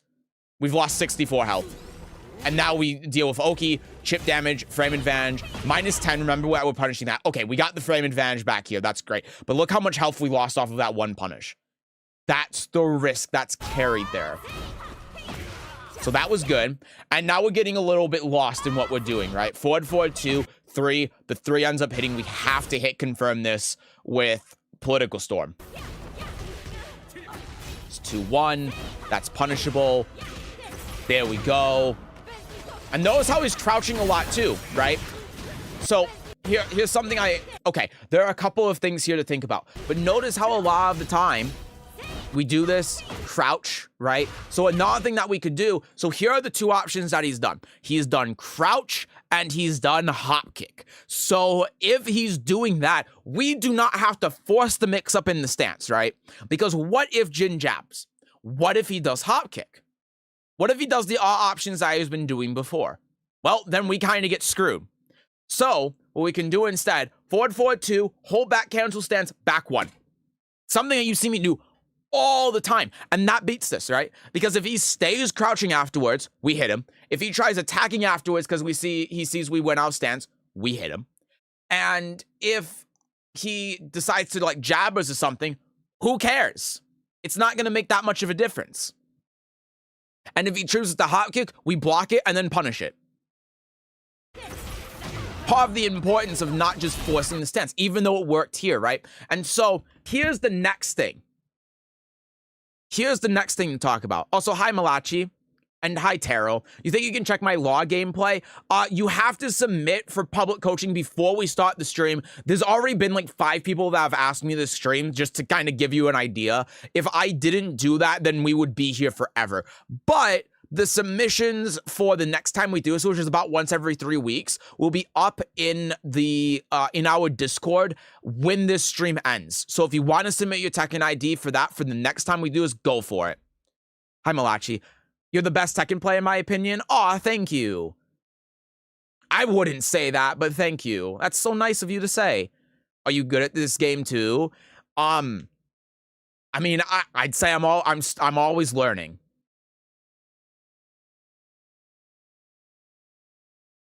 Making those decisions at the right time is so important. Yup. And so that's going to get into another part of the decision-making process, right? I want you to think about what is the thing in, not this scenario, this scenario that you should be focused on the most. What is the thing that you should be denying Jin in this moment? The answer, if you haven't figured it out, is heat. And it's very easy at this point to deny Jin heat. And this is something that you should always be thinking about when you have an opponent whose heat bar is around here and you have frame advantage. Denying the opponent the opportunity to use heat is the single best and most advantageous thing that you can do in that scenario.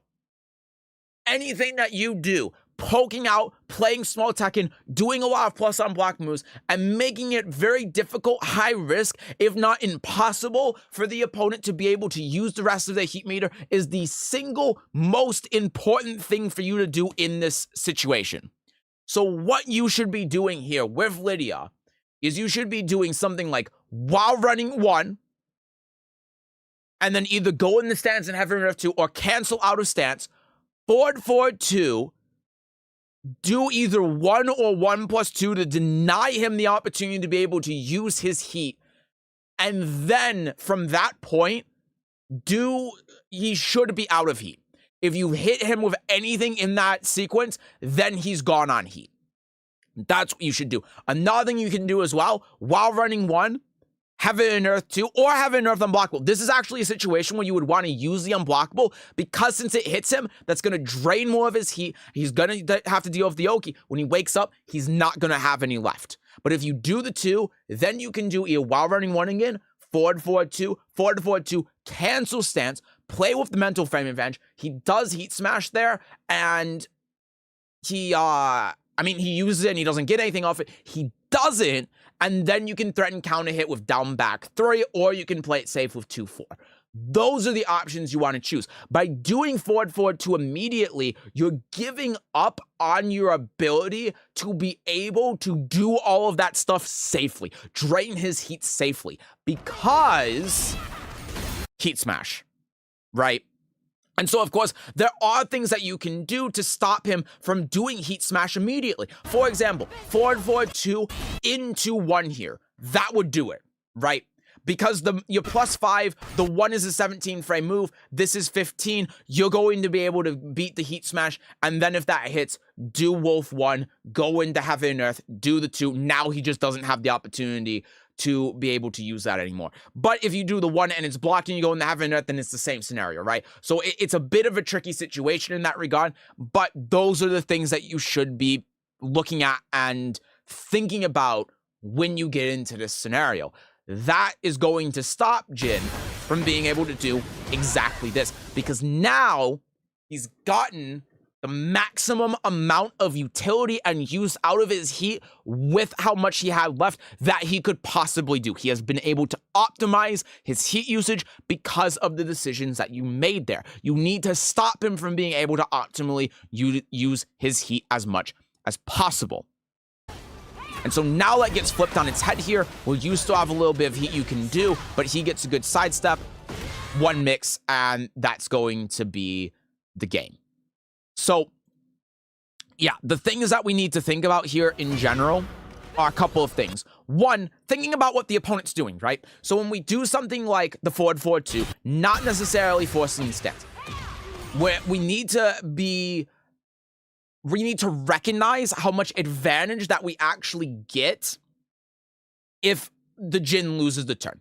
Most of the time when we're getting hit or we're putting mix-up situations, it's because the Jin player hasn't lost his turn and we're trying to do something like back one. We're also trying to make these really low probability, big, hard read decisions when we don't necessarily have the read and we're getting punished very hard for them. Again, look at the difference in how we're playing the game when we have advantage of, or when Jin has clearly lost a neutral and we have advantage of it, versus when we don't have advantage of the neutral and we're trying to make these high risk, hard read decisions and we're getting counter hit for it, right? That's what we have to focus on. And then on top of that, just making sure that we're not constantly forcing the stance mix up here. And that again plays into what I'm talking about before, about recognizing what the Jin is doing and trying to actively counter against that stuff without putting us at a huge risk like we do here. I'm sorry if this sounds rude, but you're an amazing streamer to listen to while doing work. Second monitor content! Second monitor content! No, I'm happy to hear that. No, I appreciate that. That's nice of you to say.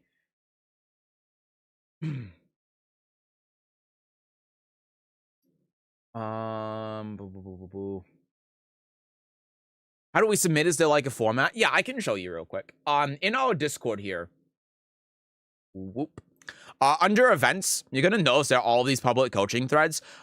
You click on the one that's the most recent, so it will be public coaching number 14, and then you just throw your Tekken ID in there.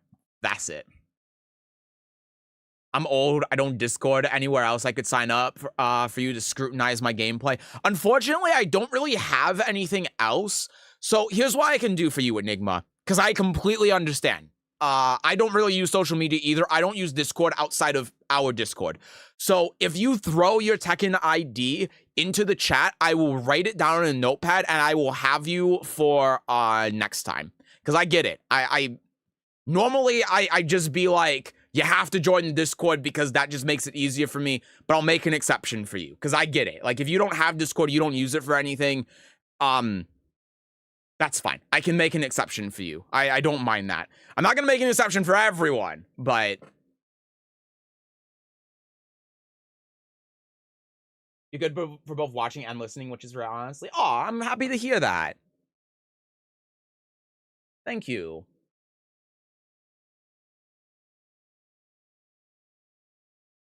So that's why I asked us step by step how to join soda events as well. Yeah, and that's okay. And I make sure to put it in the announcements too. So whenever I make the thread and when the deadline's about to come up. This time, of course, it was weird because the last public coaching that we did was April 10th, so it was 2 months ago just because of season 2 and everything.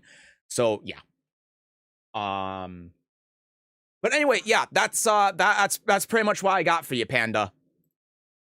That's pretty much what I got. And again, I need to make a guide at some point. I really recommend watching it too when I make it, about using Lidia's stances and stance cancels and stuff like that, because it's really important. It avoids situations like this where you're getting launched for like doing the 4 and stuff. And it just gives you more options. So yeah. All right. Appreciate all the notes and feedback. Yeah, of course, no problem. Let me boop. And so I remember, boop, do that one. Okay, so Abai is up next, and then Devil, you're on deck. If Abai isn't here, I'm gonna go get my food. If Abai doesn't say anything in the chats when, by the time I come back, I don't remember what fucking Abai's name is in the streams. Then Devil, you'll be up next. Otherwise, Abai will be up. I'm alive, staying alive. Okay, cool. So Abai, you're up next. Devil, you're on deck. And then Friend Dino, you will be last. And then anyone else that's come in after we get through these 3, if you're in the chat, we'll do you. Otherwise, that'll probably be it for today. So yeah. Also, Abai, Let me know if you want me to do the game I recorded or if you have a game that you played that you want me to watch by the time I come back. Please and thank you. Ugh. The one you recorded? Perfect. All right. I will be back in just a couple minutes. I need a new plush. Hold on.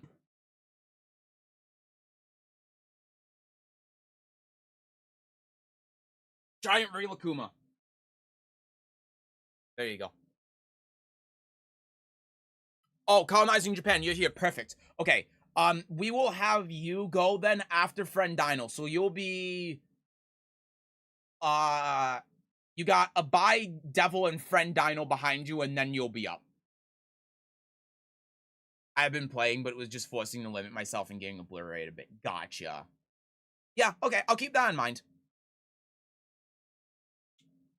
I also like Real Kuma, what do you have to say about the coaching?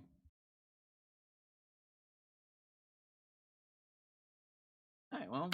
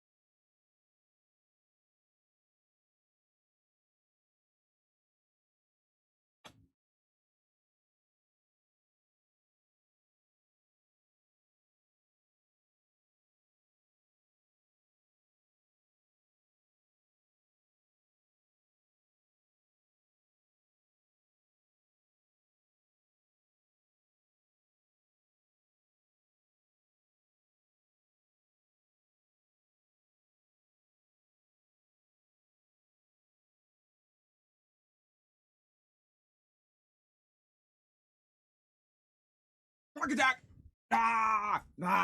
I've already done this bit. I did this bit like last week.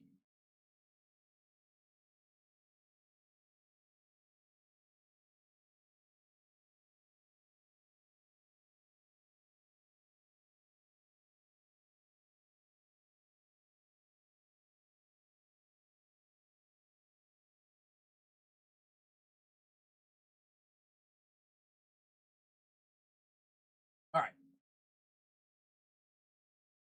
All this stuff out of the way. Ugh. How long have you been playing? Oh, sorry, that was the devil. All right. Let me find the game I recorded for you real quick. I don't know what one it is. It should be this one. Okay. I must know. Is this you? I need to double check and make sure. Yes? Okay, perfect. I love these coaching sessions so much. Never knew what I was missing out on. I'm glad to hear that.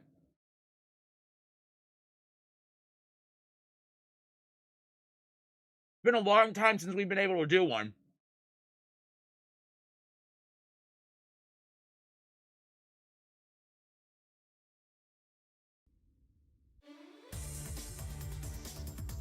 All right. I ate half of my food, by the way, while I was gone, so I didn't have to eat it on stream. All right. Look at this again. Okay, good. 2-1. Yeah, so we have to look out for obviously these low strings, right? And this is something I was saying before too. Is that even if you're late on blocking the move or ducking the high or whatever it is, you still want to make sure, even if it's something like this, you still want to make sure that you're hitting the button, you're hitting the down back to block it, even afterwards, just to build the muscle memory, right? Because if you're not hitting down back at all, you get complacent with it, you get lazy with it, and that's how these things start hitting you more frequently than they realistically should. Okay, so we get Sonic Fang. We go for the mid here. Jin doesn't punish it. So, go here. Obviously, I'm not a Steve player, right? So this is a little bit tricky for me to definitively say, like, what exactly you should do post-seed engager, right? Because I'm not sure. But what I will tell you is that fundamentally, we're going for the high mid here. That, yes, the last hit is a counter hit launcher, but we haven't really done anything to entice the Jin into getting counter hit by that, right? So that's the idea. We're using our heat dash advantage to create this mind game where we counter hit with the peekaboo, the last hit of peekaboo 1-2-1. But what is that really doing for us, though? Like, that's the question I gotta ask. Because we're getting hit. We're not able to continue our pressure. We're not able to continue our advantage.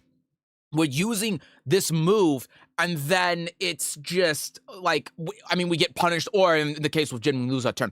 So, what we should be thinking of is, like, okay, what do we think that the Jin is going to do here afterwards? Do we think he's going to sidestep? Do we think he's going to hit a button? Or maybe we just want to do something to be able to continue our advantage. If we don't think the Jin is going to sidestep and do a button while running 2, right? That obviously, plus on blocks, thing that we did in Season 1, continues our advantage, chip damage, and we can go from there, etc., etc.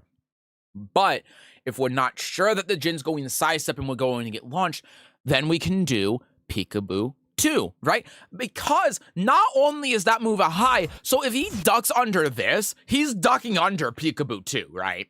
So it's the same scenario. But if the Jin sidesteps, it's homing, it gives us the 1 guaranteed, allows us to continue the advantage, and even on block, it allows us to be able to continue our offensive pressure. Because not only do we have the mix-up out of Lionheart that we can utilize, but then we can also cancel out of Lionheart. We have all of the moves that we have from ducking in, from sway, etc., etc. And that can add up very quickly. Like Peekaboo 2, ducking in 2, create this mind game, continue to press this frame advantage, get the Jin scared, and then hit him. Then hit him when you know he's going to hit button. And if he doesn't, then you do ducking in, and then you do the heat grab. And now what is he going to do? Right now he's forced to eat the mix-up. And now this is the thing that's creating a multi-layered mind game that Jin has to respond to. Because if he doesn't respond to it, he's either getting hit with the guard crush or he's getting hit with the grab out of ducking in. But if he does respond to it, then we have so many options to deal with it. If he attacks into us because he thinks we're going to do ducking after the Peekaboo 2, then 1+2 counter hit launch, right? That it's as simple as that. So that we have to think about when we're approaching the situation, what options do we have to be able to create this multi-layered mind game? Obviously, another thing that you can do as well, 5 Fox Fury, right? Even though it's nerfed, that's still an option that we have. We still have a lot of options after it, despite that us not being at frame advantage anymore like we were before. And those are the things you gotta think about, right? It's achieving the same sort of scenario that we're trying to do here, but it's not as one-dimensional as this. We just have so many more options, so many more things that we can do. So that's something to think about. Nice Shoryuken. That was a great read. Unfortunately, the combo dropped. It happens, right? So we reset neutral. 1, 2, 3, 4, go in. And so we're doing this. We're going in there. And then you see, this is kind of what we're talking about. We now, at this point, what we should be thinking about, look, we've done this. We've taken back control of neutral, right? So we need to be doing something to utilize our heat. Now, 1, 2, 3, now that he's thinking about the last hit, that's a perfectly reasonable option. Going into here, mid-high, going in the stance. Now, I probably wouldn't have done the mid-high personally. I would have just done the high because he can duck under it, and we don't want to get launched here. And the way that you cover that is, of course, with the cancel into the mid counter hit, but that's still not great.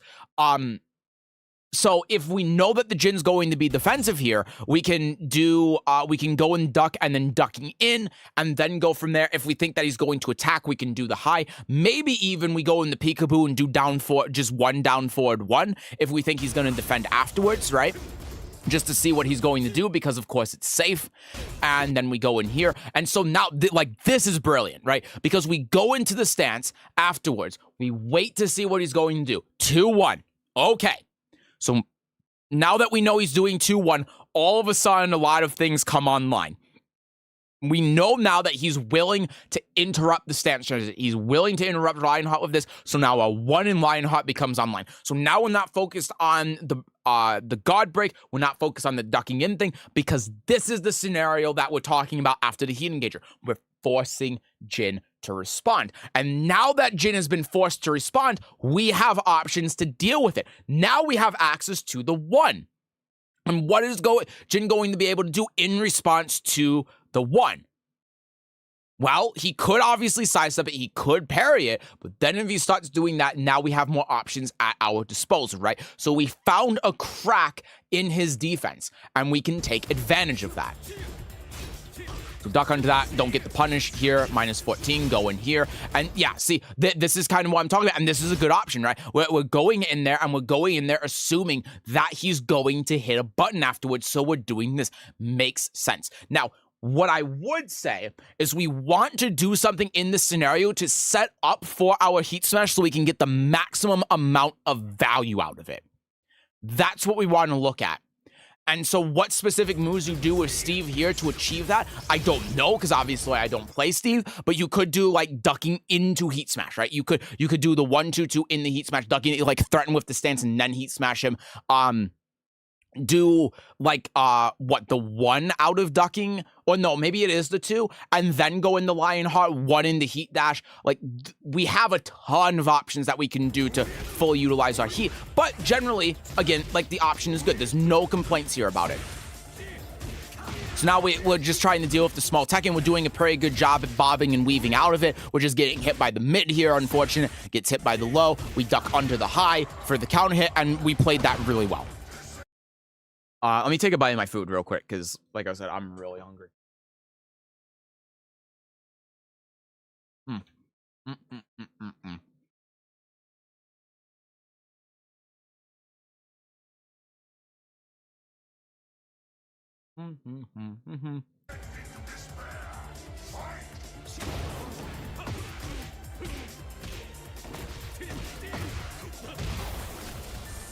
Yeah, and the low parry is quite all right.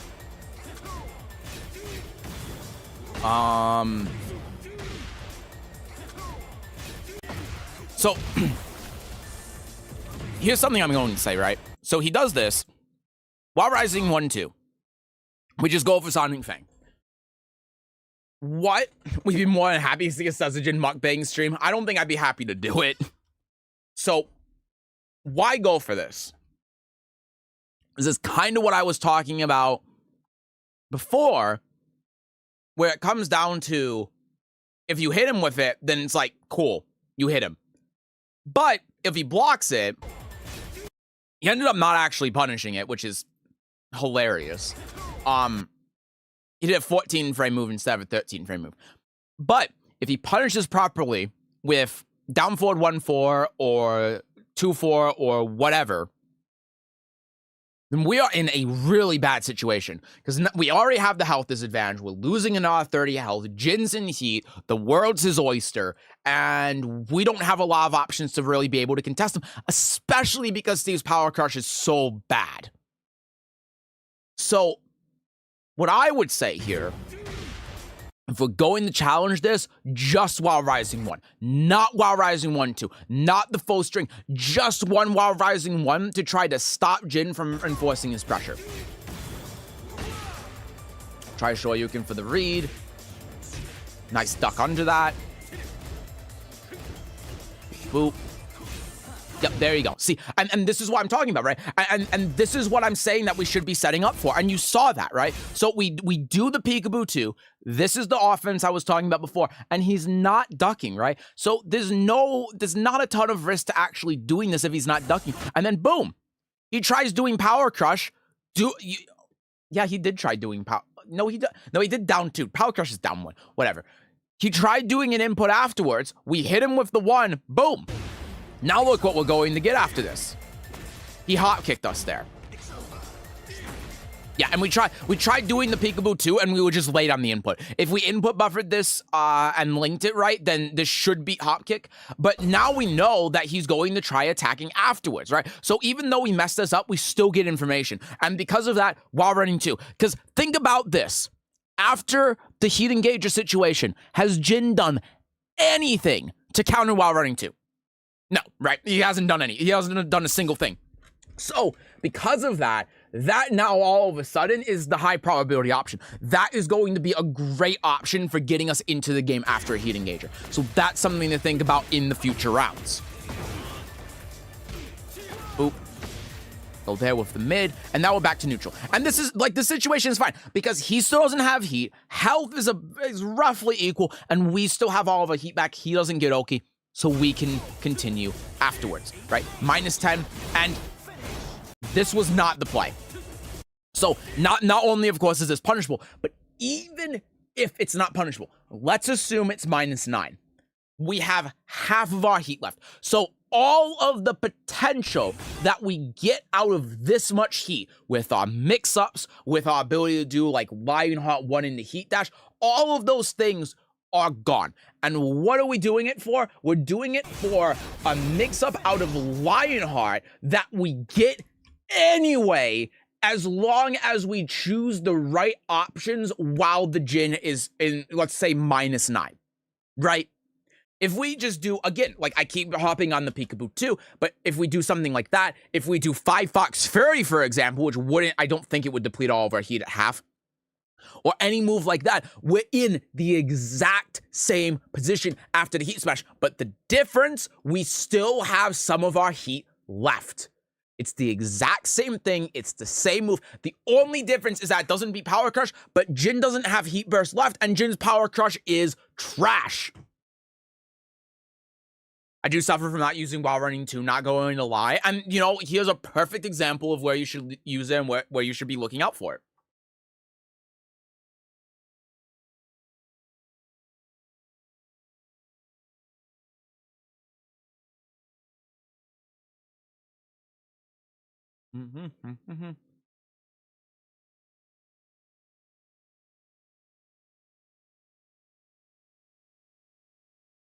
Okay.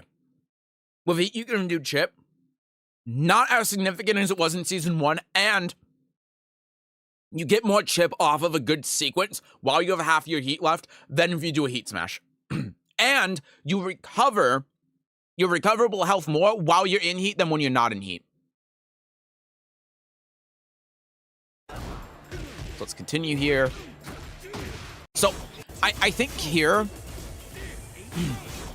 when we do this, boop, and then we go here, we're kind of losing the plot, right? Because the reason why we're doing the mid isn't because we're trying to mix him or anything. We think that he's going to attack into this, right? And what do we get off that? We get frame advantage, whether we block it or we hit the 1. So that's what we want to maintain. We want to maintain advantage.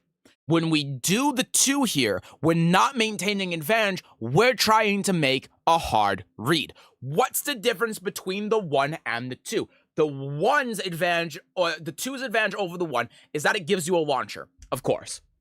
And that's going to lead to more damage. But there's no wall here, and we don't have heat. So the damage potential that we're going to get off of the launcher is substantially less because of that. But also, on top of that, punishable on block. The 1, by contrast, is not going to be a launcher, but without the wall and heat specifically, it's going to be doing about a third of the damage that a combo would do. The difference is that on hit, we still get to maintain frame advantage and force a mix-up, which is very strong. And on top of that, even on block, we still have options. We still have a lot of control over what happens in neutral off of that move on block. Whereas, of course, with the 2, we get punished. So the 1, whether it's on hit or block, allows us to continue our offensive pressure. But if the 2 hits, then we get a little bit better than what we get off the 1. But if it's blocked, then we've completely lost it, and now Jin is in the driver's seat. Of course, he doesn't actually do anything off of the frame advantage, but still. And then you see again with the low, make sure that you're holding down back even if you think you're late on it, so that you build up that muscle memory. While running 2, very good, stays on the ground. That's something to think about in the future. Nice whiff punish here, go for the 1, and see, this is what we're looking at, right? And this sequence was perfect. We do this, we do that, he tries hitting a button there, he gets counter hit, we stay in stance, we do ducking in, we go for the plus on block move, we go for the mid, we keep our frame advantage because we're only -3, duck under the high, and then we would just a little bit late on punishing the high. But this sequence is what you need to do more. What you were thinking and doing here is what you need to be doing more often, because that is exactly what I've been talking about. You are able to keep and maintain the frame advantage. You're able to continue pressuring the Jin, do the mix-ups, using the save options, the options that you know are going to be more likely to hit Jin based on what he's been doing in the round, and look at how far the health depleted because of that. You were being safe, you were making just pokes, you weren't focusing on the launches like with the 2, and he went from 100, let's say 112 health here, boop, boop, boop, to 26, which is about what you would have got off the launcher anyway. So then, yeah, he just did the low parry there, and so here's something I'm going to talk to you about as well. Why do the low? If it's not going to kill, why do the low? You have the frame advantage at +9. You can do anything that you want to. Let's take a look at the input. Yeah, it wasn't a misinput. You did do the down 2. So this is not a case where it's important to maintain your frame advantage. This is the same thing I was talking about before about trying to deny the opponent heat, right? When they're low on heat. When they're low on time, you want to try to deny the opponent the ability to kill you, while also maximizing your potential to kill them by throwing in a bunch of moves, throwing in a bunch of mix-ups while maintaining your frame advantage. So, what's another move that you could do here when you're +9? While running 2 is, of course, 1, but also quarter circle forward 1, right? Quarter circle forward 1 is another one of those moves because you have enough health to be able to absorb something with the power crush. So that is something that's going to threaten the opponent. And if you are keeping that frame advantage for the next 5 seconds, then the Jin is going to have to respond. Even with 27 health left, if you get any chip damage on him, he's going to be below your health. And in the moment, he might not even know that he has the health advantage here. It's very difficult to tell, and you have to assume that you don't have the health advantage because of the time. You have to, if you don't know for sure. And so, because of that, doing the low here doesn't make a lot of sense, right? What the idea here is that you do down 1-2, you cancel out into ducking. You've done enough to get his health below yours, and then the timer runs out. But by the time that all happens, there's 3 seconds left on the clock. If Jin knows that you're just going to cancel into ducking, which you're probably going to do, he just hits a button, and if you do the high, then you die. So you're taking this huge risk to do essentially the exact same thing.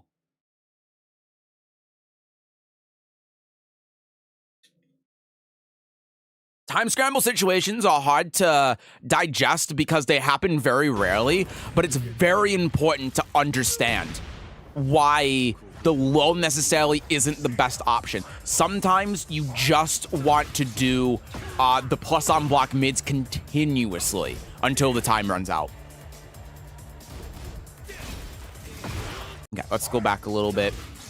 So there you go. Nice. Knew he was going to stay on the ground. Very good.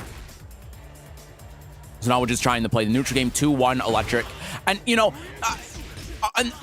thing that could be useful as well, just to think about, I'm not trying to say that this is like the best option, but the punch parry could also be something to think about here because he's doing 2-1 so much.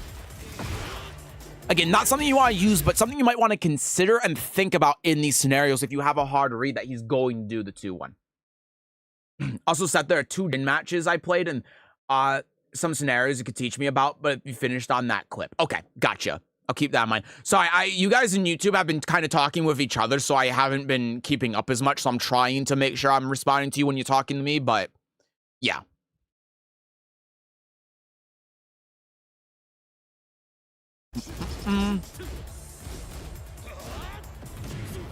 So you go, reset neutral, great whiff punish. Right, that's what you're looking for. There you go. There you go. That time, we got the timing right. Peekaboo 2. Boop. Doing the mix-ups. There you go. See, and this is exactly what I was saying you should do from round 1. So you just gotta do this more often. Now, unfortunately, the 1+2 does whiff here. But you can also see, again, Jin being defensive, right? So if he's being defensive, that opens up more options for you. It's the house sweep, wake-up kick to get out of there. And then, yeah, again, look how much heat we had, right? So what if we did here, quarter circle forward 1? Because what, like, you have to understand, when the health is like this and you're the only one with heat, any heat engager you hit the opponent with is a death sentence. If the Jin whiffs anything, he dies. He loses on the spot. You hit a back 1 against this Jin, he's done. It's over for him. And it's because you have that heat dash, you have the heat dash off of like your heat engagers, and you can also utilize it in combos. You having heat like this when Jin only has 85 health is a loaded gun pointed at his head, especially when he doesn't have any. He has to play around this. Even though you have the health advantage, he has to play around. You hit what he blocks 1 poke. He blocks it down forward 1. And because of the recoverable health and the chip damage, you have the health advantage. So you have to understand that Jin has to play around this. And as soon as you heat smash, he doesn't. And it's like I said before, there's so many things that you can do to put yourself in the exact same scenario as post-heat smash with all that heat you have left. So yeah, and then he ducks onto the 1+2 because he saw it before, and then you get launched. So fortunately, it wasn't a big deal. But here's another thing I'm going to ask, right? Has he been dealing with the Lionheart 1 in a way that makes you feel like you have to do the 1+2? No, right? I can answer that for you already. No. Because he's not sidestepping or parrying it. Those are the things he could do to make it, to force you to use the 1+2. But the 1+2, even on block, gives you so much opportunity to be able to continue. And he keeps getting hit by it that there's no reason to use the 1+2. Right? He ducked it. If you did the 1, it would have hit him, and you would have been able to loop the offense again. And he has done nothing to show that he's not going to do that. And he has not done anything to show that he's going to try even countering the 1. He is just playing into it. So if it hits him, why mix him up? Why mix him when he's mixing himself? And the short answer is you shouldn't. Look how I play Lidia. You see how I play Lidia, and I always do Heaven and Earth too. And the reason why is because the opponent isn't giving me any reason to not do it because they're not countering it, right? That's what it comes down to. And you have so many options after the 1 and off of Lionheart too, because you can cancel it in the stance and stuff, that why do the unblockable, or not the unblockable, the guard break, when you could do anything else? You know, as long as he's not attacking into it, you could do like a sway or a ducking, or you could just cancel the stance and then do something else outside of stance. There's so many more options that you can do. And the 1+2 isn't doing anything particular to counter what the Jin is doing. You're only using it for a mix-up. And that is not the way you should be thinking about it. I've always liked Tekken because it's IMO, the hardest game in the genre. Well, at least it was when I decided to play it. I find games like that the most rewarding to get good at. Yeah, I'm with you on that. I wouldn't say that Tekken's the hardest, but it's why I can't go and play, like, Street Fighter, for example. Street Fighter feels like a game for speedrunners, if that makes sense.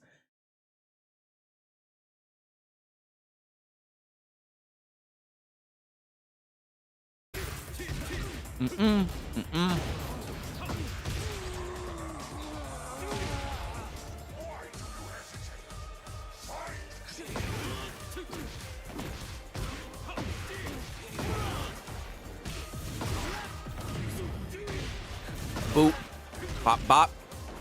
Go in. Yep, there's the wake up kick on the wave like we talked about before. Yeah. And so, this is a point where we can't panic. Because, look at this. Wow. Let me ask you this. Who is losing out more in this position? You or Jin? Jin, right? Why is that? It's the last bite of my food, by the way. Why is that? Let me finish chewing and I'll tell you.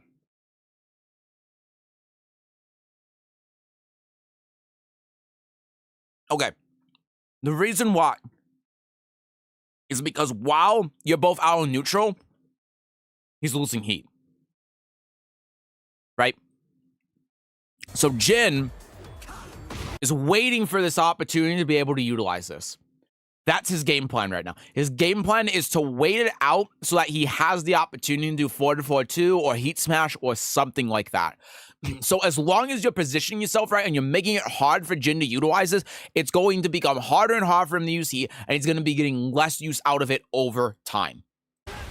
So we can't be panicking and trying to do this keep out. Even if we thought that this was going to hit, I mean, maybe that's it, but Jin is waiting for this, waiting to whiff punish you, and he ends up hitting it. And so it's not the end of the world because there's no wall and we still have heat available. Nice block. And so now we can make this comeback. Boop, boop, boop, boop. There you go. Launch punishable, but of course it's Steve. Hit that, run in, and now what are we going to do here? Try doing that in the sway, of course, 2-1, because it's Jin is going to be really good for that. So you know what I would be doing here? You know what I would be doing here? In fact, where was it that I would do this?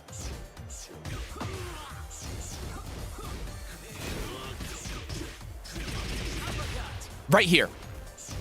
Heat burst. And why heat burst here? The same reason why Jin waited to heat dash on you with forward 2. Because, like I talked about before, why did the speed go down to 0.02 times? Like I talked about before. Hello? Okay, sure. If you are in heat here, then any heat dash you do is a loaded gun. You get more of your recoverable health back when the Jin blocks something. Jin has to play very patient to not get whiff punished and die. And if you're able to mix him up more. And if you get one heat dash on him, then he's just going to lose all of his health and lose the round. So now Jin has to play a lot more careful in neutral, just in general, because of that. So when we get into this scenario that ends up costing... Okay, the replay is broken. Hold on a second. I broke VLC. 1 second. But if we get into that scenario where Jin did electric there and ended up... Oh my god, I completely... VLC just crashed. Hold on. I think it's working now? No, it's not. End task. Okay, let's try this again.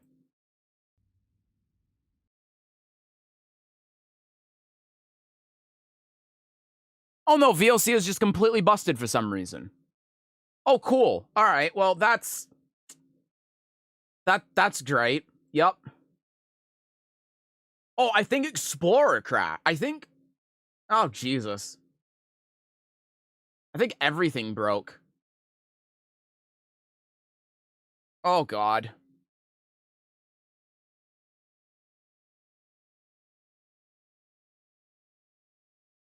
Hold on. I'm sorry, wee bit of an interruption here. I have no idea what happened. Let's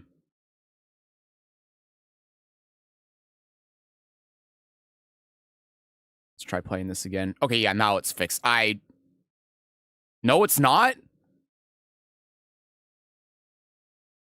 Oh, no, it is playing at 0.02 times speed now.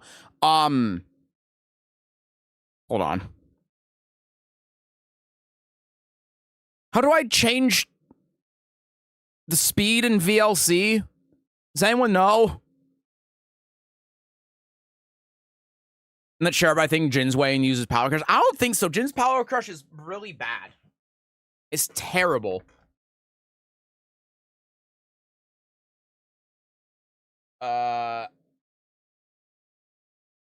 Hold on.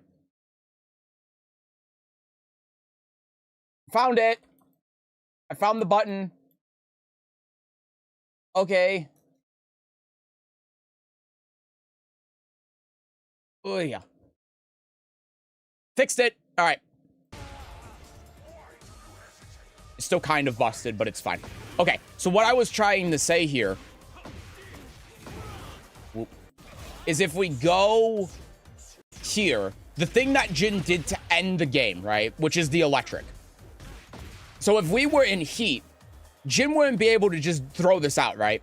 Because if he threw this out and you ducked under it or you sidestepped it or it just whiffed, then what can you do after it? You can launch him, right?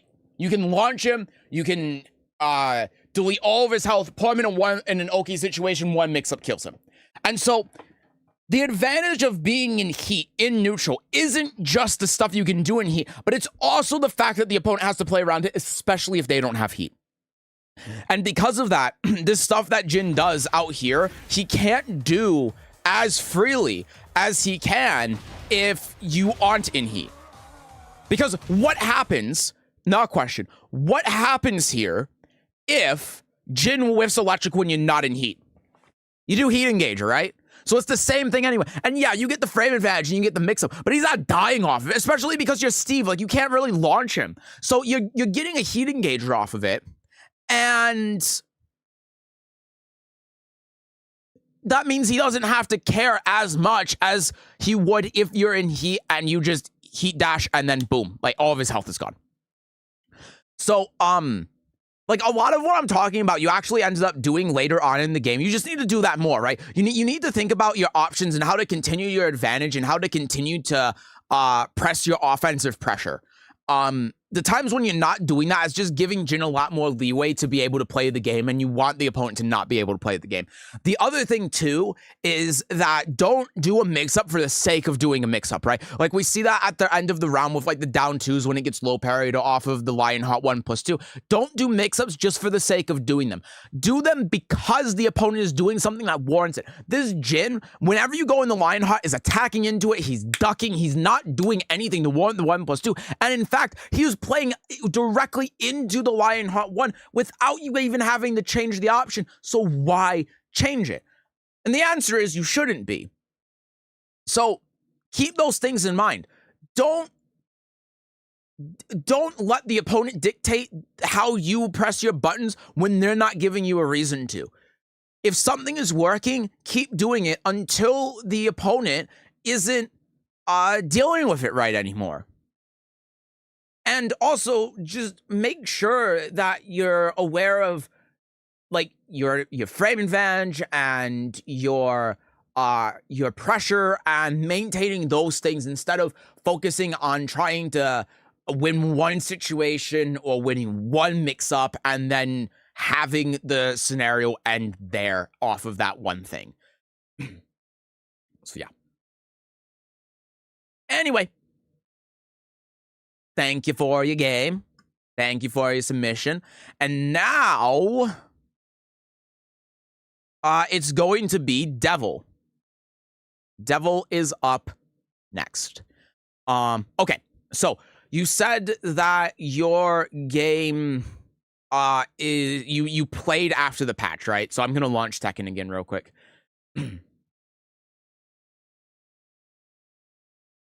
Just so I could keep in my pressure. I will work on. Yeah, and just think of ways that you can, again, continue to maintain and use your pressure, right?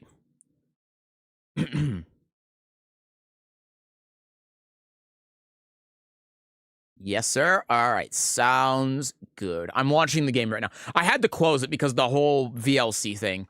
So you're up next. Frag Dino is on deck, and then colonizing Japan, as long as they're still here, will be last, because I don't think Mido is still here. And then everyone else, I will record your coaching games tomorrow or Friday. For anyone watching the VOD or anything. And then I'll throw them in the thread. Still here? Sounds good. All right, you'll probably be last then, colonizing Japan. So then I'll have Rogue, Sphinx, Mido, and Mort to record. So that sounds a-okay to me.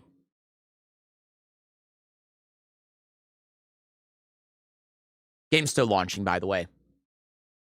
Oh, Tekken.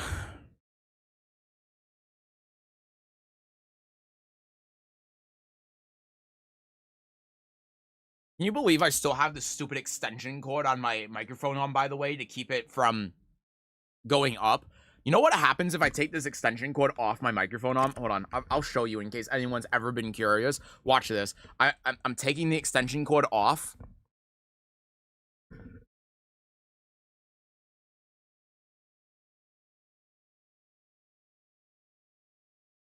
It's so stupid.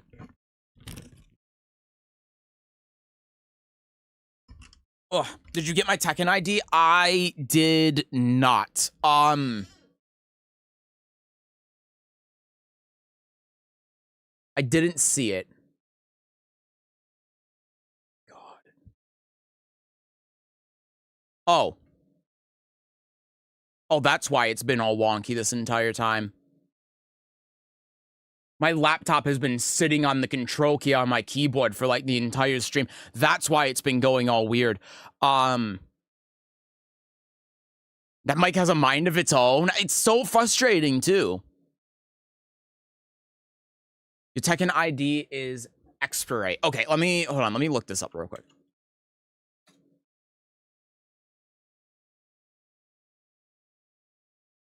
Expropriate.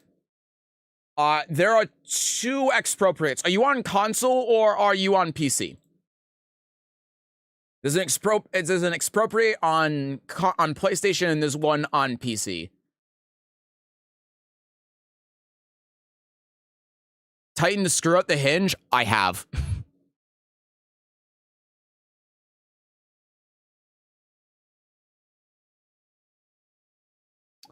Okay, I'm in the game now, finally. Let me go and get this up. Expropriate? Yeah, but there are 2 different expropriates. Okay, here's another question. Are you in Oceania or America?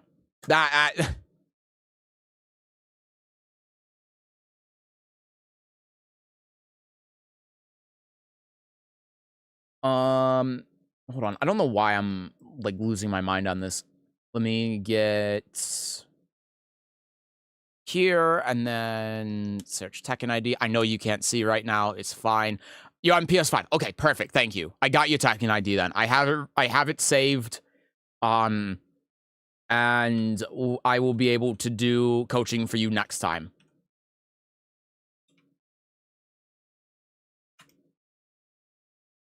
All right. Here we go.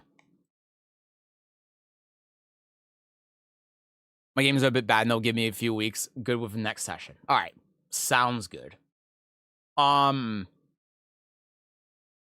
go back here.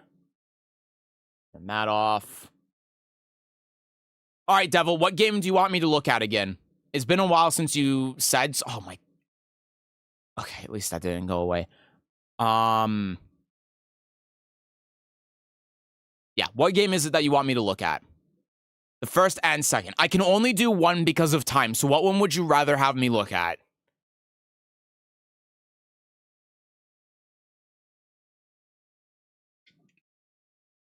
If you don't have a preference now, just go with the first one.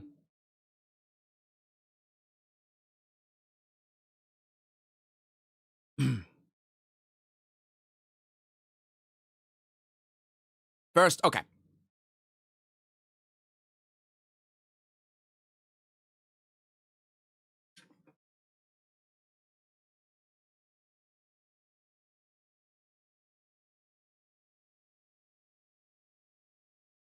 And actually, tell you what, because I haven't seen,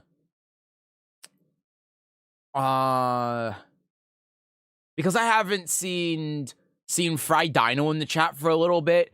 If I don't see Fried Dino in the chat before this game is done, Colonizing Japan, you will be on deck, and then Fried Dino I'll do live, but I will do him last.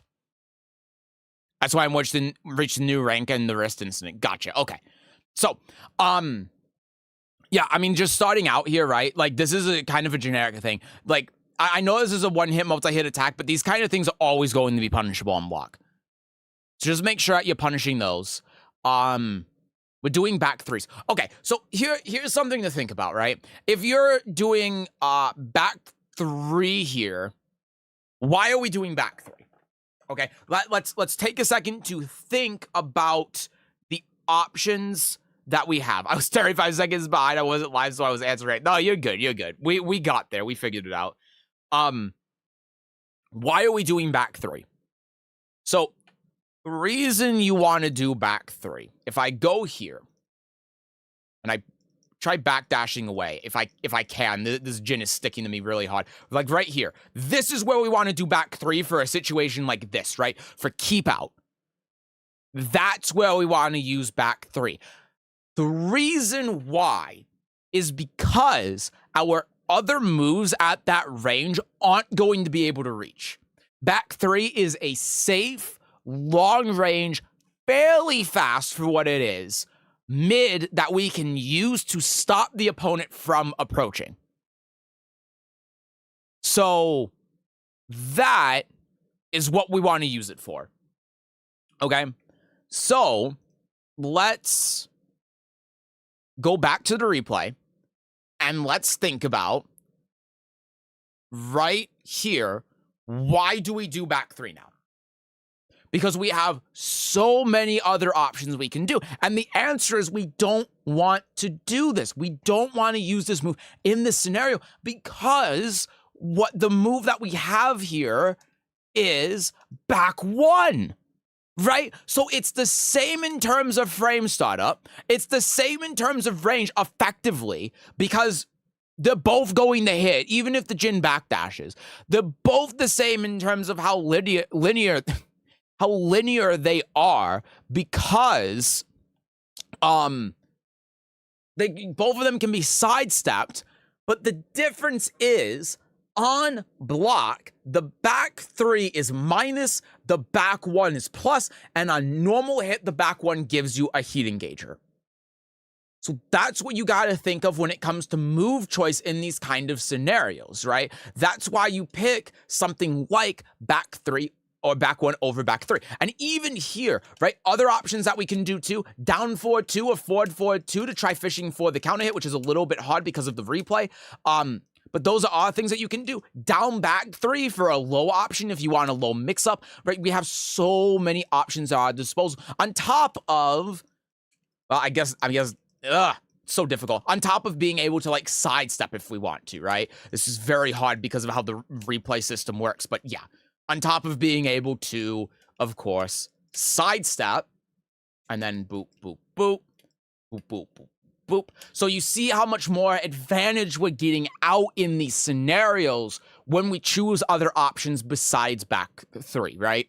And that's the key difference. You know, that's what makes a move like back 3 get relegated towards a keep out tool that you use at specific ranges rather than a move you're going to be using at a poke or as a mix up at close range because you just have better options in this sort of position, right? And we get hit here. And see, that's beautiful, right? Back 1. This is exactly what we want to see. Because, like, again, if we do back... Oh, so I did it too. Like, I hate that the replay does this. But again, if we do back 3 here, then we don't get nearly as much. Now, we could, and this isn't... Wow, the replay is really just skips a frame ahead and now is busted. Okay, cool. Do this. Now, we could... Oh my god, this is so frustrating. Hello? We could do this. We could do this as a whiff punish, right? That's an option that we have too. But the 46 damage that we're getting off of this, as opposed to being able to do our heat engager and go from there, is not nearly the same. So, there you go. You all call me crazy about each patch was going to make Tekken 8 feels like Tekken during Season 1. The game is so much better right now than it was during Season 1. It's not even close. It's not even comparable. Okay, so let's look at this post-heat engager situation, right? So we have a couple of options that we can do after a heat engager. Forward 2 and while running 1 are the main ones. Because... the opponent can't sidestep or power crush through here, and they allow us to be able to continue our offensive pressure. You see? So if we do while running 1, and then we go... Sorry, if we do while running 1, go in the stance, and the opponent attacks into it, check that out. Right, we get full combo. I was expecting that to actually just break the wall, but since it's not going to, we can do this, and then boop, boop, boop, and then we get full combo from there, right? If we do forward 2... then we can do the 1 to try going through his attack. And then if we go through his attack, which... Let me delay this a little bit so I can demonstrate here. We could do something like this, boop, boop, and then we can continue with our counter hit options, right? So these are the things that you really want to think about. Did he seriously come back after 9 months to say, I told you so, and then dip? If he's not in the chat, I assume so. And you know what? I'm not going to deal with this shit. He's banned. Honestly, should have done that 9 months ago, but... yeah, and it's funny, too, because he's just, like, objectively wrong. He came back to say, I told you so, when he's objectively incorrect. But yeah, anyway, those are that move, the keyboard I misclicked. Gotcha. Yeah. Oh, I see. Okay. So, still though, this is an important thing to talk about because it's important to know kind of what your options are in this scenario, right? So forward 4-2 while running one of the main ones. If you want to mix them up with a low, down back 3 is also a good option because it leads to the same thing. And if he hits a button here, boop, boop, and then we can do all of this, right? So those are your 3 main options after he engager. While running 1, forward 4-2, down back 3. Let's continue on here, end up getting that. And so the idea here on how to convert off this does make a lot of sense. Oop. Yeah, it doesn't work there. So what we want to do, jab, convert to the wall, and then do this, right? You see that? You see, we do this, jab, convert to the wall, and then bop, bop, bop. Well, really, we do a screw. We can also do this. If we don't want to make it too complicated, that we can also just do that. And then, we get the screw immediately, and we don't have to worry about the wall conversion, right? So there you go. It doesn't quite reach the wall. But yeah, you get the idea.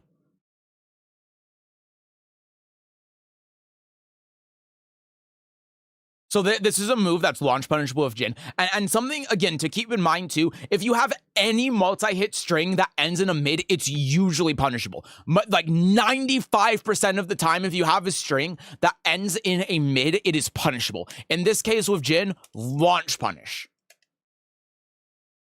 So we can do that, cash out to get our stack, and then we're good to go. Yeah.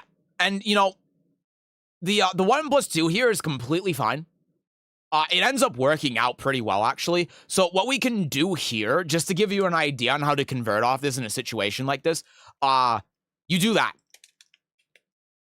You have to cancel out of the stance, run up to them, and then do your screw.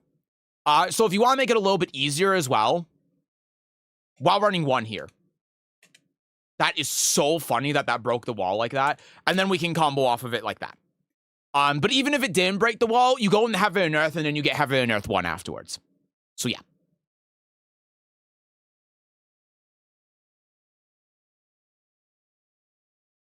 Okay, jab to 1. So now we're just playing the neutral game here, just waiting it out. No, that's so funny. But I do like how you're playing this, though, genuinely, because what a lot of people would do is they would just, like, oop, I didn't mean to do that. I'm a little bit too far behind here. But what a lot of people would do in this scenario is they would feel the need to, like, run in and do something, and you see how you can very easily start getting yourself killed if you do that. So by just hanging back and waiting for the Jin to do something, now we're creating all of these opportunities to be able to, like, get a good hit on him, open him up. And something else that you could be doing, too, just to think about, a little bit more advanced, but, you know, it's important to talk about this for the future, is when you're out, like, here, you can do this, right? And now Look at what you're doing here. Now his back is to the balcony. And now if you hit something like this, boop, boop, bop, bop, bop, and he's dead, right? So that balcony break all of a sudden turns something like your while running 1 into like a pretty good plus on block move that does decent damage on hit into all of a sudden winning you the round on hit. So that's something you can do in the meantime while you're hanging out back here and waiting for the Jin to do something. But yeah, and here's another thing too. There's just so much stuff I can talk about. But here's another thing, too. This is the scenario where you want to use back 3, right? So if you're going to use back 3 in any sort of scenario, it's right here. So look, we're back here. Boop, boop, boop. Break the balcony, right? That's one scenario. Let's say he doesn't whiff this. Let's say we go back here. We can do that. And that's hilarious how that hit. But look, that's another situation where we use back 3. Whereas if we used back 1 here like that, you see how that whiffs? And then we can get punished for that. Now, if he goes in like that and ends up hitting, then that's great for us, but it's not necessarily going to happen. Whereas if we go like boop, boop, boop after we see him with something like that, that's the scenario where we want to use back 3, okay? Other things that we can do as well if we really want to is like after we see that whiff, forward 2, but we have to be a little bit more sharp on it because it's a forward input. It takes longer, so we have to be more careful with that. Back 3 is going to be the easier and more consistent option, but both are perfectly fine to utilize. So yeah, and then if we want to see the combo here real quick after this delayed hop kick, So, yeah. You would normally have to be careful there because of the sidewall might cause the combo to drop, but that's what you want to do. And this is pretty typical of any combo that you do here. You could also, if you want to do it something simpler, do that. You could do like forward 4 3 4 and then back 3 4 1 plus 2. It's obviously not going to do the same damage, but if you want to keep it a little bit simpler, that is something you can do.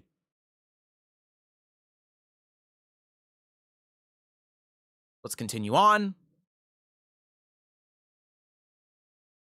Yeah, and so this is just kind of the unfortunate part about how this works. Of course, when this whiffs, you can back 1 here, you can 2-2, you can down back 3, but if you're a little bit late on it, and you know this is just going to come with time with muscle memory and recognizing whiffs, you can get hit by this. Don't let this discourage you from whiff punishing. The Jin just did something really dumb and gimmicky and it worked just because you're not used to whiff punishing. It happens. It's okay. It's not a big deal. Now, something that you could do instead of the back 1 to punish this, that's going to be a lot easier and more consistent when this whiffs, 2-2. You see that? Because this whiff punishes, but on top of that, on hit, gives you a mix-up. You see? So you can do this, or in this situation, you could do the 4. And the 4 isn't going to quite kill him, but the mid will. And this is going to eat his rage art if he does it. So it's faster, it's easier, and because of that, it's more reliable. And when you're trying to learn how to whiff punish, something I always say, it's better to do a whiff punish than not one at all. So even if you're not getting the big dramatic like hop kick whiff punish, that's going to be the most optimal thing. It's better for you to do something than for you to do nothing, right? So random how I dropped that combo. And again, it happens, right? Like, sometimes stuff just drops. You know, sometimes it's the game's fault, sometimes it's your fault, it just happens. You just gotta move on from it, right? Yeah, that was good. That was good. So, here's another thing, too. I've seen you using this down forward 3 a lot. Another option that you can do instead of the down forward 3, that's going to kind of do the same thing that you're looking for here, is down forward 1. And why down forward 1? Because it's hold on. It's less unsafe on block. Look, hold on. -5 instead of -8. It still has an extension with it that if the Jin attacks into it is going to die, but it's not punishable. It's a high they have to duck under, and even pros do not duck under this high. So if pros don't duck under this high, you will never find anyone that ducks under this. It may as well be a safe mid string for you. So that's something that you can do as well. Do this into, well, since he's going the jab, you could do this into, wow, does this really not work? You could do that, I guess is what I'm trying to get at. You could do like this into down jab. I'm trying to get at like doing this into down 2, but apparently this doesn't high crush on frame 5. I didn't know that. I thought it did. But yeah, you could like go in jab and down 2 or something like that. These aren't things that you can really do off of down forward 3, right? Because down forward 3 has an extension here. My bad. Down forward 3 has an extension here, but it's a mid and it's punishable. So especially with the Jin having this amount of health, it's not worth doing over the down forward 1 or the down forward 1-2 or something like that. Let's say in keyboard I want to do step side, but uses his leg for some reason. I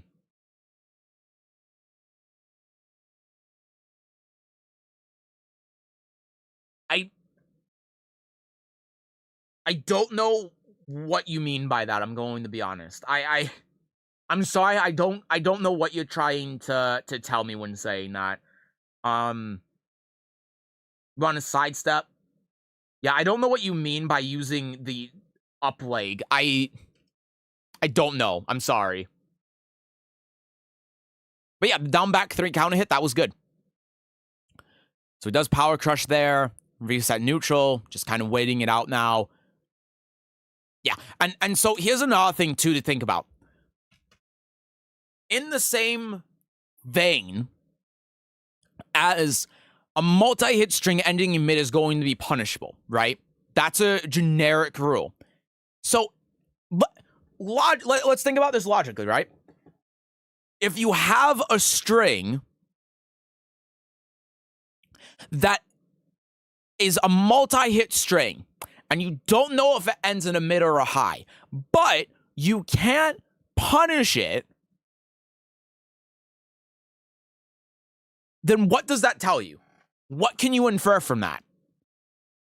What you can infer from that is that the second hit is a high.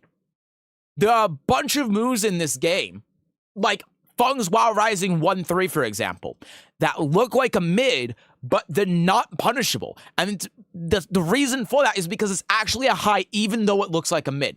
So this is one of those moves where you can think about that. Okay, so Jin does this 2-hit move. It pushes me back. I can't punish it. Therefore, the move must be a high, right? And this is an idea that you can take in every facet of the game. You can take this with any character, any situation, and apply the same logic, and most of the time it'll be correct. Not all of the time, like Lidia's 2-4, for example, is high mid and it's safe on block, but most of the time that's the case. Oh, you're saying you're doing hop kick. I see. So the reason why I can actually take control of Lidia and show you is because you are holding the button, you see? Like when you did the delayed hop kick, you are holding the button, probably. You have to tap the button. You see? Look at my inputs here. You see how I'm only pressing up for 4 frames, 3 frames, 5 frames? That's sidestepping. If you're holding the button here like this, then you're not going to get sidestep, and that's why you're getting hop kick. So if you try doing sidestep 4, for example, that's how you do that. If you try sidewalking here, you see how you double tap the button and then you get neutral 4, right? But if you want to do like sidestep 4, press the button, release it, and then hit the 4 button. Hi, YZL, long time no see. How are you? I'm doing all right, but I'm pretty damn tired, man. I gotta be honest. How are you, though? It's good to see you. All right. So let's continue on. Gets the wall here. Boop, boop, boop. And then heat smash. Yeah, so you gotta be really careful here when waking up. So this is a more like higher level concept to think about, but sometimes it's good to just stay on the ground. You see that? You see how he does heat smash and it can't hit you while you're on the ground? There you go. See that? So you can punish him with that and then get off of the wall if you just let him wait. The other thing is too, because he didn't realign for you rolling, the reason why you get hit here is because you hit a button. When you hit a button in Tekken, it makes you bigger. It makes your character bigger. So in this scenario, you'll notice when I'm taking control of Lidia here, if I have you tech roll and then do nothing, you see how that whiffs? You see how that second hit whiffs? Because I'm not hitting a button, I'm just waiting for it. If I do a small little sidestep afterwards, that third hit whiffs, and now all of a sudden, his back is to me and I can do a back throw. So that's something you gotta keep in mind as well. If you see these moves whiff and it's a multi-hit string after you roll, just wait it out. Don't get impatient. Don't hit a button immediately. Just wait it out. Probably not the best thing to do there as a punish, but that's hilarious that whiffed. But yeah, waking up is always a problem for me. So I want you to think about 3 ways, right? You have tech rolling, which you did here. You have staying on the ground waiting for your opponent, and you have doing an attack while on the ground. Those are generally the 3 options that you have. Well, and then you have just waking up without rolling. I guess there's 4 then in that case. And picking and choosing what one you do is going to vary a lot depending on what the opponent is doing and what the scenario is. Every option is valid. Every option has their equal strengths and weaknesses. And being able to understand all of those strengths and weaknesses is hard. Like, I can show you here, we're utilizing 2 in this case. If we just wake up backwards here, I just realized there's been no volume on this whole time because I've had my headphones off. I am so sorry. I am so sorry. I'm shocked no one told me. But, you see if we wake up here, then we have to block this, right? But we do end up blocking it. Like what we showed before, if we stay on the ground, then we get the wake-up kick. If we immediately do wake-up kick, well, I mean, we're rolling, so we can't really do that. But if we do wake-up kick into this, then we get hit, right? So lots of different scenarios, lots of different things that you can do. Okay, so let's go back to the replay now.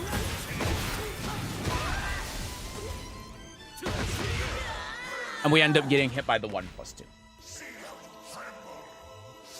How did I not think on that before? Well, it's not intuitive, right? You're on the ground. You think, oh no, I'm on the ground. I can't do anything. I need to get up. But the truth is, you actually have more defensive options when you're on the ground than when you get up, than when you're standing. Because there's so few things that in the game that can hit you while you're on the ground that it causes a lot of things to just naturally whiff. And because of that, very easy to punch with wake-up kick. Yep, and sometimes staying on the ground can give you information as to play. Exactly. Hell, these are Sam's better than 99% of players I came across. That's Tekken. I'm in ranked. I feel like someone just pushing a random button. I stay on the ground, say I can adjust my strategy. Yep. It's a very good option to do. Just stay on the ground and don't get up. I'm doing good as well. Well, that's good to hear. Anyway, may I ask you some basic questions? What will you do as to an opponent who knows the Lidia matchup? As we know, Lidia's neutral kind of lacks good tools from other characters. Just counter what they're doing. Play the mind game with them. Play the mental game with them. Counter whatever it is that they're doing. And, yeah. And just play against them. You know, use whatever they're doing against them. Whether it's how they're playing against Lidia or how they're playing their character. Basically, play neutral. That's what I'm trying to say.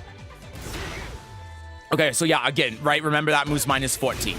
And then that move's launch punishable. Again, why is it multi-hit string that ends in a mid, right? So here's another scenario, right? Here's another thing. We're talking about the ground game. Check this out. Oh. Toe kick. See? Look at that. Look at that. We go here, and now it's just not going to work. Toe kick. Whiff punish. Boom. Now look at where we are in the game. Look at us. Look at us go. The combo is so long that it beats the damn timer. So this is an example. This is a great example of what to do on the ground. You know, because this is very different than if we like side roll here, because now look, now if we side roll, look, we side roll and hit a button, because Jin isn't whiffing anything or doing anything, he gets a free mix up if we roll. So it's very different than the scenario where we were at the wall, where we rolled and he whiffed heat smash, right? And if we wake up backwards, it's a similar thing. Now, it's not exactly the same, but look, see, we could do this and then maybe power crush, depending on what he does. He did a 14 frame move here, but yeah. You see that? You see how I wake up and pretty much anything that I do here, I get hit by Jin? I have to be really on point to be able to use something like power crush.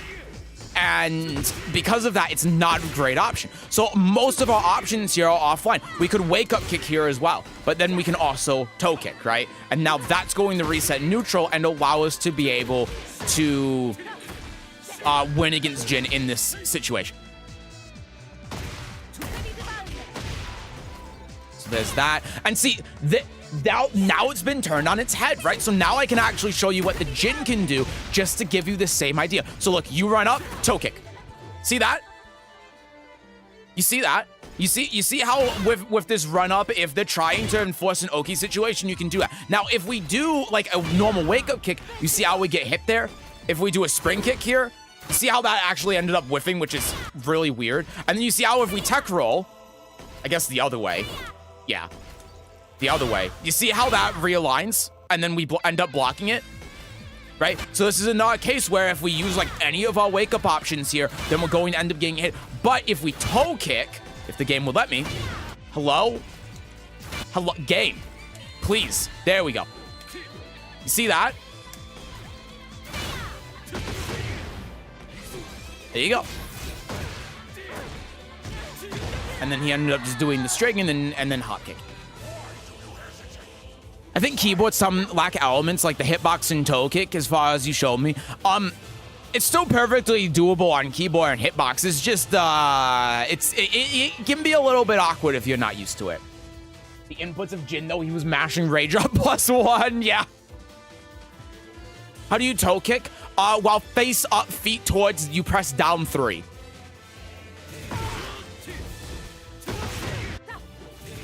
Yep, so we go here, -8. And so here's another important thing to think about as well. So this game has a 7-frame input buffer. Seth, what the hell does that mean? It means that if you input a button within 7 frames of you recovering from an animation, the move will come out. So if you come from 2D fighting games, the input buffer is significantly less in those games. Usually it's around 2 frames or something like that. In Tekken, it is 7 frames. And so, in this situation, the reason why you got hit here is because you didn't press the button during the input buffer window. You pressed it after you recovered from the animation. And that means, even though frame-wise, if we do the math, you're +8, do an 18-frame move. That means it would trade with Jin's 10-frame move. He does a 12-frame move and beats it. The reason is because you hit the button more than 2 frames after you recovered from the animation. So what you have to do in this case, you see how I'm just holding back and then hitting the 1 button? That's what you want to do. You've already made this decision. That's what you need to do. Now, you can't do this with something like forward 2, for instance, because you can't input buffer forward inputs, right? And so that's why down forward 2 is a good option, because you can input buffer this. But if I try doing forward 2 during the input buffer window, like you see there, I only get forward 2.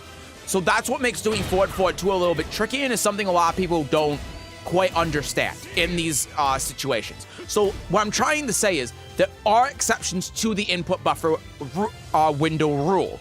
If a move is on a forward input, like a back input, which really only Raven has, or a while running input, then you cannot do it.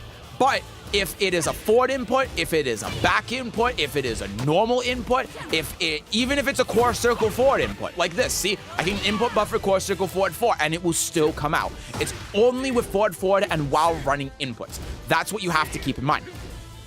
So, when it comes to a scenario like this, you can down forward 2 counter hit, down back 3, back 1. But if I wait until after the animation has ended, then I get hit. So you have to commit to the option earlier than you think, earlier than when Jin's animation ends. But it's very easy to do. All you do is hold down the direction and then just hit the button until it comes out.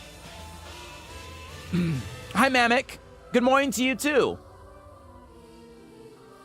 So many fucking ways to stand up, but I can't even remember them all. Same. I sometimes I can't either. Like doing forward roll into forward roll 1+2. I don't remember that.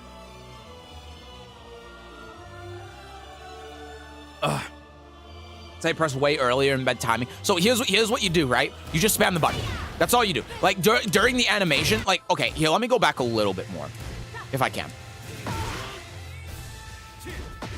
Oh, maybe not that early, but see when that second hits, look at my inputs. I'm exaggerating it a little bit, but you notice how I'm just holding back and then I'm mashing the 1 button? Do that. Now, you don't want to mash it in a way. So, like, here's another thing too. If I want to do like 2-4, right? And you see how you see how I'm like mashing the button here? And then I try doing 2-4 and I get 2-2. That's something you have to be careful of. So, during the input buffer, you have to be mashing the button for the first hit to come out, and you have to do it. You have to make sure you're hitting the button before the animation ends, or else you might end up getting the wrong string. So that's where it can get a little bit tricky, but you can see if you have the right timing and you get used to how that kind of system works, then boom, right? Then you can do it consistently every time.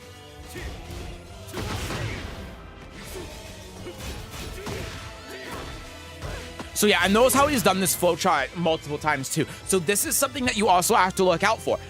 What is my opponent doing a move into another move consistently? Looking for patterns is very important. This is the second time that he's done this now.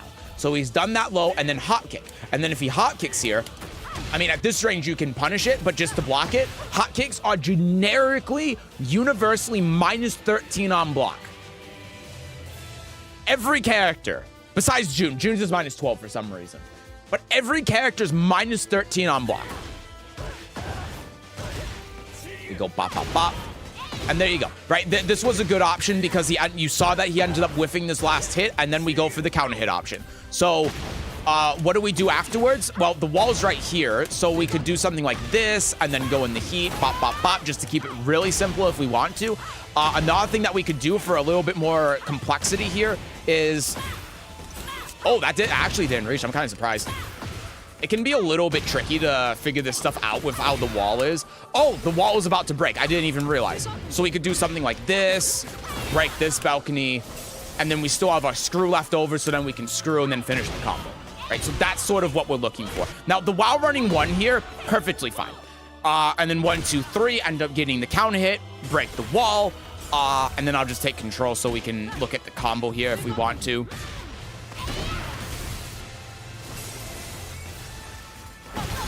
Okay, so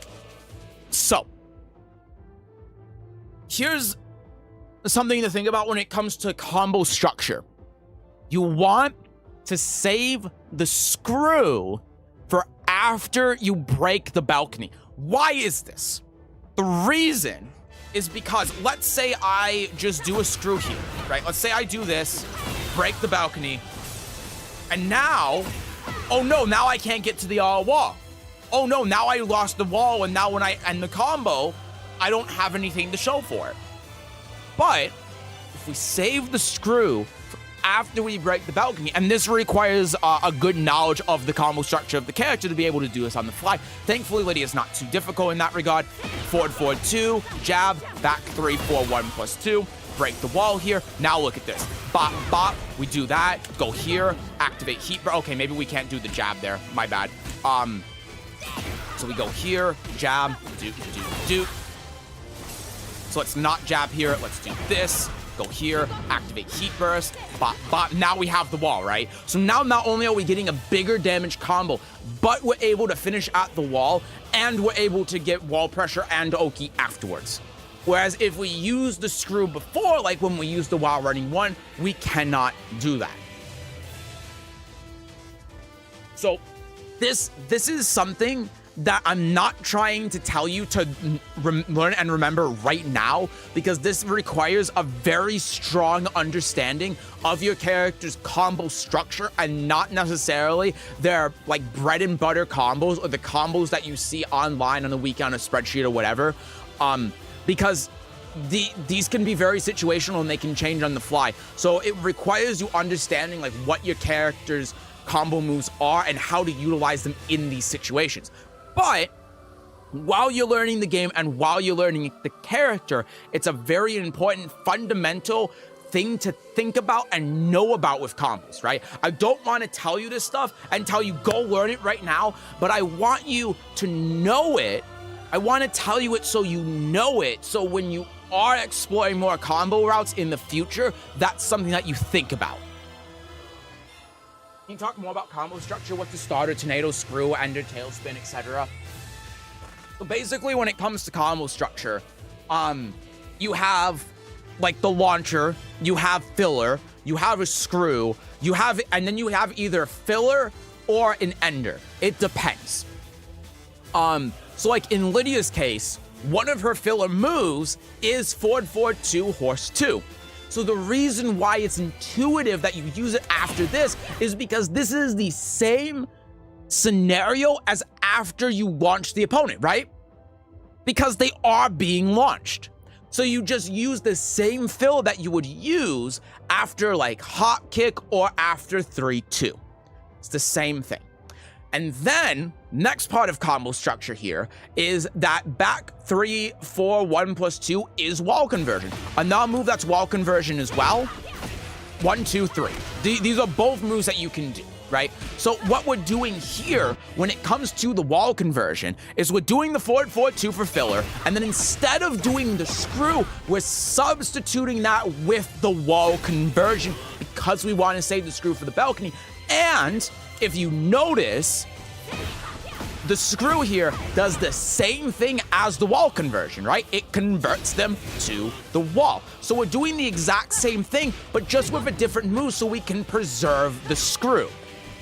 So the reason why I do this and then jab is so that I can do this to break the balcony, right? I guess another thing that I could do as well, thinking about it, do, and then do that to break the balcony, you see? And then I can still do the screw. Okay, maybe I'd have to do something else with the screw if I do it like that. But you see how we do wall conversion and then wall break move and then screw and then ender or no wall conversion. That's how you break it down.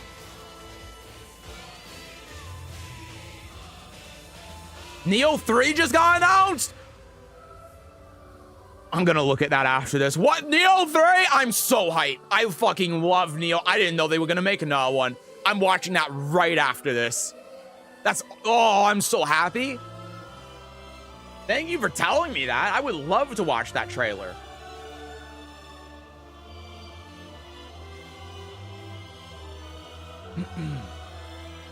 Okay, let's continue.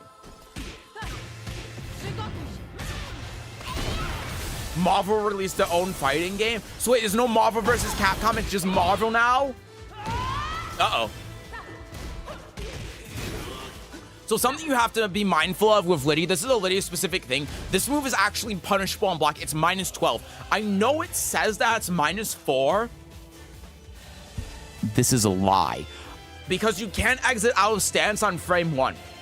It takes you 9 frames for you to exit stance. So the frame advantage on anything that puts Lidia in stance is this number minus another 8. So this is actually -12, and that's why this hits. This was a punish. And again, multi-hit string that ends in a mid, right? And that's a high. Going back to neutral here, back 1, nice keep out. And again, so like in this scenario, right? Let's look back at this. Check that out. See that? Another use case for the back 3. I did this combo a little bit better. See how much that does? This is why Seth is the best. Aw, thank you. Boop. Counter hit with the grab, it works. Just trying to back up here. Forward 4 for keep out. Okay, so we get the rage right here, which ends up working out really well. But again, I want to talk about wake up options here, right? So check this out. Boop, toe kick. See, look, toe kick. Now we're back here. You see that? Just another thing to think about. Rage ends up working out here pretty well. Back here. And that honestly, that grab to interrupt that, that what +2 was brilliant. That was a really good counter hit option. Fuck lying ass frame that I knew. I've been telling everyone, they told me I was crazy. No, the game's crazy. It's an Arxis 4v4 4v4? Okay, I'll have to look at that too. Can you repeat that about the 9-frame stance? Sure. So when Lidia does a move, like, okay, simplest way to look at it, oh my god, is hot kick, right? If the Jin could block it. If the Jin could block it. If the Jin could block it. If the Jin could block it. If the Jin could block it. If the Jin...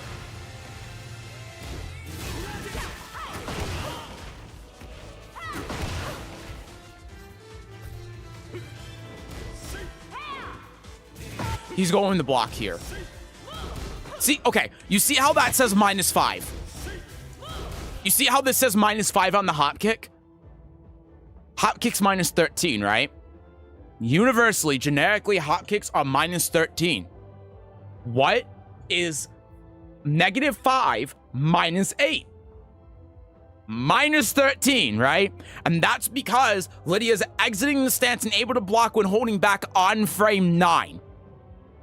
That's what makes this move effectively -13. Same with 2-2. 2-2, remember, -4 on block. So subtract another 8 from that, -12. He actually has really shitty Jin matchup. For some reason, he can parry 9. Yeah, the Jin matchup for Lidia is terrible.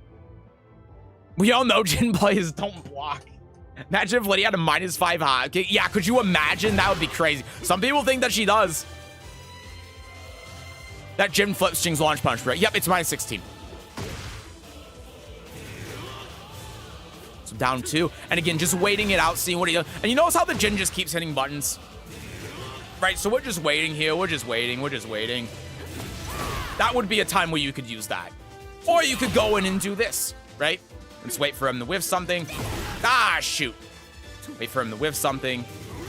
Like that. That's what I'm kind of trying to get. Maybe after a jab, not so much. But see, that's what we're waiting for. And it's good that we are waiting for this too. A lot of people will just go in and hit buttons. Like look at this Jin. Like look at the Jin. In comparison, you see how he's just hitting buttons. See how he hit a button after blocking the 4? Waiting for that back one. Brilliant. And then he hit a button here. So what we can do here, check this out. He's dead. He's dead. Now we wait for him to whiff. He's dead. That's the end of his life. So it's really important that you aren't doing what the Jin's doing, and it's really good that you're being patient and waiting for him to do something. Again, launch punishable. That's natural on counter hit, by the way, funny enough. Okay. Yep, just small Tekken, keeping it simple. Nice. That's exactly what I would have done. That was perfect. That was the best choice. Exactly what I would have done. Something else I would do here that you can consider too is when out here at this amount of heat, check this out. Boop. That's an option you have. And even if Jin blocks it, look, you're still +5. And you push him to the wall. So look at this. Oh, I dropped the combo. But that's another thing you can do with this amount of heat. But that was brilliant. Absolutely perfect decision. Down back 3, also really good. So yeah, you have to be mindful of this, right? Because you're -4 here. But if you just do a simple backdash, look, Jin dies. Just a simple backdash there and Jin dies. And that's one of the traits of this move is the pushback, right? So even though you're -4 here, the pushback means that it's essentially 0. Neutral has effectively been reset, and it's difficult for the opponent to actually be able to press any advantage afterwards. So I end up doing that, and then he just runs up Rage Art, and then Bob's your uncle. Down 4-3, and you got it. So, you know, like, congrats on the Dominator, by the way. Obviously, we're just trying to, like, spitfire a lot of fundamental things to think about. There are a lot of things there, and there's obviously not one general thing because there's so much to learn. But instead of saying the one general thing to learn, I will instead say the one thing that stood out to me that you did extremely well, better than even people that are at like purple rank and blue rank, is being patient. Being patient, not being goaded into hitting a button, waiting for the Jin to do something, and then using your one hit, like off a back one or something, to maximize your punishment and really punish the Jin for whiffing and just hitting a bunch of buttons was perfect. That was really good and something a lot of people struggle with. So keep that up, and you're going to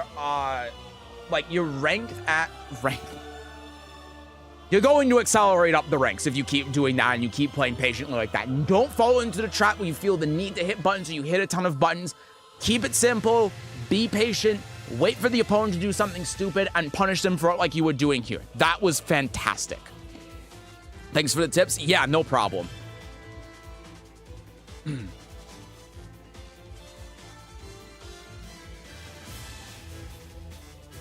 He doesn't deserve nice things. What do you mean?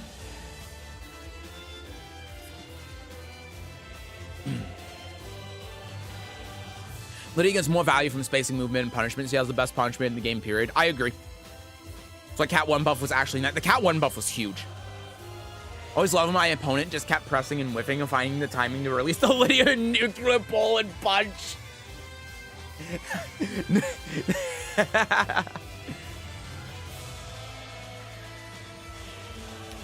Sev, no one teaches this stuff. I swear this has been eye-opening. Well, I'm glad to hear that.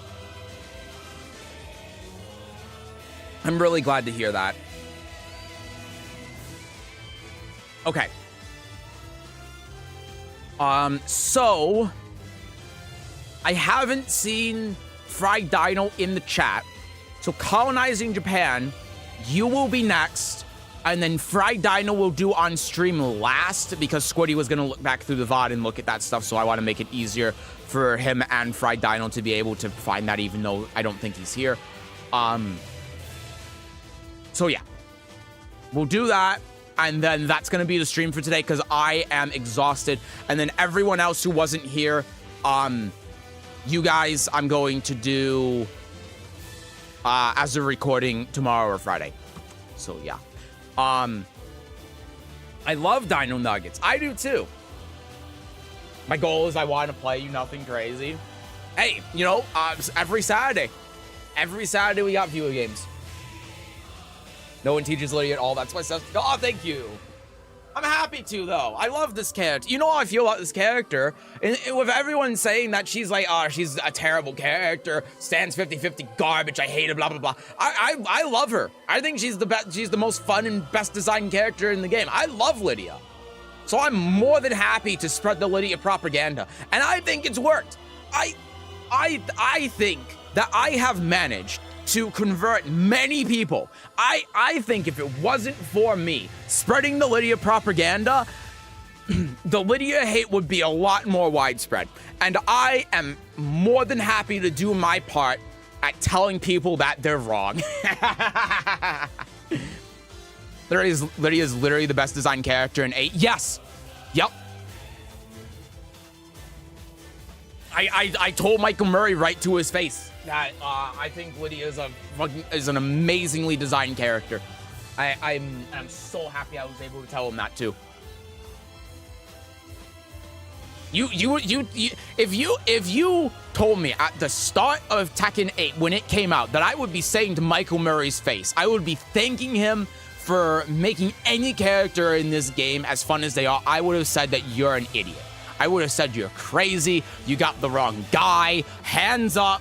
I'm show you my ID. I'm not Dave. Okay. We're back to the Dave thing. I need to get some of this coaching myself. I feel like I'm stalling in Shinryu, but I learn a ton from all these sessions. Yeah, go for it. Next time we're gonna do it, actually shoot. We might actually end up doing it in 4 weeks instead of 3 because I have a doctor's appointment on the 25th, which is when we would do this. Did I hear Dave? You did hear Dave. Lidia has an identity. Exactly. She has clear strengths and weaknesses. She interacts with the game in a unique way. She interfaces with all of the characters differently. No one matchup is the same with her. There's so much thinking involved with her. She's not a stance 50-50 character at all when you play against someone who knows how to play against her. Unlike speed kicks. Sorry, the bio video got me pissed off. Yes, Heaven and Earth, there's a strong parry speed case. You can't do a knee against it. It's been 11 months. The character has been out for 11 months. Anyway, sorry. Lots of interesting interactions. Every matchup plays differently. She's so unique. There's not a single bad thing I can say about Lidia. There's not one. I've thought about. I've genuinely tried thinking about making a video about the bad things about Lidia. I can't think of anything. The only thing I can think of is how unintuitive it is to fight against her and how difficult it is. And that's true. It's very unintuitive and difficult to fight against her because she's so different and unorthodox from every other character in the game. But isn't that what makes her fun to play?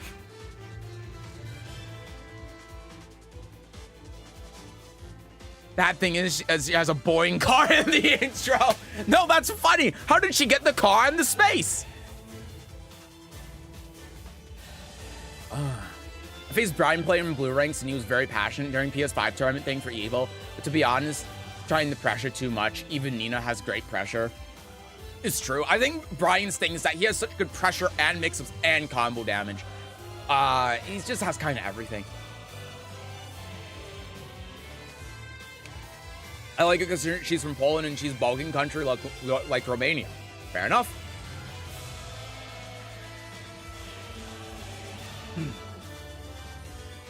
Ever since the end of 7, Lidia became a quick favorite, and I've been playing Lily since 5. There are dozens of us that have been playing her since 7. Dozens! Romania and Poland were very friendly. That's why I chose her. Yeah, I get. I mean, that's kind of one of the reasons why they put her in the game, right? The representation. Outfit check my Lidia. Oh, I think it looks great. I love the red and white. It's very subtle and it works so well. I really like it. I think it looks great. Both people super friendly and polite, but also very prideful, just like how she's written. I mean, I wouldn't know because I'm not from Poland, but I love how Lidia wants revenge, but definition of revenge is justice for her own people. Yeah, and it's very fitting in like the history of the country too, right?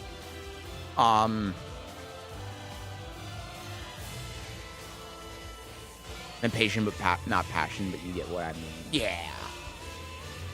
This is a Baki character.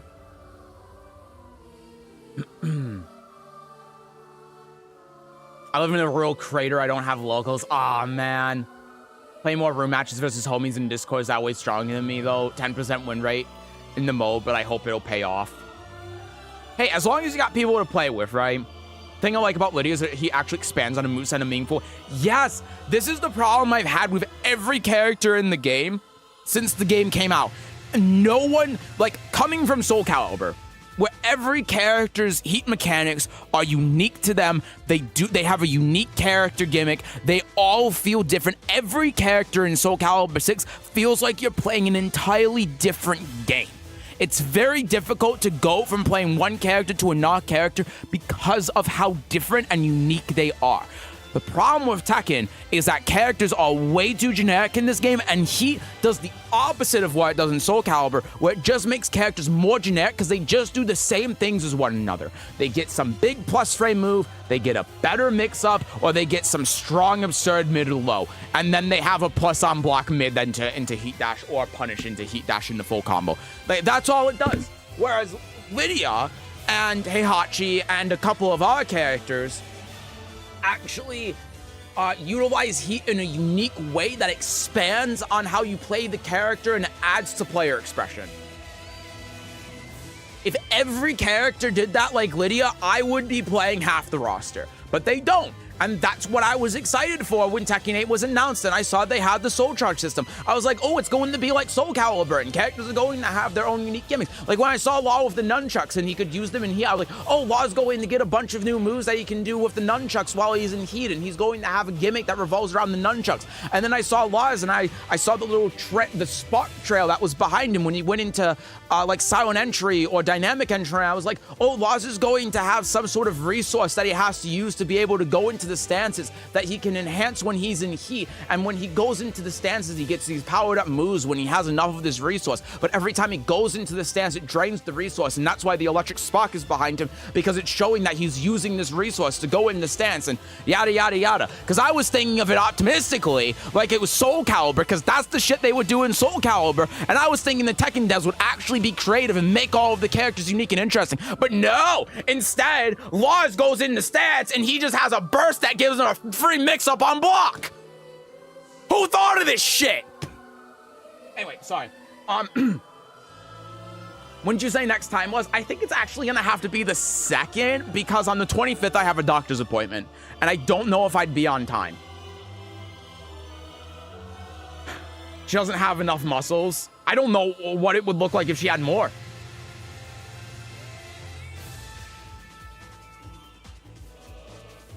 I like how creative you can play outside. You know, unironically, I hate this, Trey, but you're right. I think it's really telling at just how bad this game's characters are designed when Azucena is one of the more interesting characters in the game to play with when in Heat. How awful is that? Trying to 50-50 with Lydia's stance? Good luck with that. Yep. I play Lidia and it felt like I couldn't do nothing because I kept getting parry with highs. I still struggle against Lidia. Yeah, I mean, down jab, sidestep, right block, and grab is the key.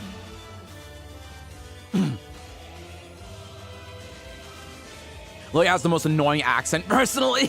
Lily has a boring Heat. Yeah, what does Lily even do in Heat? What does Laws do in E? 1 + 2, 1 + 2, 1 + 2. Like, how does that make the character interesting? It doesn't. It makes the character boring. She taunts you while kicking your ass. True. Only in Tekken grappler characters has everything. Better punishment, great damage, good poking mix. Yeah, like Astroth in Soul Calibur, his A, normally A's are like 12 frames. His A is like 22. Astroth in Soul Calibur is this big, slow, blundering mess. He doesn't even have a 12-frame punish.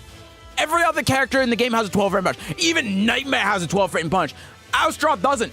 He has nothing. There are about 10 unique characters that feel like a Tekken 8 character. Yeah. Yeah. Lidia's one. I think Heihachi's one. Reina's one. I think you can make an argument for Kazi, although I feel like Kazi is still kind of dumb in this game. But, yeah, there are a couple. I think Lily's one, actually. Although, like, Lily's not interesting because she doesn't really utilize the heat system in any interesting, unique, or meaningful way. But the way that she plays generally, I feel like is more interesting than a lot of characters, for sure.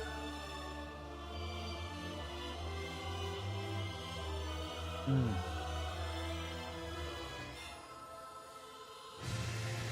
absolutely in love with her stance launch, but held off on playing her due to her being stance heavy. Yeah, I completely understandable. Isn't that FOC patch day? No, it's the week. It's the week prior. Wait, it's the week. Oh, the thing, yeah. So public coaching will be the week before FOC and Rum. Yeah. Horse stance looks goofy compared to Catfoot 2 and Tekken 7. Well, what someone told me about horse stance is that it's supposed to be a stance for, like, kicking. And then she just punches out of it, so it's weird.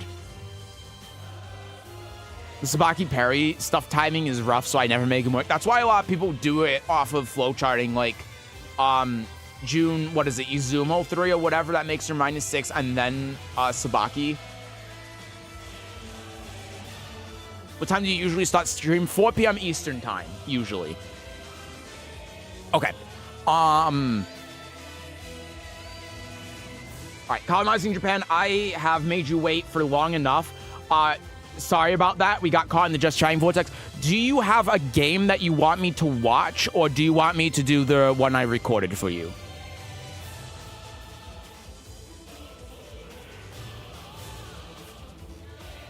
I'll have an appointment at 1 local time then.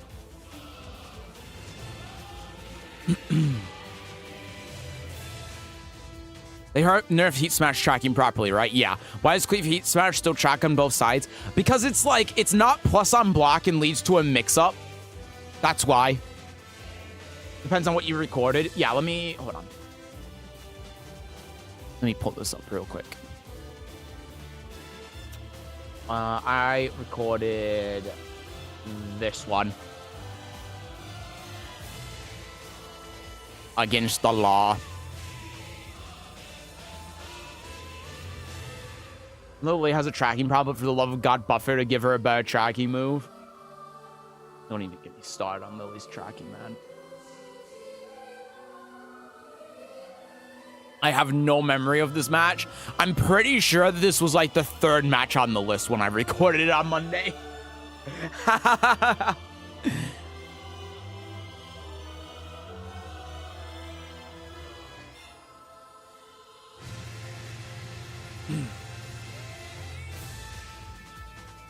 Okay. Let's do the one I played 2 days ago. Okay.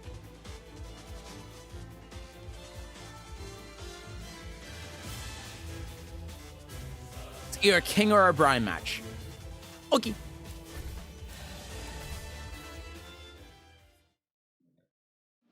Okay, you started forward 30 shirt and has 0 range. So you want it to be like Elisa's back 3, huh? I see how it is. Give her everything, huh? What I would expect of a Lily player.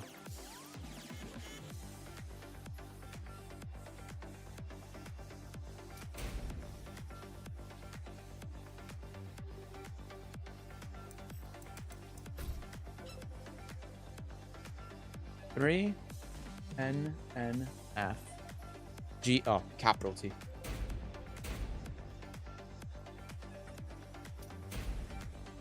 Okay.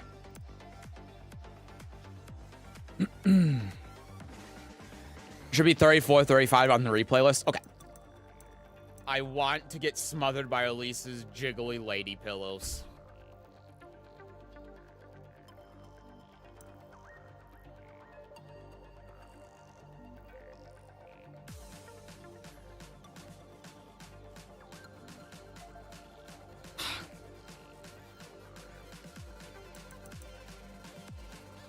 You want me to do the King of the Brian?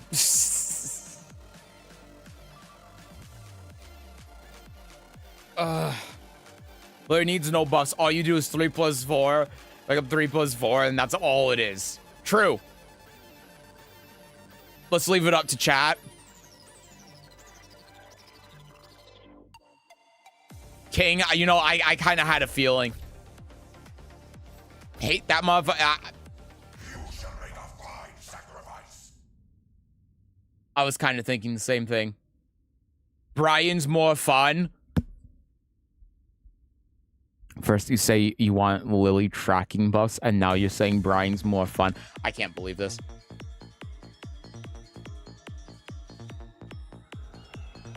Okay. Let's do it. The king is AFK.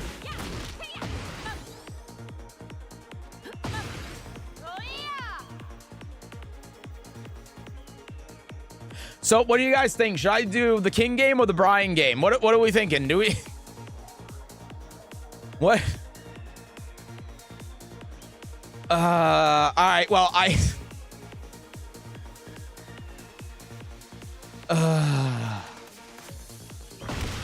right. Okay, so here's something that we can look at immediately, right? So here, while running 3, great option. I am controlling the wrong character. Okay, so. You know what? Yeah, let's do this. Ah, shoot. There are multiple issues with doing Power Crush here. Not only can King just grab you if he wants to. There we go. That's what I was trying to get at. This is our viewer games. The Lidia loses. Stop. This is a purple King. It's different. Not only can the king do like a grab here when you run up, but also what is this doing, right? Because all this is doing is it's allowing the king to punish you here. And now look at this. Now, hold on.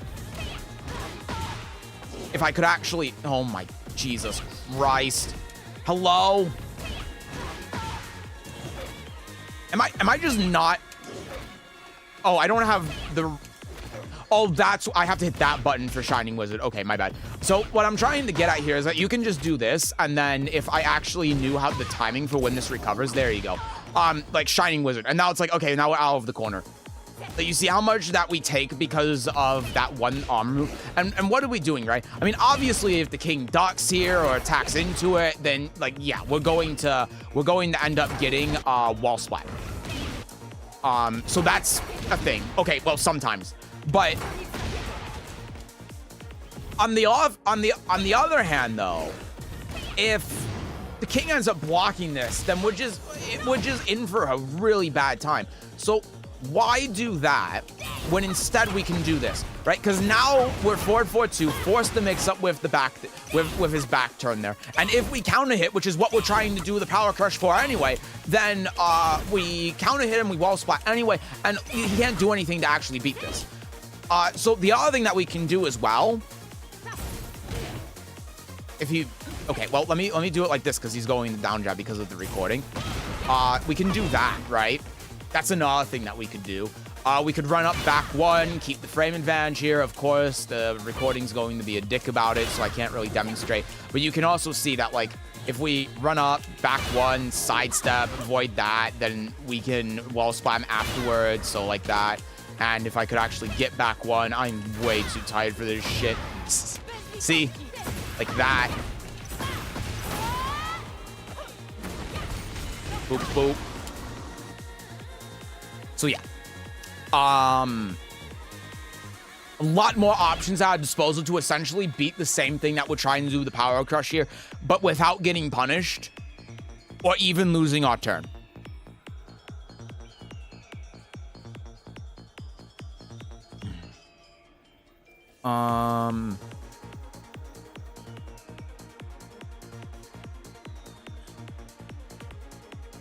It says Brian's with Lidia's is a good game of chess between the two. No, absolutely not. No.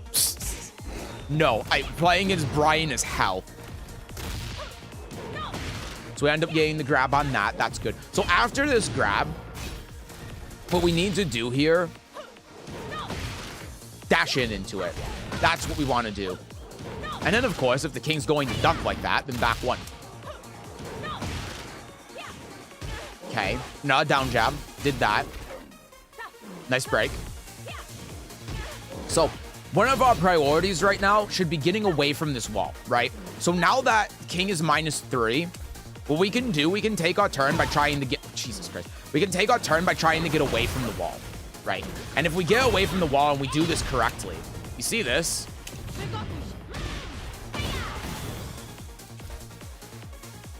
We could probably kill him there, even with the hop kick. So we end up having to eat the mix-up, get hit by the one.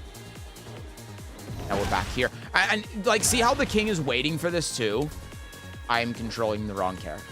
See how the king is waiting for us when we're here? So what we kind of want to do here is, again, we want to try getting out of the corner, right? So if he's going to do something like that, then we can do that. Now look, we're out of the corner, right? So that needs to be our priority, is getting out of the corner. We spring kick. What is that? Wall splat. We spring kick here.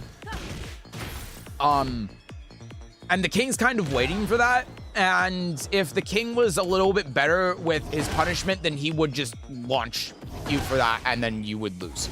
So you gotta be really careful of that. Now, heat burst is gonna come up here. He down jabs, and you know, the thing is here too, right? When he down jabs, we can sidestep. Oh my Jesus. Hello? Can you not sidestep this against king? You have to sidestep right specifically. Okay, that's something I didn't know. I'm learning. But see, hop kick that. Oh, well, not, yeah, hop kick. Sidestep and then hop kick it. Boop.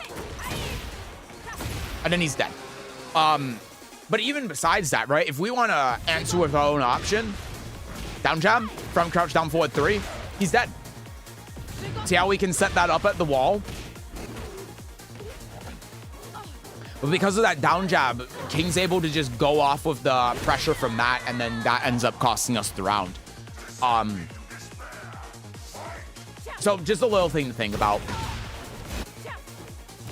So yeah, down jab ends up getting blocked, and he goes for a wall rising 2-2 anyway. And so this is an important thing to think about when it comes to counter hit, right?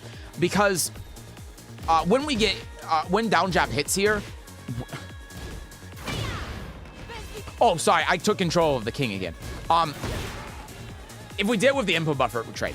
And that means that if we do forward 2, that not being counter hit is actually criminal. How is that not counter hit? Game bugged? No, there's no way. That's a bug. Why is that not counter hit? Murray?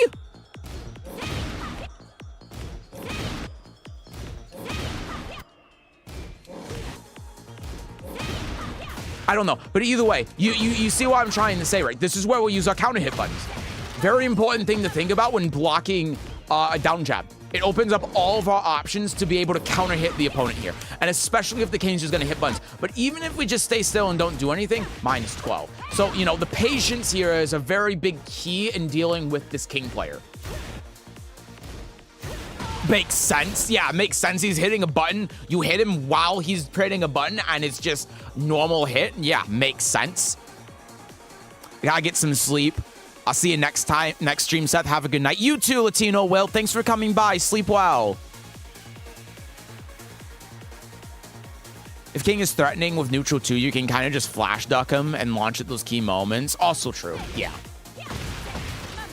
So there's a down back 3. That's very good. Okay, so we had a good idea here while we're waiting for the king. We see him roll, and we do 3-2. Instead, what we should be doing here down 1 plus 2. And then if we want to mix him up, back 1. But when we're doing 3-2, the only time this is going to work is if the king is like doing a wake-up kick or something. And if we think he's going to do a wake-up kick, then just stand out here and wait for him to do it, you know? Because let's just take this example. Let's use this as an example, like he did a wake-up kick. That's when we want to do it. We're not trying to do it when he wakes up because it's a high. That's not going to mix him. That's not going to do anything. The only way this is going to hit him if he rolls and does a wake-up kick. But we can avoid that and launch him anyway on reaction. We don't have to make a read or anything to do that, and we don't have to be at risk of getting launched.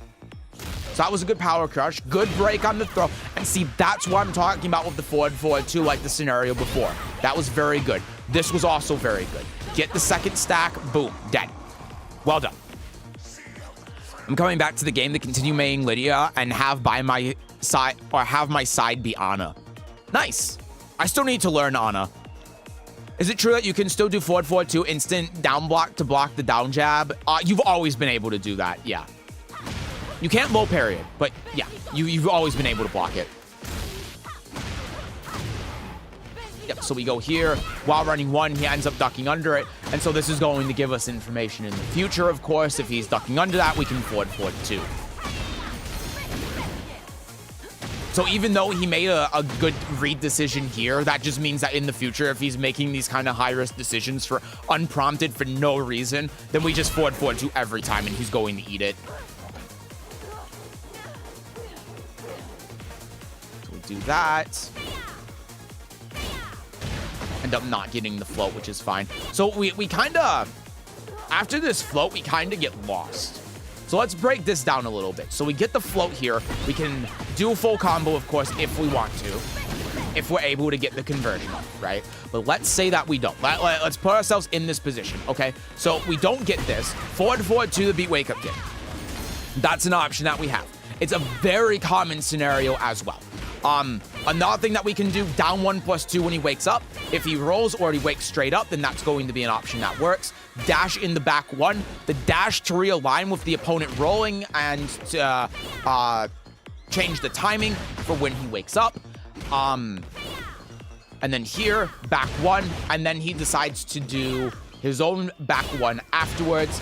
Now, the thing is with this move, it's 12 frames, right? So if we try, 12 frame high counter hit launcher, it's stupid. So even if we do a proper 1 frame link with forward 2 afterwards, and we tried the heat smash here, Christ. We still get counter hit launched, right? We can't actually beat that. We have no way of being able to beat that with Lidia. The thing that we want to do is down 2. See that? Oops, sorry. And then we're able to continue our pressure, if we think he's going to do that. But yeah, that's what makes this a little bit tricky against King, because that counter hit launcher is a 12 frame move for some reason. So yeah, just gotta be patient with these options, right? Just gotta be patient and work your frames a little bit. And here's the other thing I'll say too. When it comes to the heat smash, why? Why do heat smash here? It feels like a lot of the time what we're doing is we're panicking and we're scared of making a decision. So we're choosing an option that forces the king to not really have any decisions he can make, which means we don't have to make any decisions. That's what it feels like to me looking at this. And the reason I say that is because we have so many options that we can do with this much heat left, even when we get launched. But we're getting rid of all of that. We're taking away all of those options and all those opportunities so that we force the king into one mix-up situation.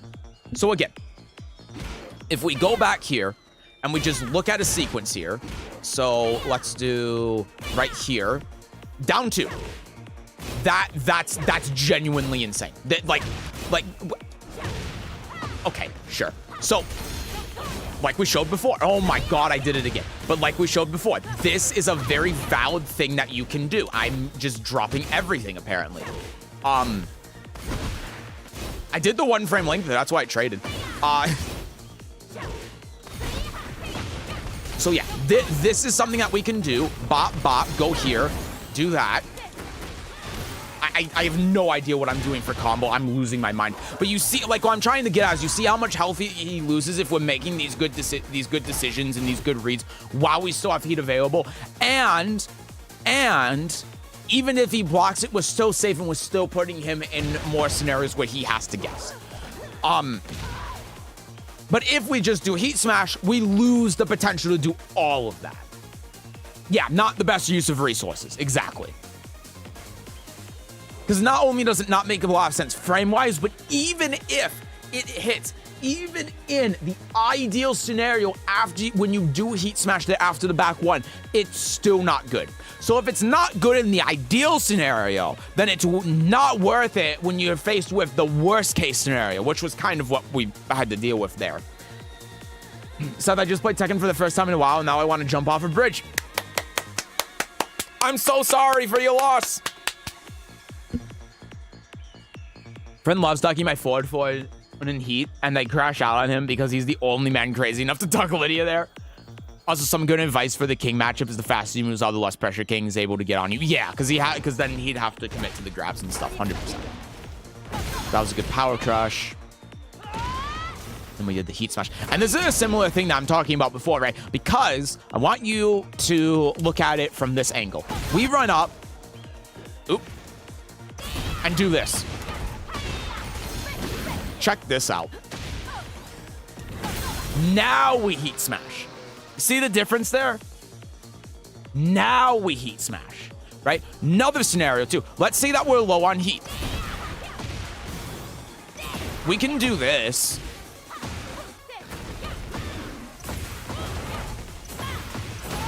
And even though we're not getting stack number 3, this is still another option that we have at our disposal. And the reason why this is something that's actually usable is because look at the health, right? Look at all the recoverable health we have. Look at the damage he takes. We get to the wall, we get the full combo, and we're going to make it harder for King to be able to utilize his heat. Because we're going to be running out of heat soon too. So if we can't get that hit in, now I wouldn't recommend doing this in this scenario. I recommend doing the whole thing with the one. But if we're like in this scenario, we want to try to stop the King from being able to get heat. I guess that's the last thing that you want to do, but the odd thing that you could do too is just this, right? Boop, get your third stack, then Heat Smash, right? Now look at that. Now look at that. He went down to 48 HP and there was nothing he could do there. The same way, the exact same way that the Heat Smash hit, but it did more damage at the end of the day, even though he blocked everything. And we have more frame advantage. Because look at this Oki situation. This Oki situation is like unusable. We can't do anything here. But after Heaven and Earth 2 is blocked, of course, we can. So yeah, just thinking about resources and managing resources. Starting to hear things now. I probably need sleep. Yeah, go to sleep if you're hearing things. I'm gonna flex on you by going to bed. Have a good rest of your stream, Mr. Second Monitor Guy. Good night, Neil. Sleep well. Thanks for stopping by. Okay. So that gets blocked. Remember, mid armor move, so punishable on block. -12. So now look at this, right? Now imagine that we were in this scenario and we had heat. If we were in this scenario and had heat, 2-2, mix up or Heaven and Earth. Even here, if we had heat, that into 2 into heat dash at the wall. You see?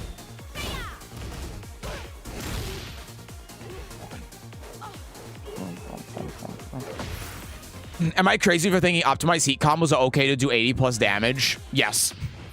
I'm sorry, but yes. Yeah, that was a good block from the King.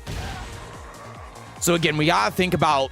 I feel like we're panicking a little bit and we're choosing options because we're scared of having to think about like what the opponent's doing. So we're choosing something where it's either like, if I die, I die. If he dies, he dies. So he's not really making any of those decisions and we're not faced with having to deal with that scenario where like we're both interacting with each other and making decisions, right? So that was a good power crush. We've been using power crush a lot, but it's been working. 3 stacks here, bot, go here. Unfortunately, didn't hit the 1 frame link. That was a good power crush, though. Yeah, and then again with the Heat Smash, right? So again, think about utilizing resources. And also, Think about the combo here. Do this. Wait for him to wake up. If he's not gonna wake up, then you can just do this and then heat smash, right? That's the kind of scenario that we're kind of looking for. This game is so good. He didn't launch punish this. So again, like, we're doing this out of desperation. What I'm challenging you a lot on these decision-making points, but it's really important. Why are we doing Political Storm here? Like, we could do Political Storm, or, oh my god, it's doing the thing. Or we could just do this, right? He down jabs us. Okay, so now we play Small Tekken and he's dead. Why are we doing the move that's launch punishable on block? There's no reason for us to. Nice while running. I admit it's not great, and the first step to fixing that is seeing it, you know? Sometimes you do these things and you don't even realize that you're doing them. You have to have someone point it out to you before you go, oh shit, I need to not be doing that. Okay. Forward, forward, 2. 1 plus 2. Yeah, that was a good choice. Couldn't really do much with the frames there. Yeah, and so again, like, why, again, we're panicking a little bit. Why are we doing Political Storm? So he does this. That is so stupid. The same thing happens with Brian, too. That is so dumb. Check this out, though. That's an option that we have, right? But, why is he still considered standing here? That's so dumb. Yeah, anyway, that's why I'm trying to show off. But yeah, if we're playing a neutral game here, that's good. Down 1 plus 2 to punish him. And if we're feeling a little bit late on that, down back 3. Like, what is he going to do here, right? Oh my god, I messed up my input. Either way.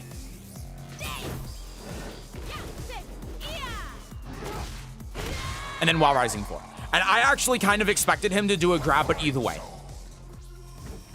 And you gave him the promo. Can't believe this. Can you get a launch with forward 3? I don't think so. I don't think that would work. I want to try it though. But yeah, like this is a very simple and easy one, you know? Like, there are two things going on here. One, whether you know it or not, what's clear to me based on your decision making is that you're choosing options specifically to put yourself in a situation where you don't have to deal with King doing anything. You are very much like playing a single player game or trying to play. Wow, that does launch. That's so funny. You are like playing a single player game or like trying to play a single player game, whether you realize it or not. And so you have to be more interactive with your opponent. You have to stop choosing options just because it's going to be super plus on block and the opponent can't do anything afterwards, so you get a free mix-up. You have to interact with the opponent, you have to consider what they're doing, and you have to be able to respond to that. There are a ton of situations here where you're blowing your resources on heat smash and stuff when you shouldn't be. You're losing out on so much potential damage and so much advantage, because even if you're looking at a situation, there's like an 80% chance you're gonna win it and 20% chance that he's going to win it. You're looking at that 20% and going, nah, 20% is too much. I want it to be 2%.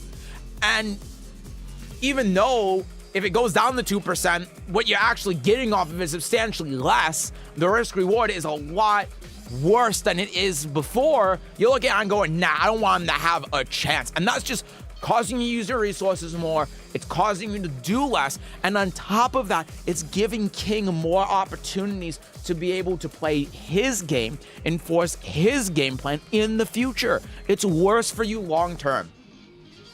So focus on resources, focus on what the opponent's doing, countering what the opponent's doing, and just not putting yourself in this position where you're like using all of your resources, or you're playing neutral in a way where it's like, well, if I die, I die. If he dies, he dies. I hate how spot on you are.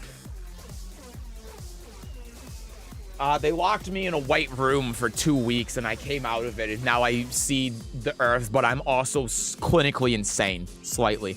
So, but yeah. Anyway, that is everyone who is here right now who submitted. The last person we're going to be doing today is Friend Dino. I'm doing it for Squiddy and sorry, not Friend Dino, Fried Dino, because of what Squiddy said when he left. But yeah. So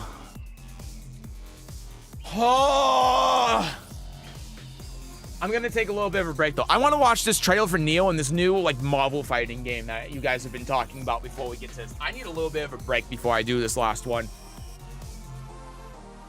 Oof.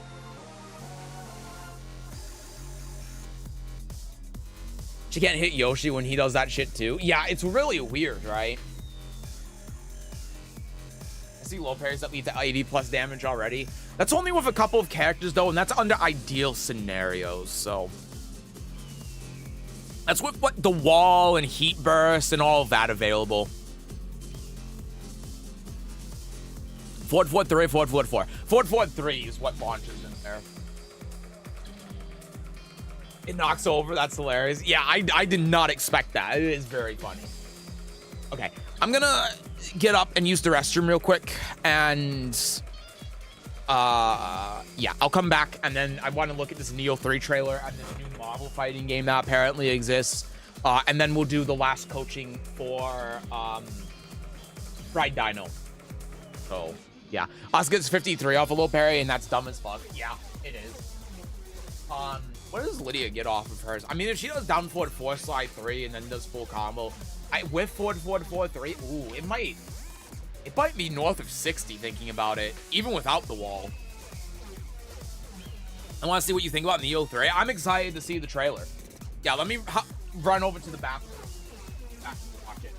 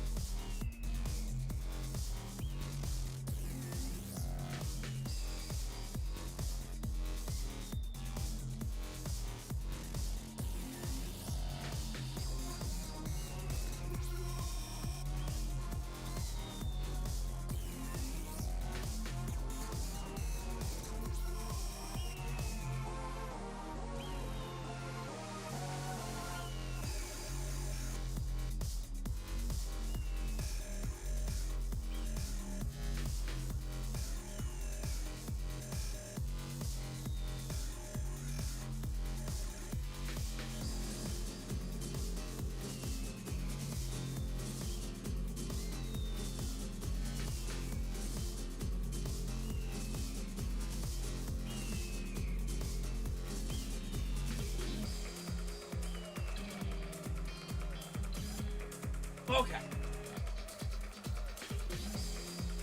Ooh. Then he can get maybe 60 with heat. Yeah, that sounds about right. Depends on the situation, of course, but... Alright. Let's look at...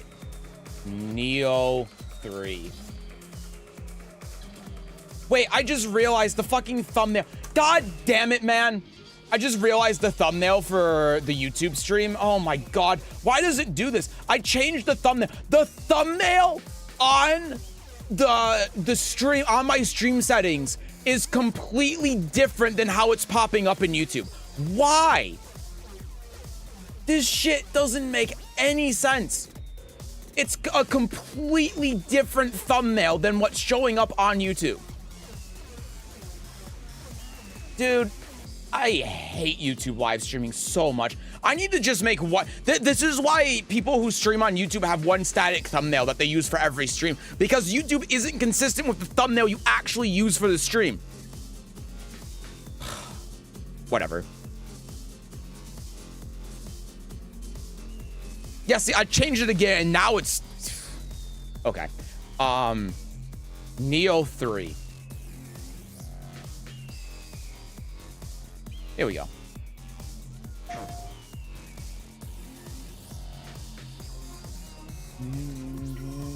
Hold on, let me mute Tekken.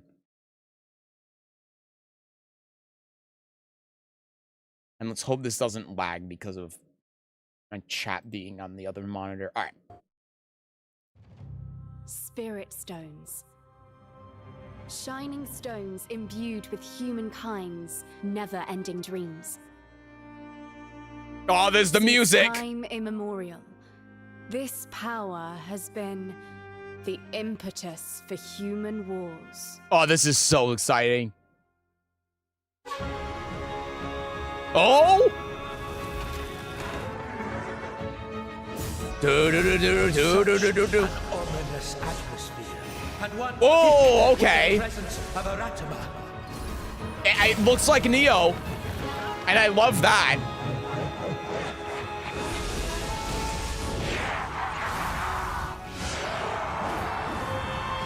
Ouchie. What makes a shogun? Here is my answer. What the hell? Do you have like classes now? That's so sick. Instead of just weapons now, you have like, I guess they're, I mean, maybe it could just be changing outfits too. On the fly.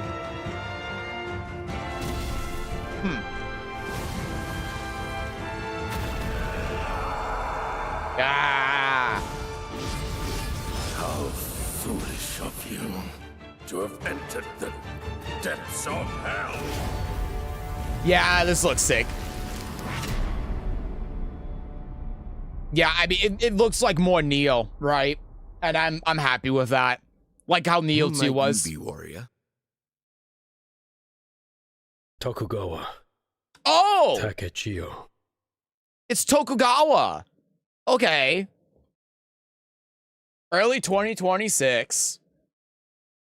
Based off the first legendary shogun of the Japanese. Yeah. That's awesome. Hell yeah. That's cool. Hope it's actually playable looking at you, Wulong.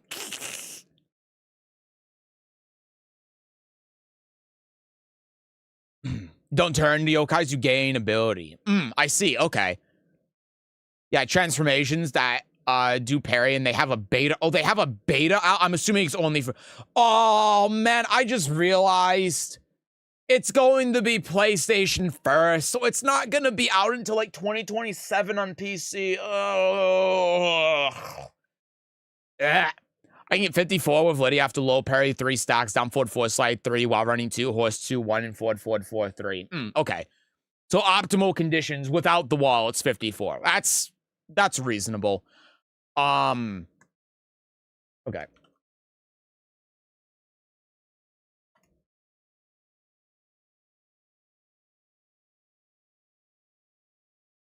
Marvel Token Fighting Souls announcement trailer. All right, let's take a look at this. There's also a message or something. There's a tweet. No, there's not a tweet. Okay, let's take a look at this. It was a PlayStation title. Yeah, I think Neo 2 is also PlayStation exclusive for a bit. It just sucks, but because I don't have a PlayStation, but whatever. Asuka's feels kind of free. Forward, 4, forward 2, 3, up forward 1, 2, forward 1, 1 plus 2. Yeah, but part of her defense, right, or something. Let's see this.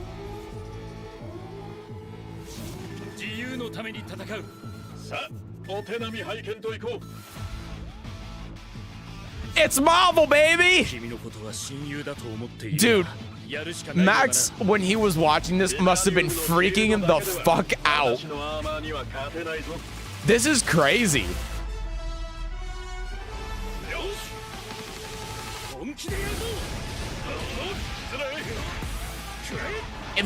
It looks very stiff. Huh. It doesn't look as, like, Marvel-y as Marvel games, right? This is weird. It's a Marvel fighting game. You know what this reminds me of? I'm so sorry when I say this, by the way. This reminds me of Injustice. It's Marvel, baby!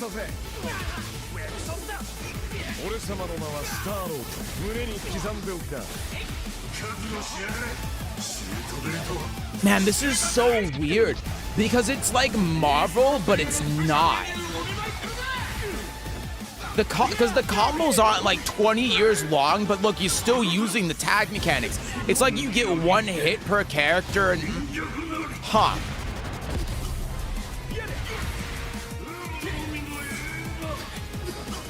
You know, I'm not gonna lie to you though. I'm kinda interested. And I hate Marvel games. But mainly, my problem is that I hate Capcom fighting games. I hate Capcom fighting games. And Oxys games are very hit and miss. Some of them I think are great, like BlazBlue. Some of them I think are awful, like Guilty Gear Strive.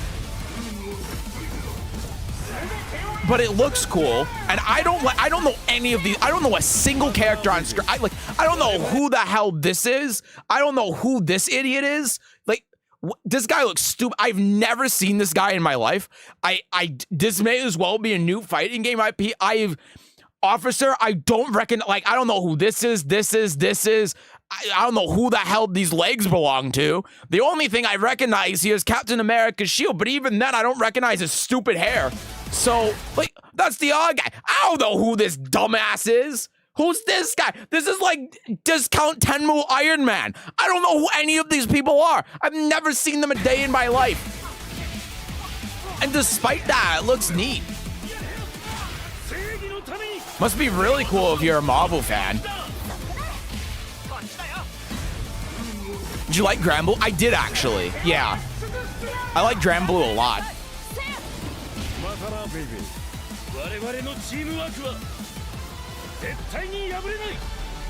And 4v4, you know,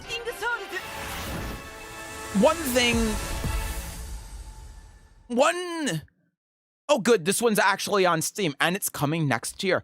One, like, problem that I've noticed with fighting games in the past couple of years, like, let's say in the past 5-10 years, is that I'm not doing anything new or innovative. Most fighting games are just taking mechanics or taking systems from either their older games or other games and then throwing them into their game. Tekken's obviously a prime example of that, and Soul Calibur's a prime exception of that. But for the most part, fighting games aren't really doing anything new or innovative or trying to change the formula. I don't think that there is a 4v4 fighting game. I can't think of one. I don't think one exists. That's really the thing that makes me interested in. Not only do I see, because I was just seeing Marvel, I was expecting it's going to be Marvel, I'm not going to care. But it's done enough where I'm not immediately disinterested in it, because I'm like, oh, it's not a tag game where you have combos that 20 years long, and like you do this like TOD combo off of a light or some bullshit. And at the same time, it's not just that, but it's also, because it's 4v4, it makes me go, what could they do with 4v4? Like, how is the game going to be different and unique in a 4v4 setting? I still have the problem, though, where with any tag games, when you have a game that has multiple characters, most of those games, the characters are going to be really dumbed down, generic, and kind of boring. And it's for a good reason. It's because it's very difficult to keep track of playing multiple full-fledged fighting game characters simultaneously. So a lot of tag games will dumb down on what is already a 2D fighting game character, which is already in many ways fairly simple, and make it so they only do like 2 or 3 things. Now, I think King of Fighters is an exception to that. I think there are a few games that are an exception to that. But for the most part, that's how tag games are. Like, 2XKO is like that. Like that's one of the biggest complaints everyone had about 2XKO's beta is that games just felt the same, characters felt the same. It felt way too repetitive, even in the small time frame you played the beta. Marvel is a lot like that too. Dragon Ball FighterZ is a lot like that, although probably not as much, but still, it has that same problem. And what makes up for that is all of the combo routes and variety and how you use your team in conjunction with each other. Not something I've ever found interesting personally. So when I look at a 4v4 fighting game like this, on one hand, that's always been my problem, and I don't know if they're going to alleviate that, so that's really what I'm looking out for. But on the other hand, it's different enough where it makes me interested in seeing what they're going to do with it. Does that make sense? But yeah. It looks neat. Injustice has too many zoning characters. You know, you're not wrong. The weird aesthetic makes me think about it. So you hate Street Fighter 6? Yeah, I'm not a fan at all. Every Capcom fighting game I've ever played, I have hated. I've not enjoyed my time with it. I do not like it.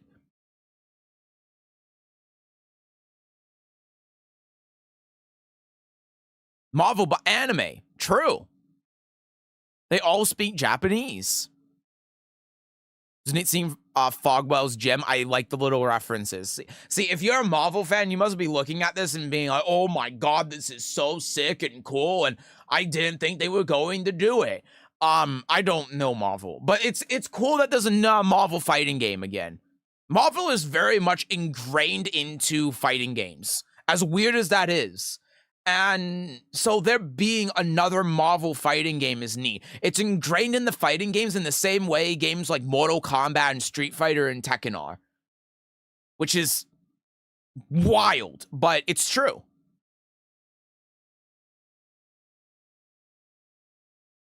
Heard I say it's too risky to change the formula given the money nowadays, so 4v4 as well. And that's what makes me interested in this game above everything else. That's going to be the thing that makes me willing to give it a try. I want more games to be innovative and try new things. So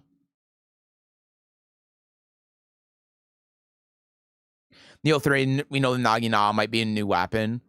I'm surprised thinking about that wasn't in previous Neo games. Marvel game is cool, but Injustice is just better. I can't believe this. Injustice is better. Buff Lily, Brian's fine. I can't.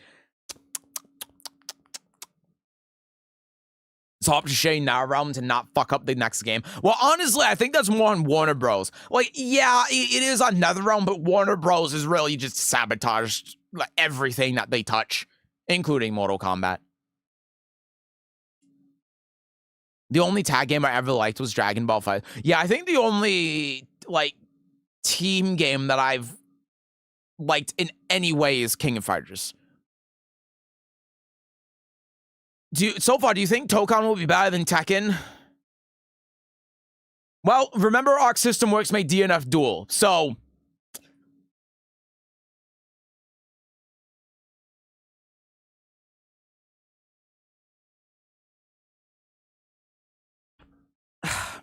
What's your opinion on Virtua Fighter? Oh, Virtua Fighter is great. When Virtua Fighter 6 comes out, I'm going to play it a lot. It's going to be like Cross Tag. I'd rather have a new Ultimate Alliance. I mean, honestly, if it was like Cross Tag, I'd be down for it. Cross Tag's cool. I actually, even though that game is broken and a mess, I really like the Cross Tag as a design concept. And if that Marvel game is similar to Cross Tag, then I'd probably dig it. Why exactly do you not like Street Fighter 6? I just find it boring.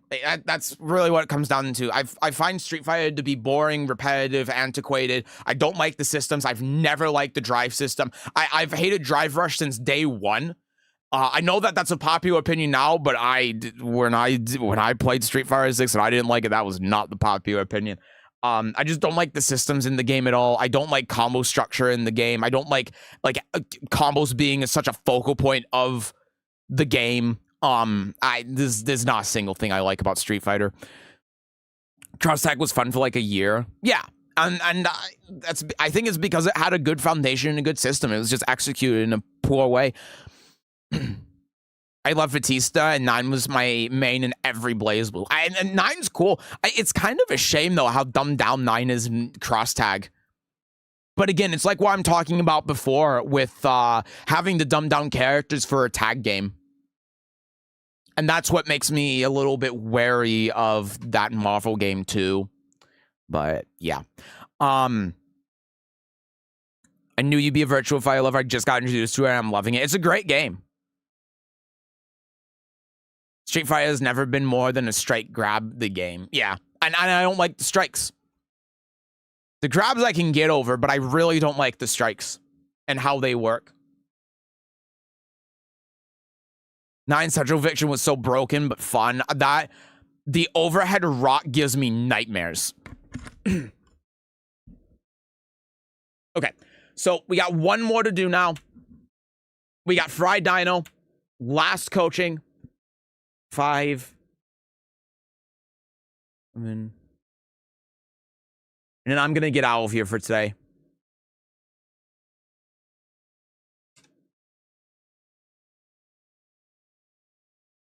Okay. So this is going to be a weird one because we only have 2 games that he's played. Thankfully, he does have a game that he's played. Played it today. So hopefully this is the right guy. I'm just making sure this is the right. Yes. Okay. So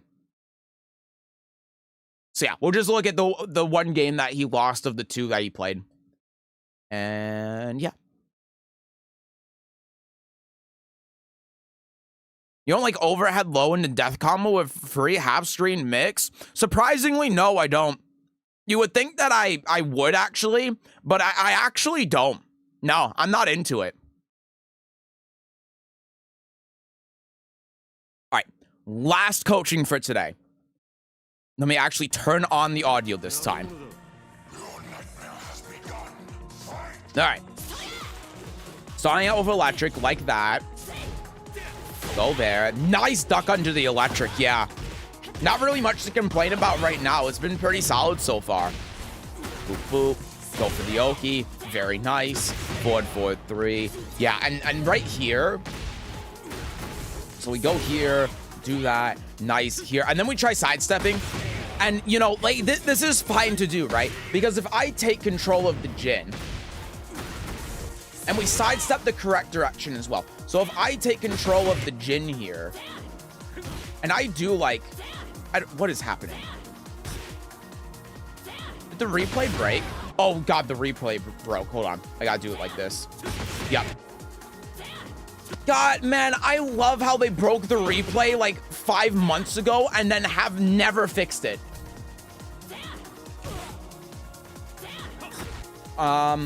Is there anything actually here that gets avoided when we sidestep?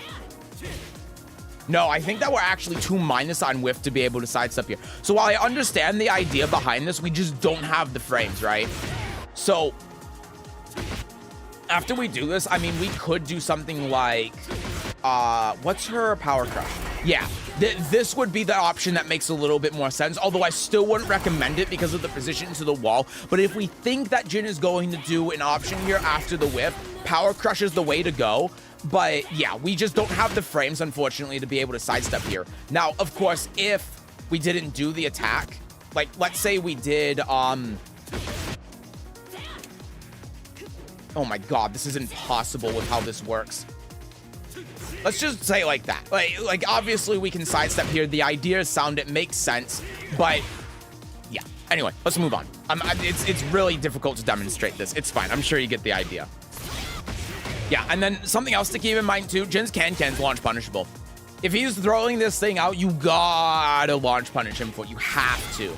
So, but I do like, though, the adjustment here. Because even though we didn't get the right punish on it, we're sidestepping to the right. And what's the reason? To keep Jin's back to the wall, which is fantastic. So we do that. We use the electric to maintain the plus frames and the advantage. Jin ends up going in afterwards. Okay, so that's something that we can use in the future. Because if we want a frame trap here, we can do... How do we do this?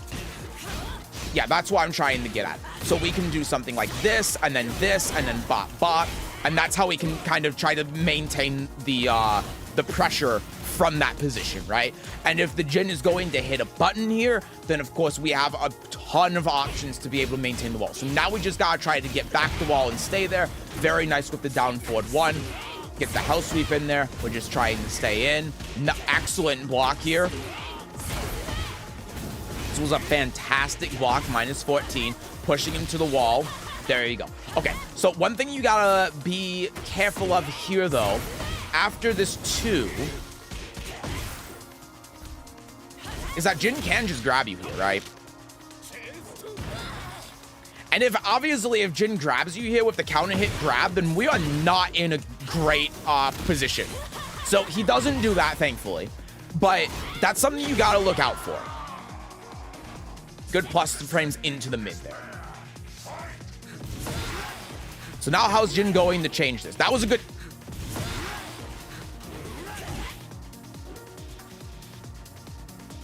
Okay, minus 16 on hit.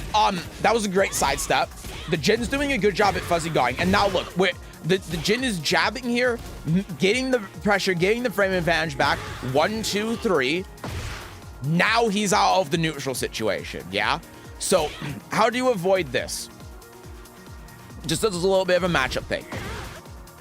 Sorry, is this the one? Yeah, this is the one you sidestep left. There's one where you sidestep left, and I thought it was this one for some. I think that's actually down back 2. But yeah, sidestep right, like everything else. That's how you avoid this. That's how you get out of this. Also, power crush is a good option here. Jab is also something that you can do to interrupt this. So you do have quite a few options to not have to really deal with the mix-up. Well, I say that. You can't, there's still a mix-up in there, but I'm saying specifically with this move when you block it and then you deal with the mix-up afterwards. That's what I mean. People thought Tekken was broken but never played Blaze. They've never played a 2D fighting game or not fighting game in their lives, and it shows.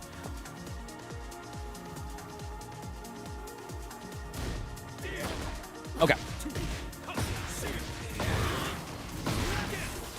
So yep, at the wall. Good wake up, just waiting it out. So here's a crazy thing about Jin's 214. It's kind of better for you to just attack into this and get counter hit by it than for you to get hit normal hit by this. Because now look at the frame advantage Jin gets. He's able to do this, mix you with the low, plus on this, and then the Wild Rising 4 second hit you can duck under, by the way. I guess you do that with Reina. And he gets all this advantage, whereas if we attack into here, then look, neutral's reset and he whiffs. See that? Oh my god. I'm not even able to. There we go. But you see what I'm kind of trying to get at here? If he just does that and whiffs, look how neutral's been reset. Look at that.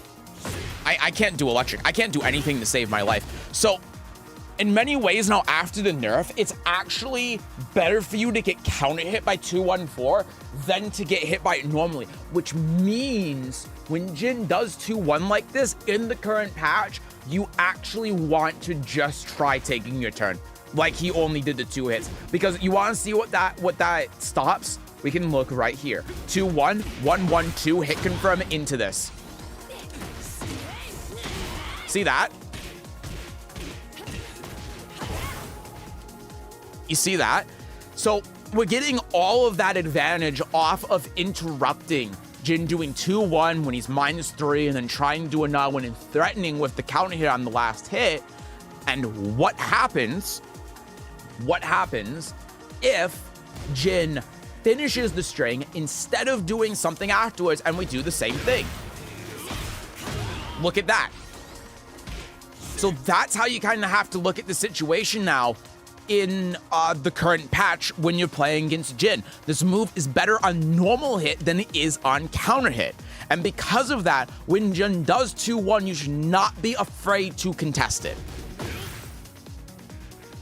Can you power crush through the 2-1-4? No, not unless he delays it. All Jin's extensions save. What are his low kicks after the jabs? -12, I think, right? It's 12 or 14. I can't remember. I just punished with 12. So yeah. And then again, look what happens if this just a normal hit, right? 2, 1, 4, and then down 2, and then if the Jin was smart, he wouldn't Wild Rising 4, 4 and kill himself here, but either way. Like, another thing that he can do too, just to kind of give you an idea of how bad the situation is on normal hit compared to counter hit, is that when he does this, you die from the from crouch low. You see? So, you're taking a mix-up between, like, the Wild Rising 1 and the from crouch down 4-3 because he's +4, and if you guess wrong, you're dead. None of this would happen on counter hit. Yeah, so there's the 2-1. He's not punishing that very well. That was a good interrupt, though, so you gotta be mindful of that, right? And you also notice, too, a lot of what Jin's doing out in neutral, good punish, are highs, right? He's doing a lot of jabs. And that's something that you can take advantage of if you just duck under. Nice. I respect the attempted electric punish. And then, yeah, remember here, too, that Jin's Wild Rising 2 here, -12 on block, right? So make sure that we're punishing that. +2, yeah, and then he does hop kick. So obviously, like, the normal sort of frame trap here afterwards would be like that. And if you get a float on him and you convert off of that, sorry, doing it a little bit prematurely. It's after the forward 3, yeah. Then you can combo off him, right? But you know, other things that you can do here too. Oh my god, I need to stop doing this so early. You can do something like this. You know? Like, that's another option you have. If you think that the Jin's going to be defensive and you want to try fishing for something like this, like in a case like that, right, where he ducks afterwards, and you want to hit confirm into Sentai or something, that's a very reasonable thing to do, right? So just structuring your offense in those situations to be able to, like, option select what the Jin is doing while simultaneously continuing to press to your advantage. Really important there. So I like rolling here and then waiting for the Jin to finish his stupid string so that we can punish him. Wow, that's crazy. That's insane. Just gotta make sure that we're getting the punish though, right? So yeah. Continue on. I guess that's what happened to you too when you tried doing 1-1 and ended up getting blocked. You did try with punishing it. It's just this game's really good. Yep, that and the heat smash. That into there. So one thing that we can also look at too, this is only +2, right? So if Jin tries doing like a down forward 1 afterwards, down jab would still beat it, you know? And look at the heat situation. Something really important I want you to focus in on. Look at the heat situation here. Whoever takes control of neutral is going to be able to get the maximum benefit out of their heat because they're not only going to be able to use heat smash and force the mix up, but they're also going to deny the opponent the rest of their heat. So what does that mean for you playing Reina? After this, down jab here, boop, bop, bop, recover your gray health, and now you get Oki. The Jin no longer has his heat, and the health is equalized. Whereas when we return back, look where his health was before, 155. So this is a really big, important part of Tekken 8 when it comes to situational awareness, right? Understanding your heat gauge, when you need to use it, when your opponent's going to use it, and trying to deny them that resource. And it's especially good for you too in this scenario because look how much recoverable health you have. Being able to get that back is so important. This is game changing if you are able to utilize your heat. It completely warps the state of the round. So yeah, well, I do very much like the defense that you're doing here. At the same time, we just need to be mindful of sometimes when we need to make defensive decisions like down jab to deny Jin from being able to do this and deny his offensive pressure, especially when our back is getting pushed to the wall like this. So yeah, and you can see too, this whole sequence that Jin did, he did this intentionally. He didn't want to mix you up. His whole point was pretty much what I'm saying, deny you the ability to use heat. That's why he's using heat smash here. It's not just to mix you up and try to wall spot you and try to combo you, but the point is to stop you from being able to use heat and recover any of your gray health. That's the reward Jin gets for using Heat Smash here, and that's the punishment for you for not defending against it with down jab or something, right? Because now you get to the wall, and you're -9, so Jin just gets to do this, and this was a calculated decision. Using forward 4 was a calculated decision from the Jin, specifically to stop you from being able to do, watch this, Heat Smash. That's the point. Now, you can power crush through that, but even if you power crush through it, look, your heat's gone, you have no health left, why is Jin jabbing me? Hello? You still lose out on it even if you make the right read. That's the point. Oh, that's why Jin was jabbing. Now, the side step there, the defense there, brilliant. Look, the situation is completely flipped on its head now. That was a great electric.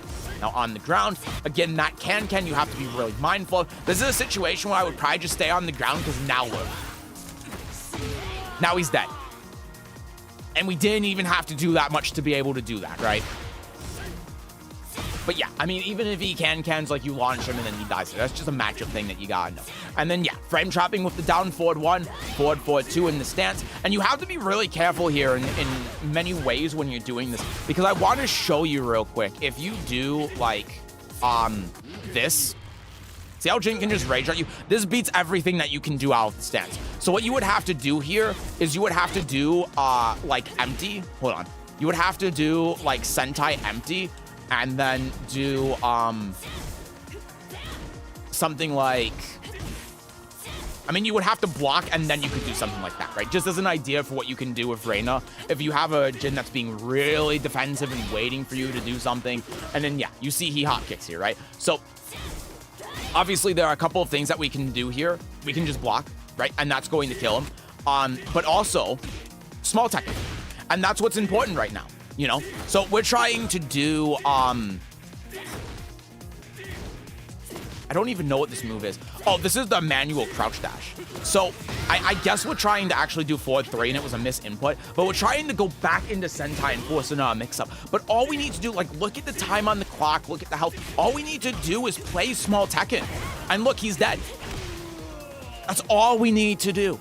We don't even need to block the hop kick. We don't even have to play defensively. All we have to do is play small Tekken. Nothing that we can do as well. Look at this. Sidestep or step block. Oh, shit. Sorry, it's hard to do this with how the recording works. But look, step block into some sort of jab string, or if we see that, launch him or something like that, right? We have a lot of really strong defensive options that we can utilize here to be able to beat the Jin. Hell, sidestep into electric, right? Because that's going to now set up for more of our small attacking game. That's going to set up for like forward 2 or something.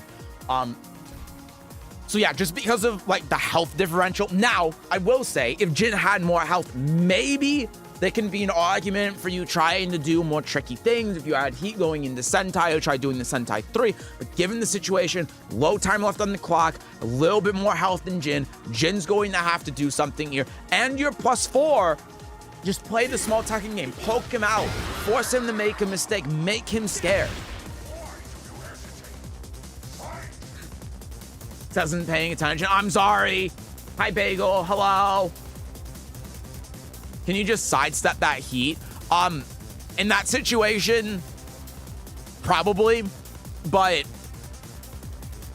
it's also, like, it still carries some risk with it. 2 and 4s actually go on. Yeah, it's good on normal hit, but on counter hit, it's bad. Too bad I can't do all that when Laws has heat. He just gets it all back. Also true. There's the War God kick. And then we end up getting interrupted here, right? So we're playing very fast now. We're playing super fast. We're doing 2-2-2. We're doing the wild running 3s where we got the War God kick. He's in the corner. And then we try doing the plus terms. Uh-oh. So we need to slow it down here, right? Because what are we really trying to do here? What are we trying to do when we get in this position? We want Jin in the corner. If we got Jin in the corner, then there's so much we can do in this position, right? And we are just going at 1,000,000 miles an hour. We are going way too fast. And because of that, Jin's able to get out of the situation very easily. So I guess I don't really know what you do here with Reina. That's -10 on hit. That's hilarious. But really what we want to do here is we want to try keeping up that corner pressure.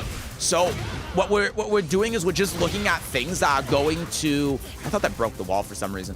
That keep Jin in the corner. Oh, yeah, down back 4 is the one you want to do here. Yeah, because that flips him over. So, yeah, look at this. We do that. We do that. And then we bring him to the wall. We can do heat engager if we want. Hit confirm the down forward 1-2 or 1-2 or something, you know, just to give you an idea. But that's keeping him in the corner. That's preventing him from being able to get out of here. And now look, if we're in this position afterwards, after this Jin rolls, if this Jin is using his positioning a little bit better, look at this. Okay, we don't get the punish on this, but look, now, well, now we're in the corner. Oh, that's not good, especially because we're playing against Jin. So look, he's just doing small Tekken. That was a good duck under that. -10. Nice, there you go. Get the 3. Yeah, and he tried the punch parry, which is something that we can look at in the future because, of course, a lot of Rain's main options here are kicks, like while running 3 or while running 4 here. And then that's going to give us full combo. So that's something we can think about if we win this round in the future with our last heat engager. Ducks under the electric there, and that was just a really good punish. Doesn't end up killing. Do the heat smash. Yep, and you know, I like this. I like trying to get the heat smash here, and now we're panicking a little bit, right? So I like using the heat smash as like a defensive tool to get rid of this pressure. Normally, I would be like, no, don't use the heat smash here because you have so much heat. But at the end of the day, when you have the frame advantage, you've got to take that. You don't want to risk the Jin sidestepping anything or him like being able to beat you. You know, like you could do this, but it's just so risky. So yeah, heat smash. It's a good option. The other thing you could have done as well is this, of course, right? That's another thing, but it would have cost all of your heat and put you in basically the same position anyway. So yeah, this is a good call. The 3-4 ended up being a really good call as well. So now we're back in this position and the Jin spring kicks, right? Obviously, if you block this here, then he dies. But if we're going off the logic from before, then it makes a lot of sense for you to go in and do like down back 3 or something, and that would obviously kill. Thankfully, this isn't counter hit, so you have a pixel left. Taking the frames that you have, jabbing him out of it because you're only -2. Smart decision to avoid the mix here. And then he just got lucky with the Wild Rising too. But yeah, so like the main things I'm going to tell you are to slow down a little bit. You know, like when you're playing neutral, when you're playing slow, you make a lot of really good choices. Like if we go back to the beginning here, the choices that you were making were really solid. There wasn't a lot that we could really complain about here at the beginning of this round. Like you're playing slow, electric, wait, like look how much you're waiting for him to do something here, right? We're not playing super fast. We're waiting for the whiff punish on that. This is all super solid. And then we get to round 4 here. And notice how much faster that we're playing. Look at this. Look at this. 2-2-2. Running 3. Just like running in, hitting the buttons. And like hitting a button after our move whiffs. And now we're just losing control of the round. So play a little bit more patiently. Play slower. Play like you were doing in round 1. Because when you were doing this, you were doing really well and it was working super well. Besides that, the other things are just like looking at like the Oki scenarios when the opponent is on the ground, stuff like that. And yeah, like that's the biggest thing I can say is just like make sure that you're slowing down, you know, you're attacking into things when they make sense. And yeah, there was one other thing too that I don't remember. Yeah, make sure that we're punishing this stuff properly as well. And think about your frame traps too. Because the Jin a lot of the time when you're putting him in these situations with frame traps, look, he's attacking into it, and so he's attacking into it. And so if we're focusing, like, look, he's attacking into it, you see? So if we're aware of that and we do, what's the option that beats Power Crush here? I don't remember. I guess it is just grab, isn't it? I have no idea. I obviously don't play Reina. Yeah, I guess it is grab. Oh, I guess you can do like this, right? But yeah, if we know that he's not respecting the pressure and he's not respecting the frames, then, you know, you just have to take advantage of that. You know, use the frame traps, use the things that work, stuff like that. Like, look, he attacked into it. He pressed the 1+2 button. So you do the big plus on block move, do 2, boom, he's dead. Just do that stuff more. Recognize when that stuff's working. Recognize what the opponent's doing, when they're doing it, if they're not respecting your frames, and just focus on that. Instead of being a speed demon and going in and forcing your mix-ups and trying to keep up with the pace of the game, instead, let the game keep up with the pace of you. If the Jin is making all of these mistakes whenever you get in these positions, then just let him make the mistakes, carry on with the momentum, and that's how you're going to be able to beat him. So yeah. Okay. That is the last game of public coaching. I don't think Mido was here for a little bit. I don't think he's here anymore. I think he left, understandable. It's really late for him. So, everyone else, Mort, Mido, Sphinx, and Rogue, all of you guys, I'm going to record your coaching tomorrow or Friday, and I am going to upload it unlisted on YouTube for you guys in the thread. If you're watching the VOD or anything, just so you know. So, yeah. I feel like shit. Hooray, you win! Yay! Oh, my God. It's been a very long time. So nice to be here. Well, I'm glad to hear it. I'm glad to have you here. So, more coaching soon. Normally, I say normally, it's been 2 months since we've done coaching because of season 2 and the whole season 2 fiasco, and no one really wanted coaching because of season 2 and all of that. So, going to make a new thread. Hold on a second. I'm gonna do this right now. New thread.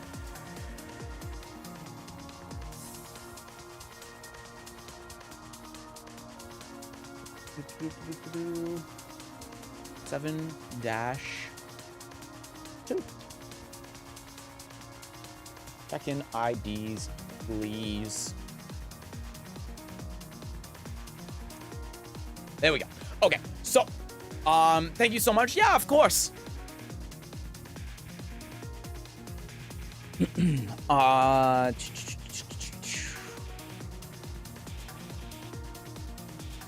Can we get a launching hike session from 2-1 at some point? No. Oh, no. Can you imagine a counter hit launcher after 2-1? To get you momentum with 1-1 and punishable things with 1-2. Yeah. It's nice to watch stream and stick around. Glad to have you here. So, here we go. In the Discord here, under the events category, we have a new thread, public coaching number 14. This is going to be on July 2nd. So it's going to be a week before the Falcon Run patch. Normally we do these every 3 weeks, but in 3 weeks I have a doctor's appointment. I don't know if I'm even going to be able to stream on Wednesday that week because of it. So it's going to be the week after. So it's going to be 4 weeks. Sorry, that's going to be so long. Trust me, for anyone that's new that hasn't seen public coaching before, we tried doing 2 weeks. It was way too much for me. I can't do it. Doing this is exhausting. So, we're going to be doing this again on July 2nd. So if you want to participate the next time we do public coaching, join the Discord, !Discord on Twitch, on YouTube. It's in the description of the stream. Go to the events category, go to the public coaching thread, and throw your Tekken ID in here. Also, if you can, please do not put dashes in it. It makes my life a hell of a lot easier if there are no dashes. You don't need to do anything to be in here. You don't need to be, like, subscribed. You don't have to donate. You don't have to do anything. It's completely free. It's open to anyone that joins the Discord. So just come in the Discord, throw your Tekken ID in the public coaching number 14 thread, and make sure you do it. I know this is a long time from now, but make sure you do it before the stream on this day. Please. As soon as the stream starts, like with this one, I lock the thread. Because otherwise, how many people did I do? 1, 2, 3, 4, 5, 6, 7, 8, 9. people took over 6 hours, well, about 6 hours, because it was about 20 minutes of talking at the beginning. So like 9 people, it took 6 hours for everyone. So if I opened it while we were doing the stream, I would never be able to leave this domain. So make sure you submit your Tekken ID into here before the stream starts on July 2nd. Capiche? Capiche. So yeah. Anyway, that's gonna do it for me for today, everyone. I'm tired as hell. I don't feel very good. I'm glad we got through this though. My chest hurts. I'm tired. So, I'm trying out something different with the schedule this week. I'm not gonna be here Thursday or Friday. Don't die, Seth. I'm trying not to. So July 2nd for coaching. Yeah, it's gonna be a couple of weeks. It's again, normally it's every 3 weeks. Because of circumstances, it's gonna be 4 this time around. So I will be back Saturday with viewer games. So we'll have more Tekken on Saturday. And then Sunday, we're going to have a 50-50 day. So yeah. Anyway, thank you all for coming by today for public coaching. Hope you learned something. Hope you enjoyed it. I will see you again in... Well, I was going to say on Saturday, but I said in, so I guess in 3 days. Now, whatever. Bye, everyone. Take care. Bye-bye. Bye, Static Layer. Bye, Lissetto. Bye, Bagel. Bye, Jeff. Bye, all of the lurkers. Appreciate all of you guys. See you next time. Bye-bye. Bye-bye. Bye-bye. Oh, my God. I'm so tired. I could just take a nap. With the fishes. Ah! No, not the shark. Ah! Oh, God. Oh, Jesus. Oh, no. No, help. Help. Oh, he's taking over the stream. Oh, God, he's eating me. Ah!